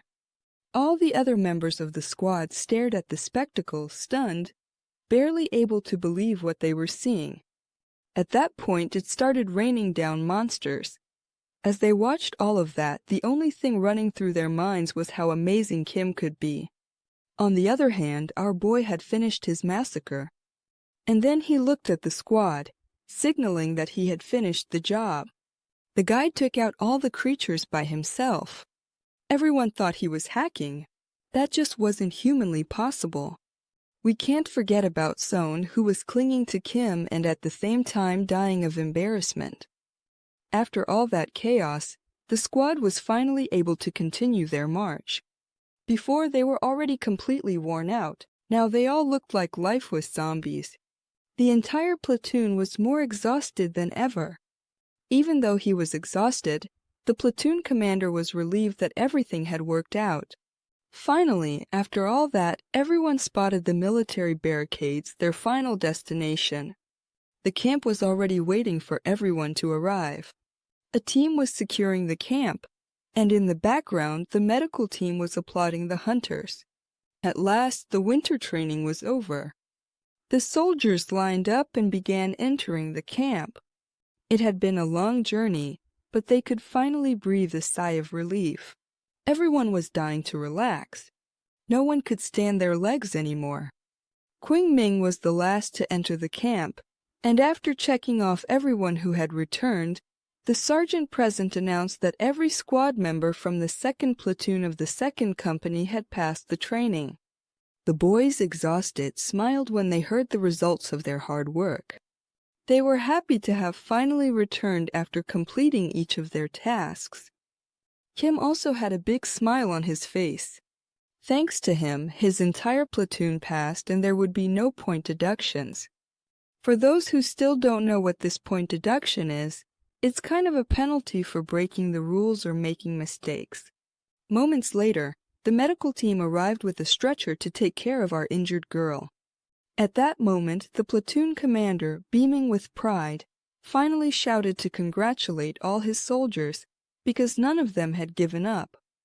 Loyal to their commander and their duties as hunters, the soldiers saluted and gave a thumbs up in recognition of their achievements. Seconds later, Qingming took command.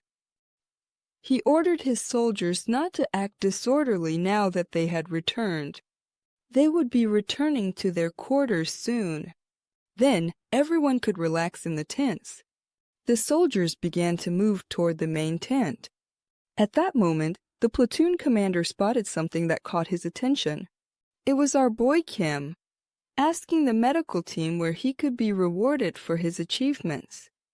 The medical team, including Son, were confused. The commander takes the opportunity to get closer, calling the boy, who turns his attention to the man.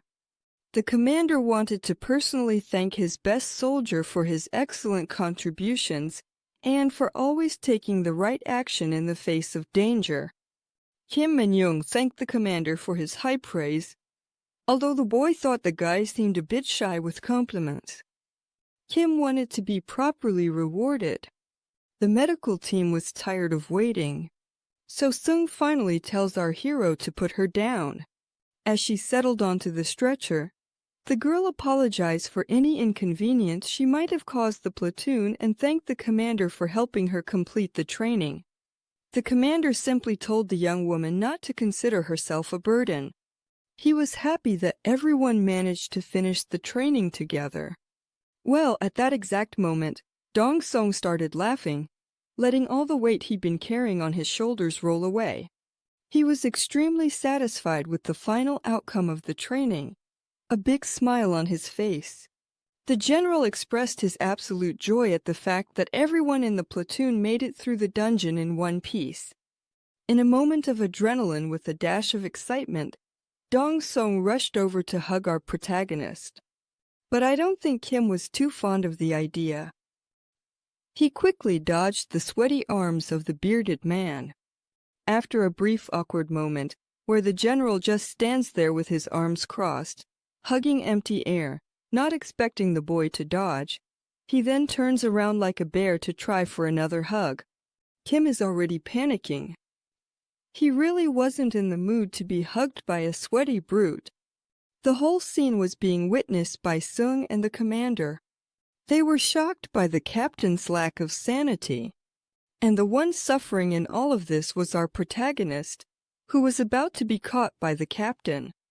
No one would be able to contain his excitement, because it was thanks to Kim Min-young that everyone managed to complete the training. When the general finally managed to catch the protagonist, someone greeted Dong Song. The man's attention turned to someone who had appeared at the camp.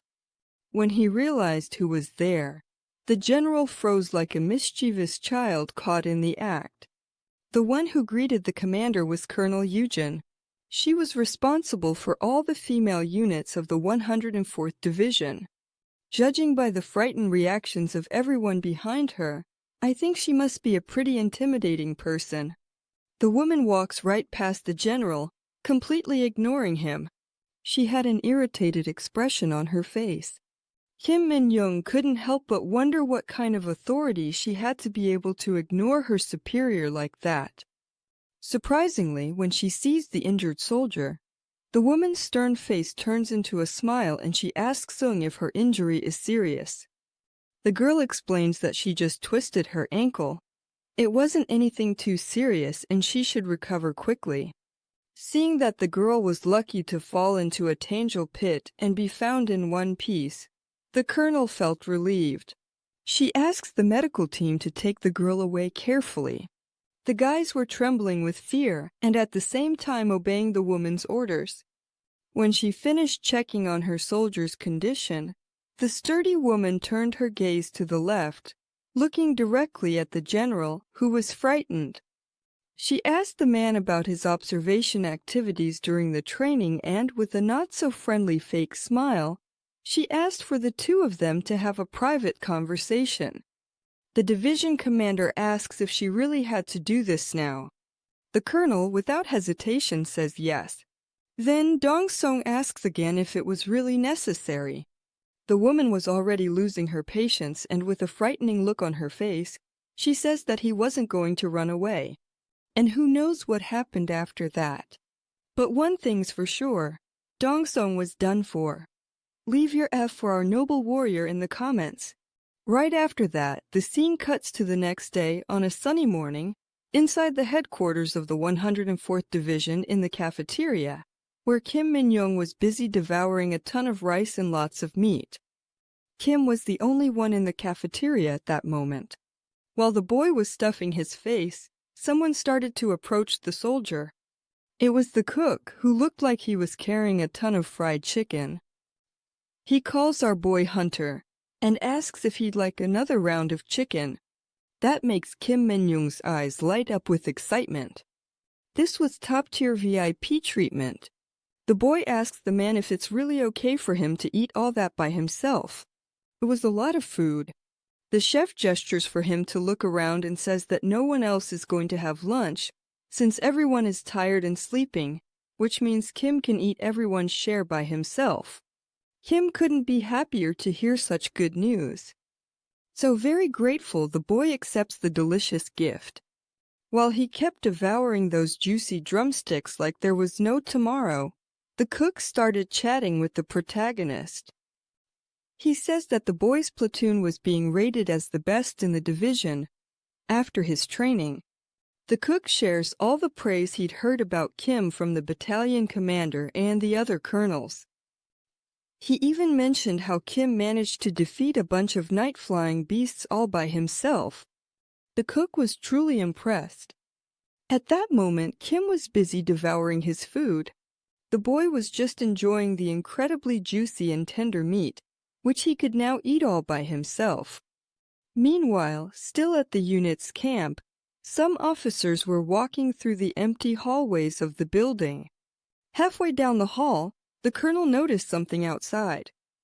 He looked over at the recruits' training field. All that silence was in a way bizarre. The training fields were completely empty. He remarked how the whole field looked like a ghost town, which caught the attention of the captain beside him. The captain, with the scar above his mouth, replied that everyone was given time off after the exhausting training, and that's why most of the soldiers were just sleeping in their quarters. The colonel seemed satisfied to hear that, but commented that the wimps should get up to eat too. Continuing on his way, he mentioned how everyone had been amazing in their recent training, and how the division commander seemed quite pleased with the results. This piqued the interest of the other captains standing beside them. He loved the fact that the division commander had personally come to observe the training.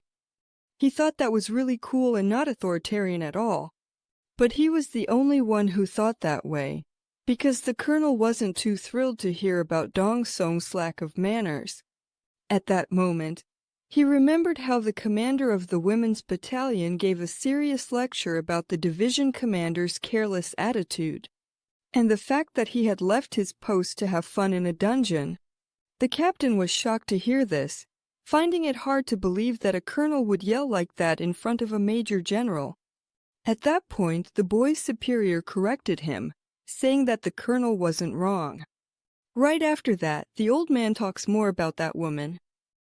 He says that the commander of the 4th Battalion was a frightening person. At that moment, he pictured the colonel in an imposing pose, holding her sword on her shoulders. He imagined her as a super soldier. In any case, he was actually glad that everything had been resolved. Thanks to Kim Hee-jun and the boy's incredible results, the division commander's interest in him was at least partly justified. When talking about the boy, the man broke into a huge smile. He couldn't wait for the next monthly meeting. I have a feeling something good is coming for our protagonist at this meeting, huh? In the next scene, the story returns to the main building of the division headquarters. A meeting was taking place there. With a pair of glasses on his face, Dong-sung was looking over the documents in his hands. There was one more person in that room. Colonel Ryu was sitting in front of the 4th Battalion commander, calmly sipping tea. The bearded man finished reading the documents and looked at the colonel to confirm that the dungeon cleaning schedule was ready. The man didn't waste any time and asked how Sun was doing.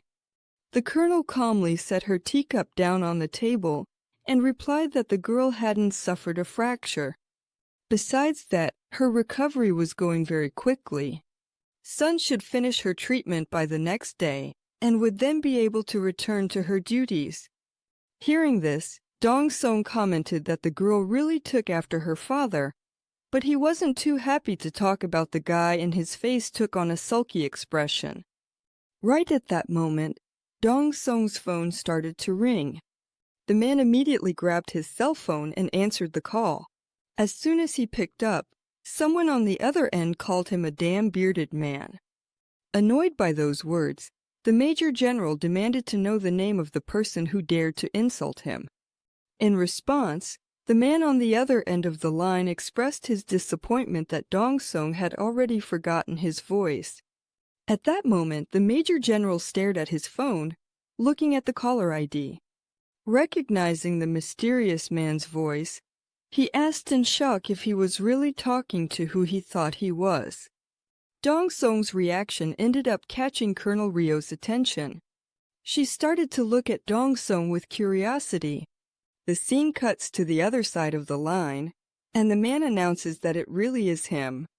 From the nameplate on his desk, we see that he is Major General Song Tae-ho, the commander of the 107th Division and also the father of the blue-haired girl. The scene zooms in and gets closer to the man. He was completely out of control. The guy was furious. Veins bulged all over his face, and he also had a huge scar over his eye. The guy shouts, demanding a duel with Dong-sung. So everyone, the father-in-law finally showed up, huh? Major General Dong-sung starts cursing out the other major in every way imaginable. In the end, he asks why the guy called him out of nowhere and even called him a bearded bastard. Sun's father just says it was because he really is a grumpy bearded man, and right after that, he asks for the duel again. In the next scene, Dong-sung was already holding his head, trying to control his anger. He wondered if Tae-ho was acting strange because his daughter had gotten hurt. Meanwhile, Colonel Yu was listening to everything closely while Dong-sung called the guy a nerd and provocatively asked if he was really a soldier worthy enough to fight him. Tae-ho replies that he was a general and just wanted to get a little exercise. He went on to say that Dong-sung would be the perfect punching bag for him to warm up. And that made Dong-sung lose his patience. The guy starts calling Tae-ho immature. The veins on his face began to bulge and he was gripping his phone tightly.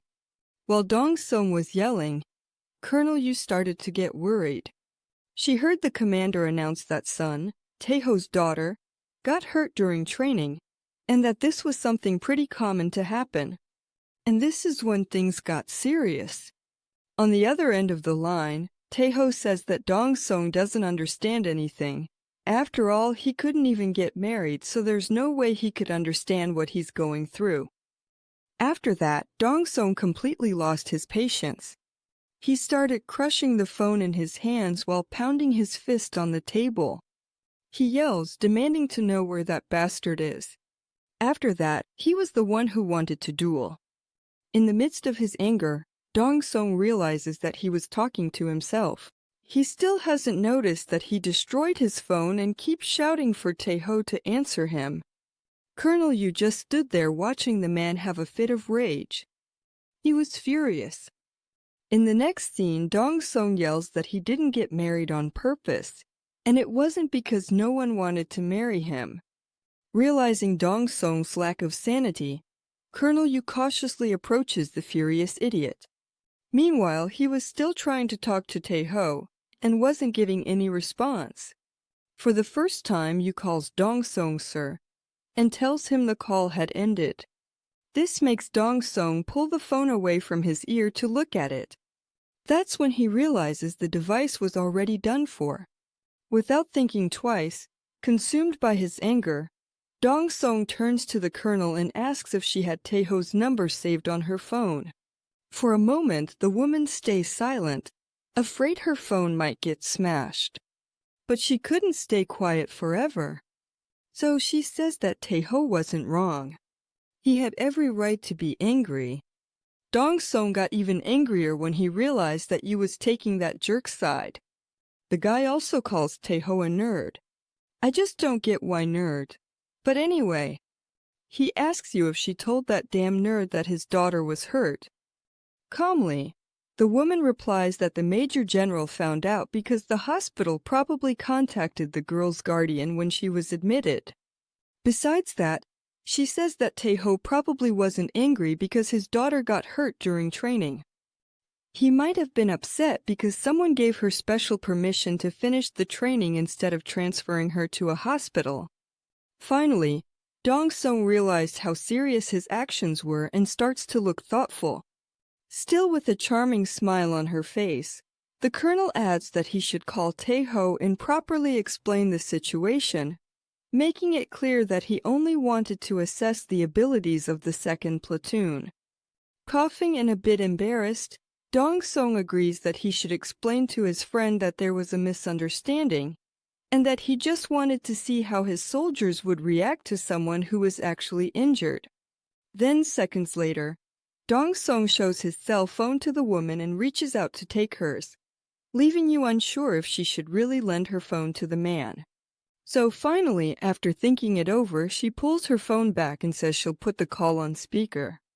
As she makes the call and sets the phone on the table, Dong-sung starts to get nervous.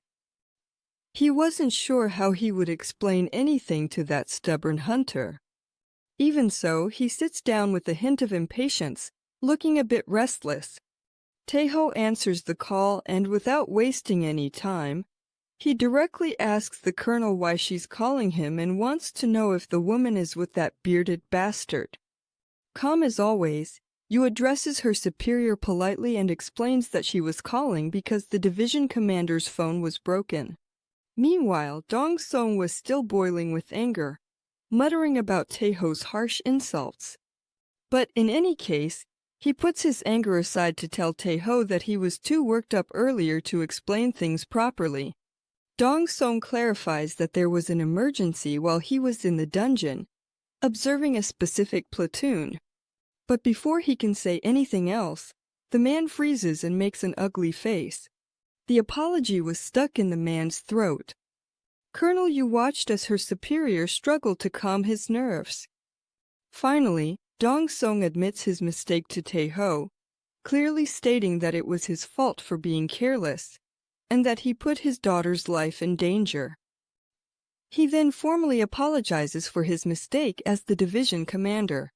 Those sincere words brought a warm smile to General Yu's face. On the other hand, Tae-ho shouted over the phone, wanting to know what the hell Dong-sung was talking about. At that, a silence swept through the room where Dong-sung and Colonel Yu were. With veins bulging all over his face, the Major General told Dong-sung to forget about the duel. It seemed like he was scared because he started spouting a bunch of nonsense. Then he started demanding something. He wanted to know the name of the unit of the bastard who carried his daughter on his back. Neither Colonel Yu nor Dong-sung could process this information. They just stared at the phone in an awkward situation. Tae-ho was furious because Dong-sung had allowed someone, who wasn't even part of the medical team, to carry his daughter on his back. In his thoughts, Tae-ho said that even he couldn't remember the last time he carried his daughter like that. When he was about to ask again for the name of the bastard who dared to carry his daughter, Colonel Yu decided to take the initiative and ended the call, to keep things from getting worse. Seconds later, Yu's phone started ringing. Taeho wasn't going to give up that easily. He still needed the guy's name. This situation was tough, and now the colonel was starting to get worried about all of it. The phone kept ringing non-stop, so the woman took a peek to see how Dong-sung was handling this absurd situation. But the guy wasn't even that furious. In fact, furious was a nickname. Dong-sung was about to explode like a volcano about to erupt. He gathered a lot of courage to apologize for his mistakes, only to find out that the guy was angry about something completely irrational. Colonel Yu got anxious and did her best to keep the guy from totally blowing up, but it was already too late. After that, Dong-sung couldn't hold back his anger. He shouted at Yu to get a vehicle ready, while he took out all his frustration on the couch he was sitting on. Colonel Yu was distressed. The woman started to cautiously back away, while asking the Major General where he was planning to go. The scene cuts to Dong-sung's face. He was grinding his teeth, boiling with anger, as he ordered the colonel to clear his schedule because they were going to pay a little visit to Taeho's division. Seeing the furious expression on the mad soldier's face, the colonel lost her composure and mentally called Dong-sung and Taeho a pair of immature idiots. She had already lost her patience with those two. Meanwhile, the guy who ended up causing all this chaos, our protagonist Kim, was casually walking down the hallways, not caring about the world. He loved the free chicken he got at the cafeteria so much that the boy was humming about how much he loved fried chicken. As he sang and kept walking down the hallways with his hands in his pockets, he passed by a water fountain and, guess what? Lurking there was our little Nero, posing and waiting for Kim to turn his attention to him. This little guy takes after someone. He's a real gem. As he kept walking, Kim noticed something strange out of the corner of his eye. He stopped in his tracks to confirm his suspicions, and when he suddenly turned his head to see what the heck he'd just seen, Kim spotted the little shadow demon. Nero lit up with joy when he saw that his master had noticed him.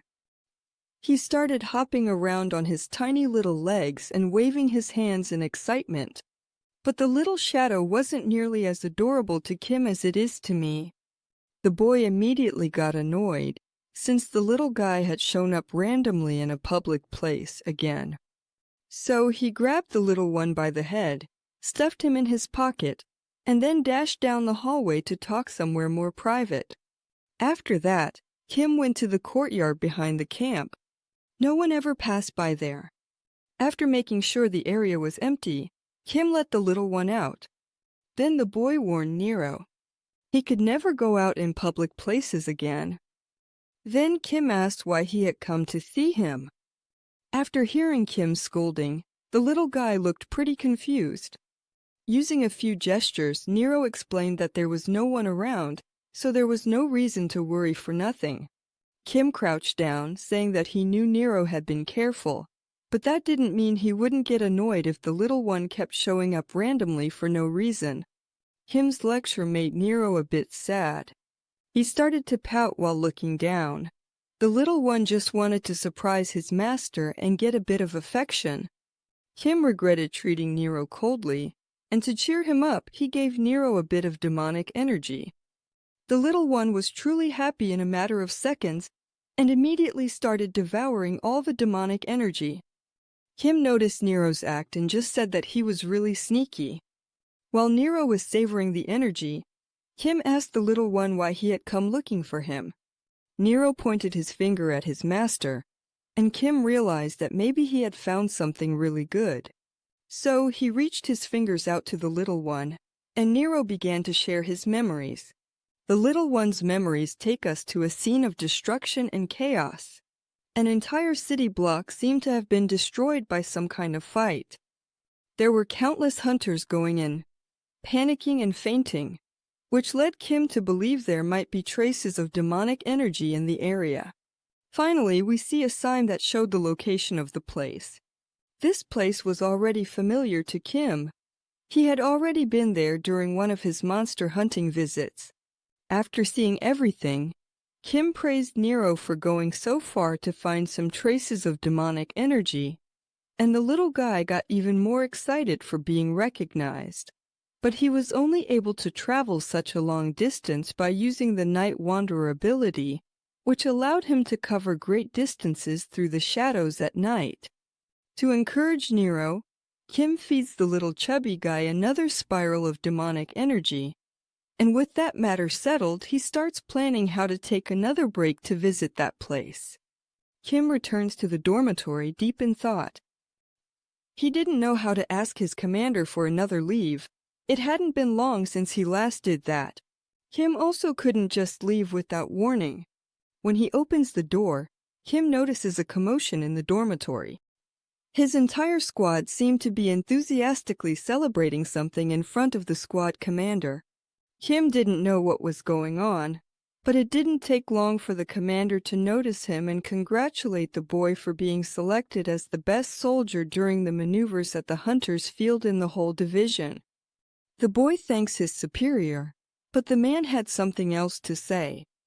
The commander explains that the best soldier would receive a separate reward later on.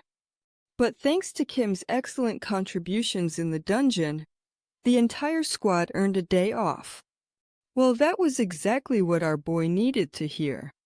Then your eyes already start to shine. Without wasting a second, he asks the commander if he could use his day off the next day, and the question seemed to surprise everyone. It wasn't something impossible, but the commander couldn't help but ask why the boy was in such a hurry to take a day off. Kim couldn't reveal that he was planning to take out some random monsters to steal their demonic energy, so he simply said he had a few things to take care of. Since no one could really argue with this psychopath, none of the hunters questioned anything further. After a brief pause, the commander approved the boy's day off for the next day, and Kim, all excited, thanked him. The next day, the boy arrived at the ruined city that had been shown in Nero's memories. Looking around, Kim knew he had definitely come to the right place, but there was something in common throughout the area. There were a lot of hunters busy cleaning and disinfecting the place. While they were cleaning, the huntresses noticed a shadowy figure near them. It was Kim, looking completely dejected, realizing he had come all the way there for nothing. It seemed like the emergency situation was already over, but he still didn't understand why there were so many huntresses in the area. The boy stood there, feeling awkward trying to process all the information.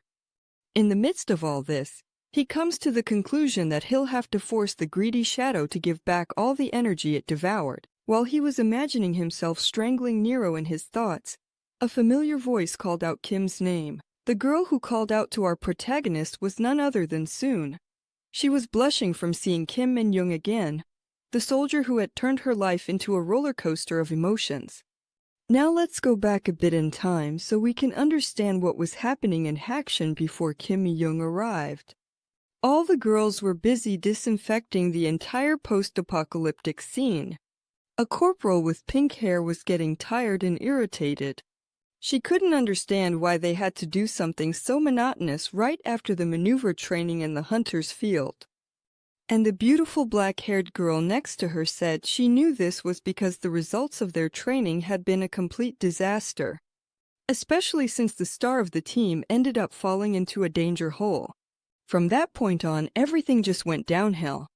So, this mission was a kind of punishment from the battalion commander, Colonel Hayo. Even so, the girl couldn't help but complain. They were all exhausted. Even so, they had to clean up an area after the monster outbreak without any rest. On the other hand, the girl was glad she hadn't been part of the attack team that had to deal with the monsters that broke through the dungeon gate. While the pink-haired girl was busy cursing and grumbling, the other girl spotted someone familiar nearby. Even from a distance, you could see the girl's blue hair. It was Soon, doing her best to handle her duties as always. Soon after, the black-haired girl approached Soon, asking if her injury was okay while also telling Soon not to overwork herself. Recruit Soon was touched by the soldier's concern and assured her that she had already recovered.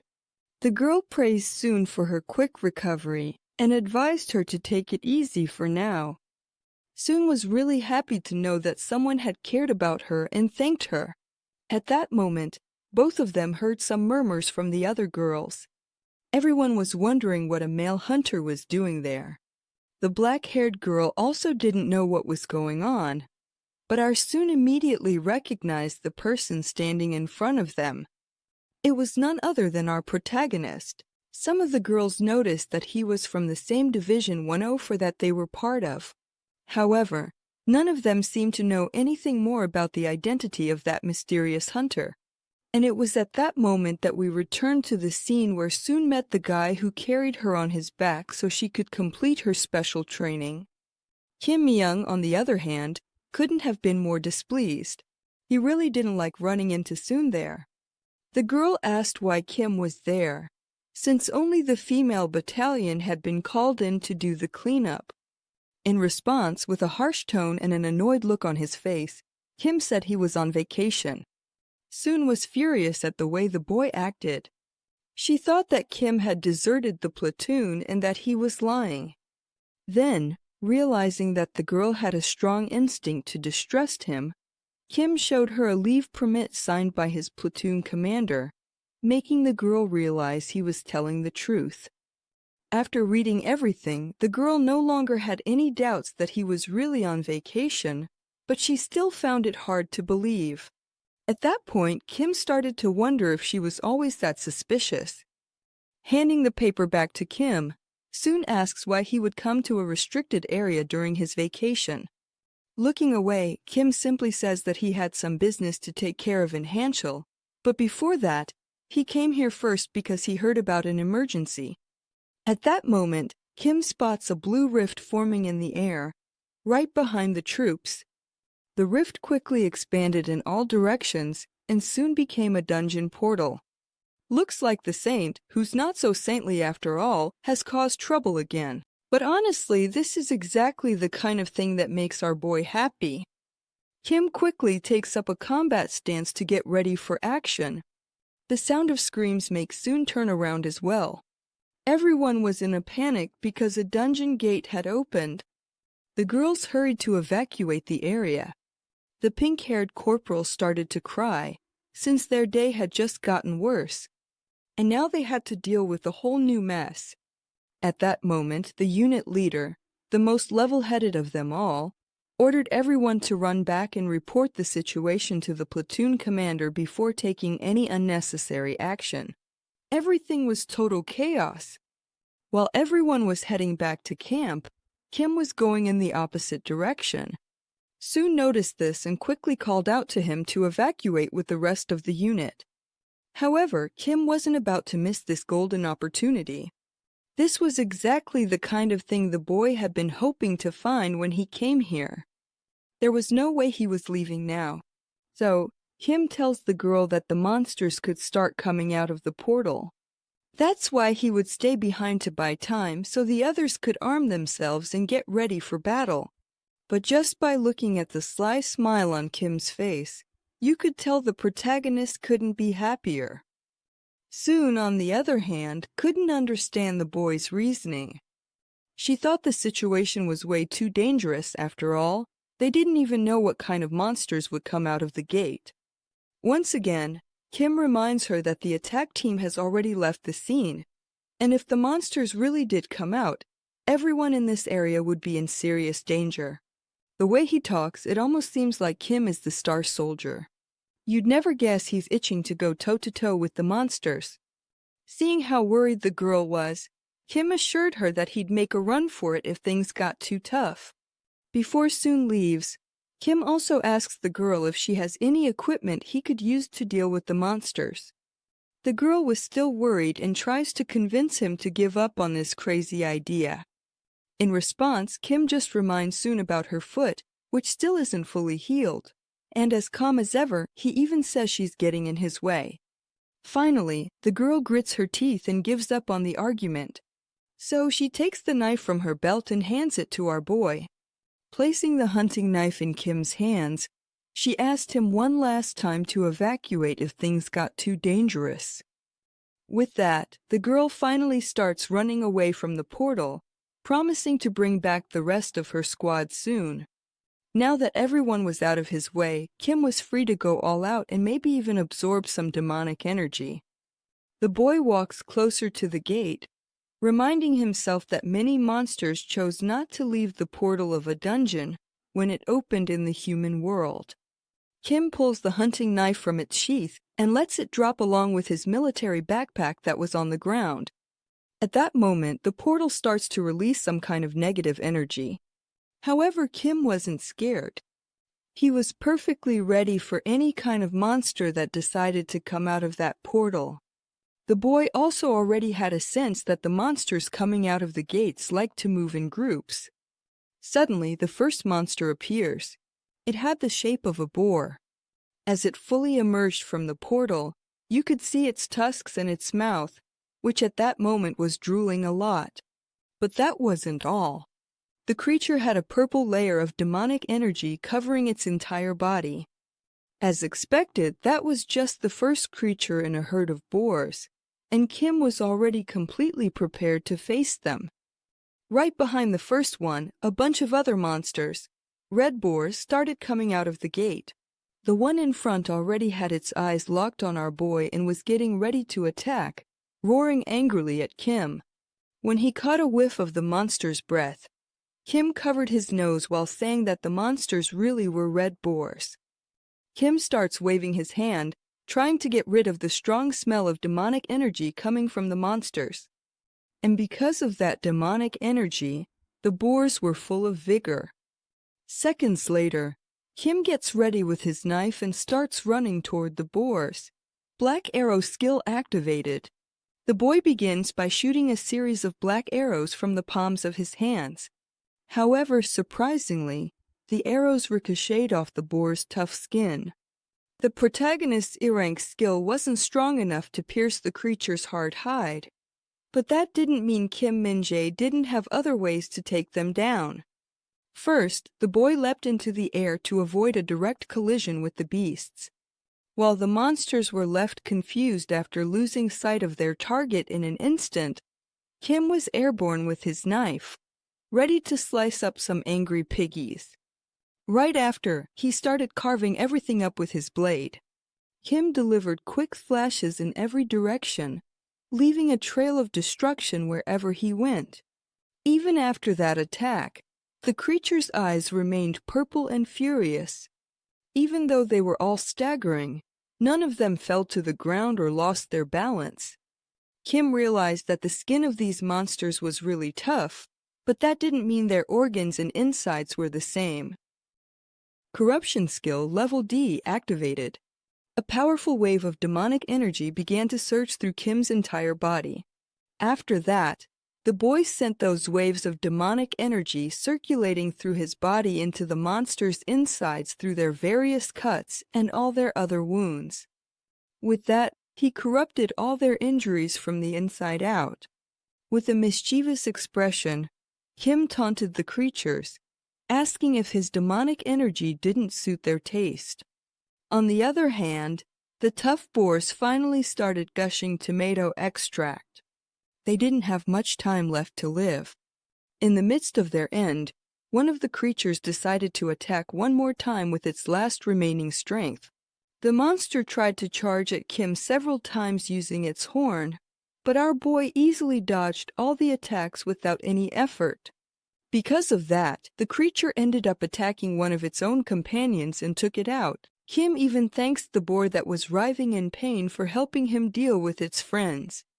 With the fight already in the bag, Kim starts absorbing the demonic energy from the fallen monsters. An intense light begins to shine from the monsters' eyes, and little by little, the remaining creatures also end up succumbing to their tragic end after their life force is drained from their bodies. All the energy left the monsters and gathered in Kim's hand. After that, the monsters were almost finished off. So Kim grabs the blade again to finish the job. The boy continued with the flurry of quick slashes, and with just one clean strike on each beast, Kim managed to pierce all the monsters and finally finish them off. In the next scene, Kim was bombarded with countless notifications. You absorbed a certain amount of demonic energy. Your demonic energy status increased by 1, increased by 2, increased by 3 levels. Night Wanderer skill has been upgraded. Basic swordsmanship skill has been upgraded. Finally, everything there was finished. Then Kim turned his gaze to the dungeon portal. The boy hoped to take down countless monsters and absorb all their demonic energy. But then his excitement is broken when he hears someone calling his name right behind him. Kim turns his head to see what's going on, and it looks like Soon is already back with her friends, who are now fully armed for battle. Our boy didn't expect them to arrive so soon. Right after that, Kim is surprised by a woman with short hair. She came closer and started shaking the boy while asking if he was Recruit Kim and if he was hurt. This short-haired woman was Lieutenant Jia, the commander of Sung's platoon. She seemed desperate to know if our boy got hurt after fighting so many monsters alone. Kim replied that nothing had happened, but the commander found it hard to believe. She examined the boy from head to toe looking for injuries and asked why Kim stayed behind to fight the monsters alone. Again, Kim Min-jae's answer was the same. He claimed that he had to stay to buy some time for the rest of the battalion to get ready. All the girls, except Soon, were impressed with the protagonist, thinking he was a strong and talented boy. On the other hand, Kim was just annoyed. As soon as the girls showed up, his vacation was ruined. Now he wouldn't be able to do anything anymore. He didn't even manage to enter the portal. After the scare, the commander finally asks for the boy's unit number and questions what he was doing there in the first place. The boy pulls out his leave permit once again and explains that he is Kim Min-jae, from the 2nd Company of the 2nd Battalion. The commander checks the document while Soon watches her uncomfortably from the background to see if her reaction would be the same as hers. Naturally, the commander asks why a corporal would be wandering around a restricted area during his rare vacation, and wonders if it was because he lived nearby. That wasn't the case, so Kim gives the same excuse he gave to Soon, saying that he had some business in the area and came to see if he could help when he heard that a portal had opened nearby. As a skeptic, the commander found it hard to understand the soldier's reasoning, but that didn't mean the other girls felt the same way. They were just swooning over our boy for his heroic actions. Seeing no point in questioning him any further, the commander turns her back and tells everyone to evacuate the area until the investigation unit and the attack team arrive to properly handle the situation with the portal. As soon as she walks away, the rest of the girls approach the protagonist, bombarding him with countless questions. But Kim was too irritated to answer anything. Seeing the scene unfold, the commander lets out an exhausted sigh after witnessing her unit's unsatisfactory behavior.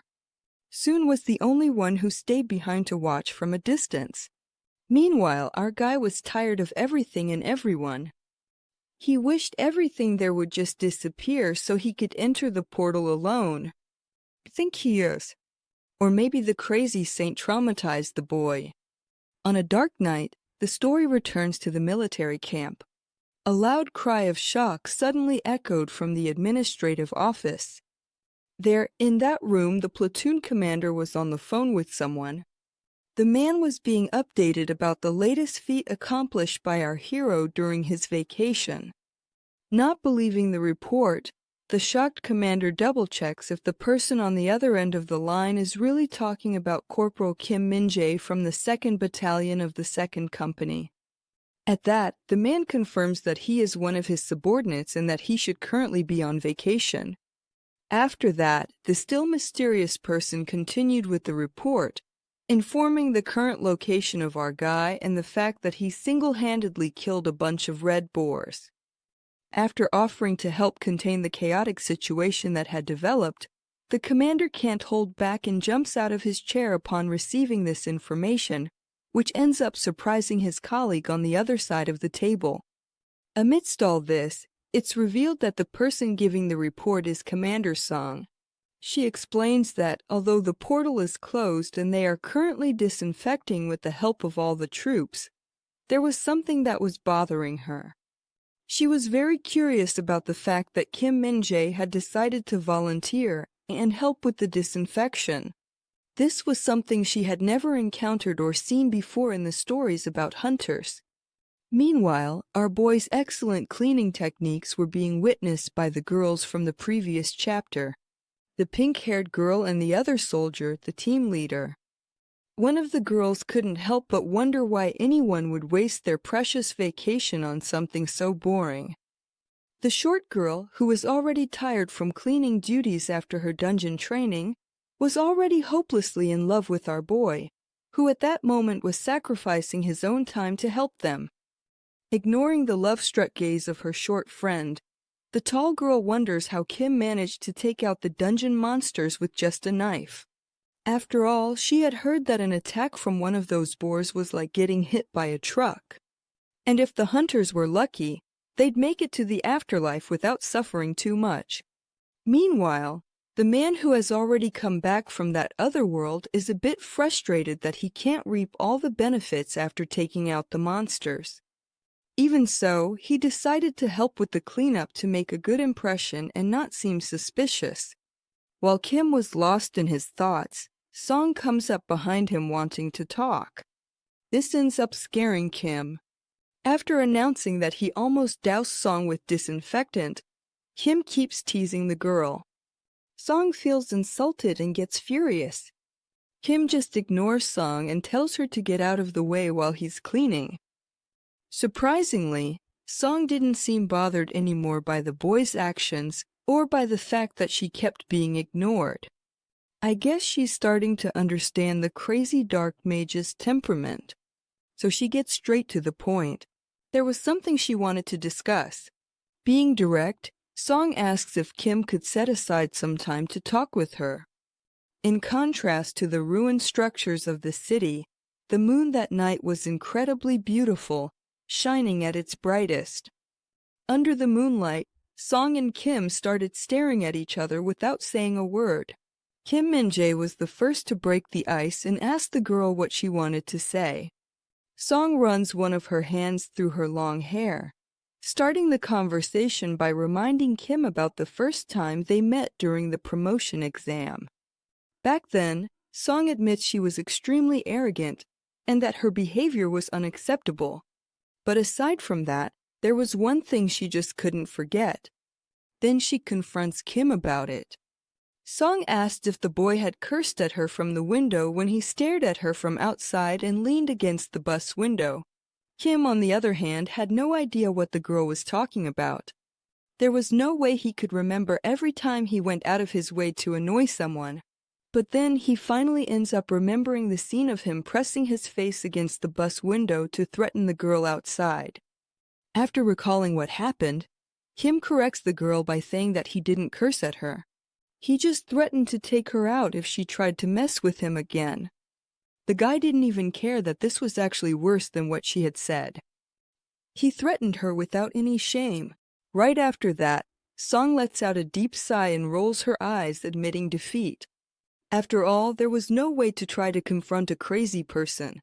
Anyway, Song realizes that she was the one who provoked him first, and even though her apology is late, she makes sure to apologize to the boy while bowing to Kim.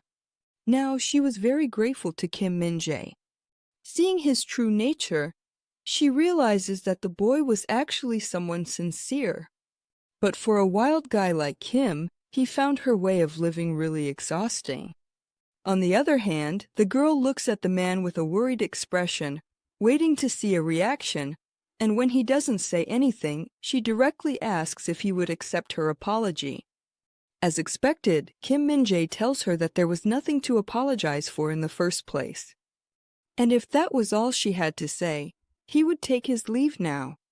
However, the girl stops him from leaving again and points out that there was only one case in history where a soldier achieved a perfect score on the promotion test. The mention of an achievement catches our boy's attention, and he asks Song if she was talking about him. As the cold night breeze rustled the leaves of the trees, the girl replied that there was someone else. So actually there are two people now. Although Kim also achieved the record, he was curious to know more. The boy impatiently asked about the other person who got a perfect score. The girl starts to say it was her old man, but she immediately corrects herself and calls the mysterious soldier her father. Kim asks if she was talking about the division commander, and with a face full of admiration, she answers yes.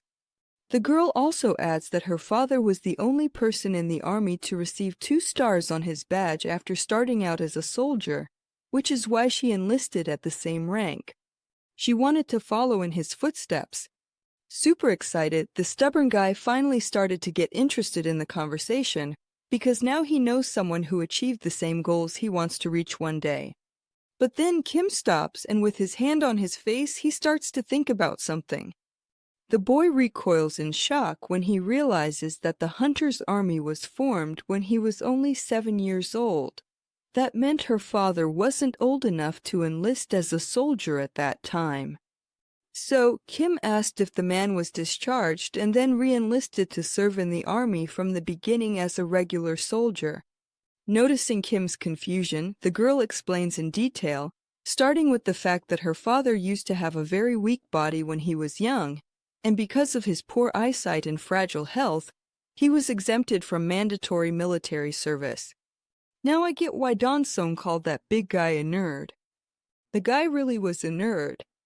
That was enough of an explanation for Kim to deduce that the girl's father probably enlisted in the army on his own after awakening. Soon confirmed his theory with a huge smile on her face, mentioning how much her father wanted to get strong to protect her and her mother. After hearing all that and seeing Soon's charming expressions, even the usually indifferent Kim was now curious. He wanted to meet her father. The girl was already expecting him to say that, since she was super happy under the moonlight. She even says that he would get along really well with her dad. After all, he loved super talented and strong soldiers. I don't think so, you know? She has no idea what Taeho actually wants to do to the guy who gave her a piggyback ride. After that, the scene cuts to a different place. It was the headquarters of the 107th Division, more specifically at the Hunters Academy. Some rumbling sounds echoed throughout the place. The gym of the 107th Battalion was shaking as if it were in the middle of an earthquake. In this place there was a colonel named Lee, who was astonished by what he was seeing. Colonel Yu was also present in the gym, and her expression told us that the current situation was already beyond her control. All she could do was sigh with her eyes closed. The entire building was shaking, and at that moment, General Taeho's voice echoed across the court, asking his opponent if he had come there to talk about a guy named Kim Min-jun. The scene shifts to the bruised face of Major General Don Song, who looked shocked upon realizing that Soon's father already knew our boy's name. Right after that, we see Taeho, his face just as battered as Don Song's, and with a confident smile, he tells Don Song that he has an excellent information network, and that's the reason the building is shaking as if there were an earthquake. Don Song and Taeho were speaking with their fists.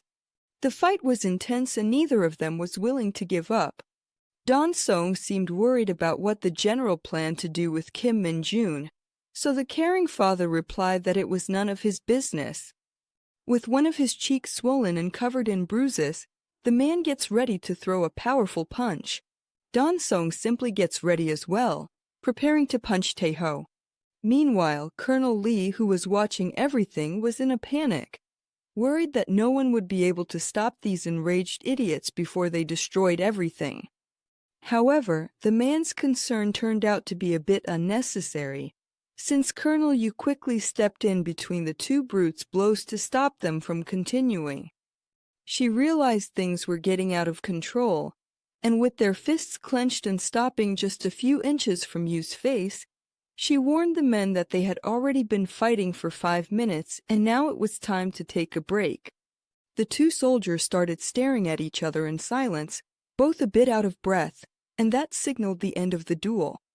But even though the physical violence had come to an end, they were still face to face, continuing to argue, cursing at each other, and refusing to admit that either of them had lost.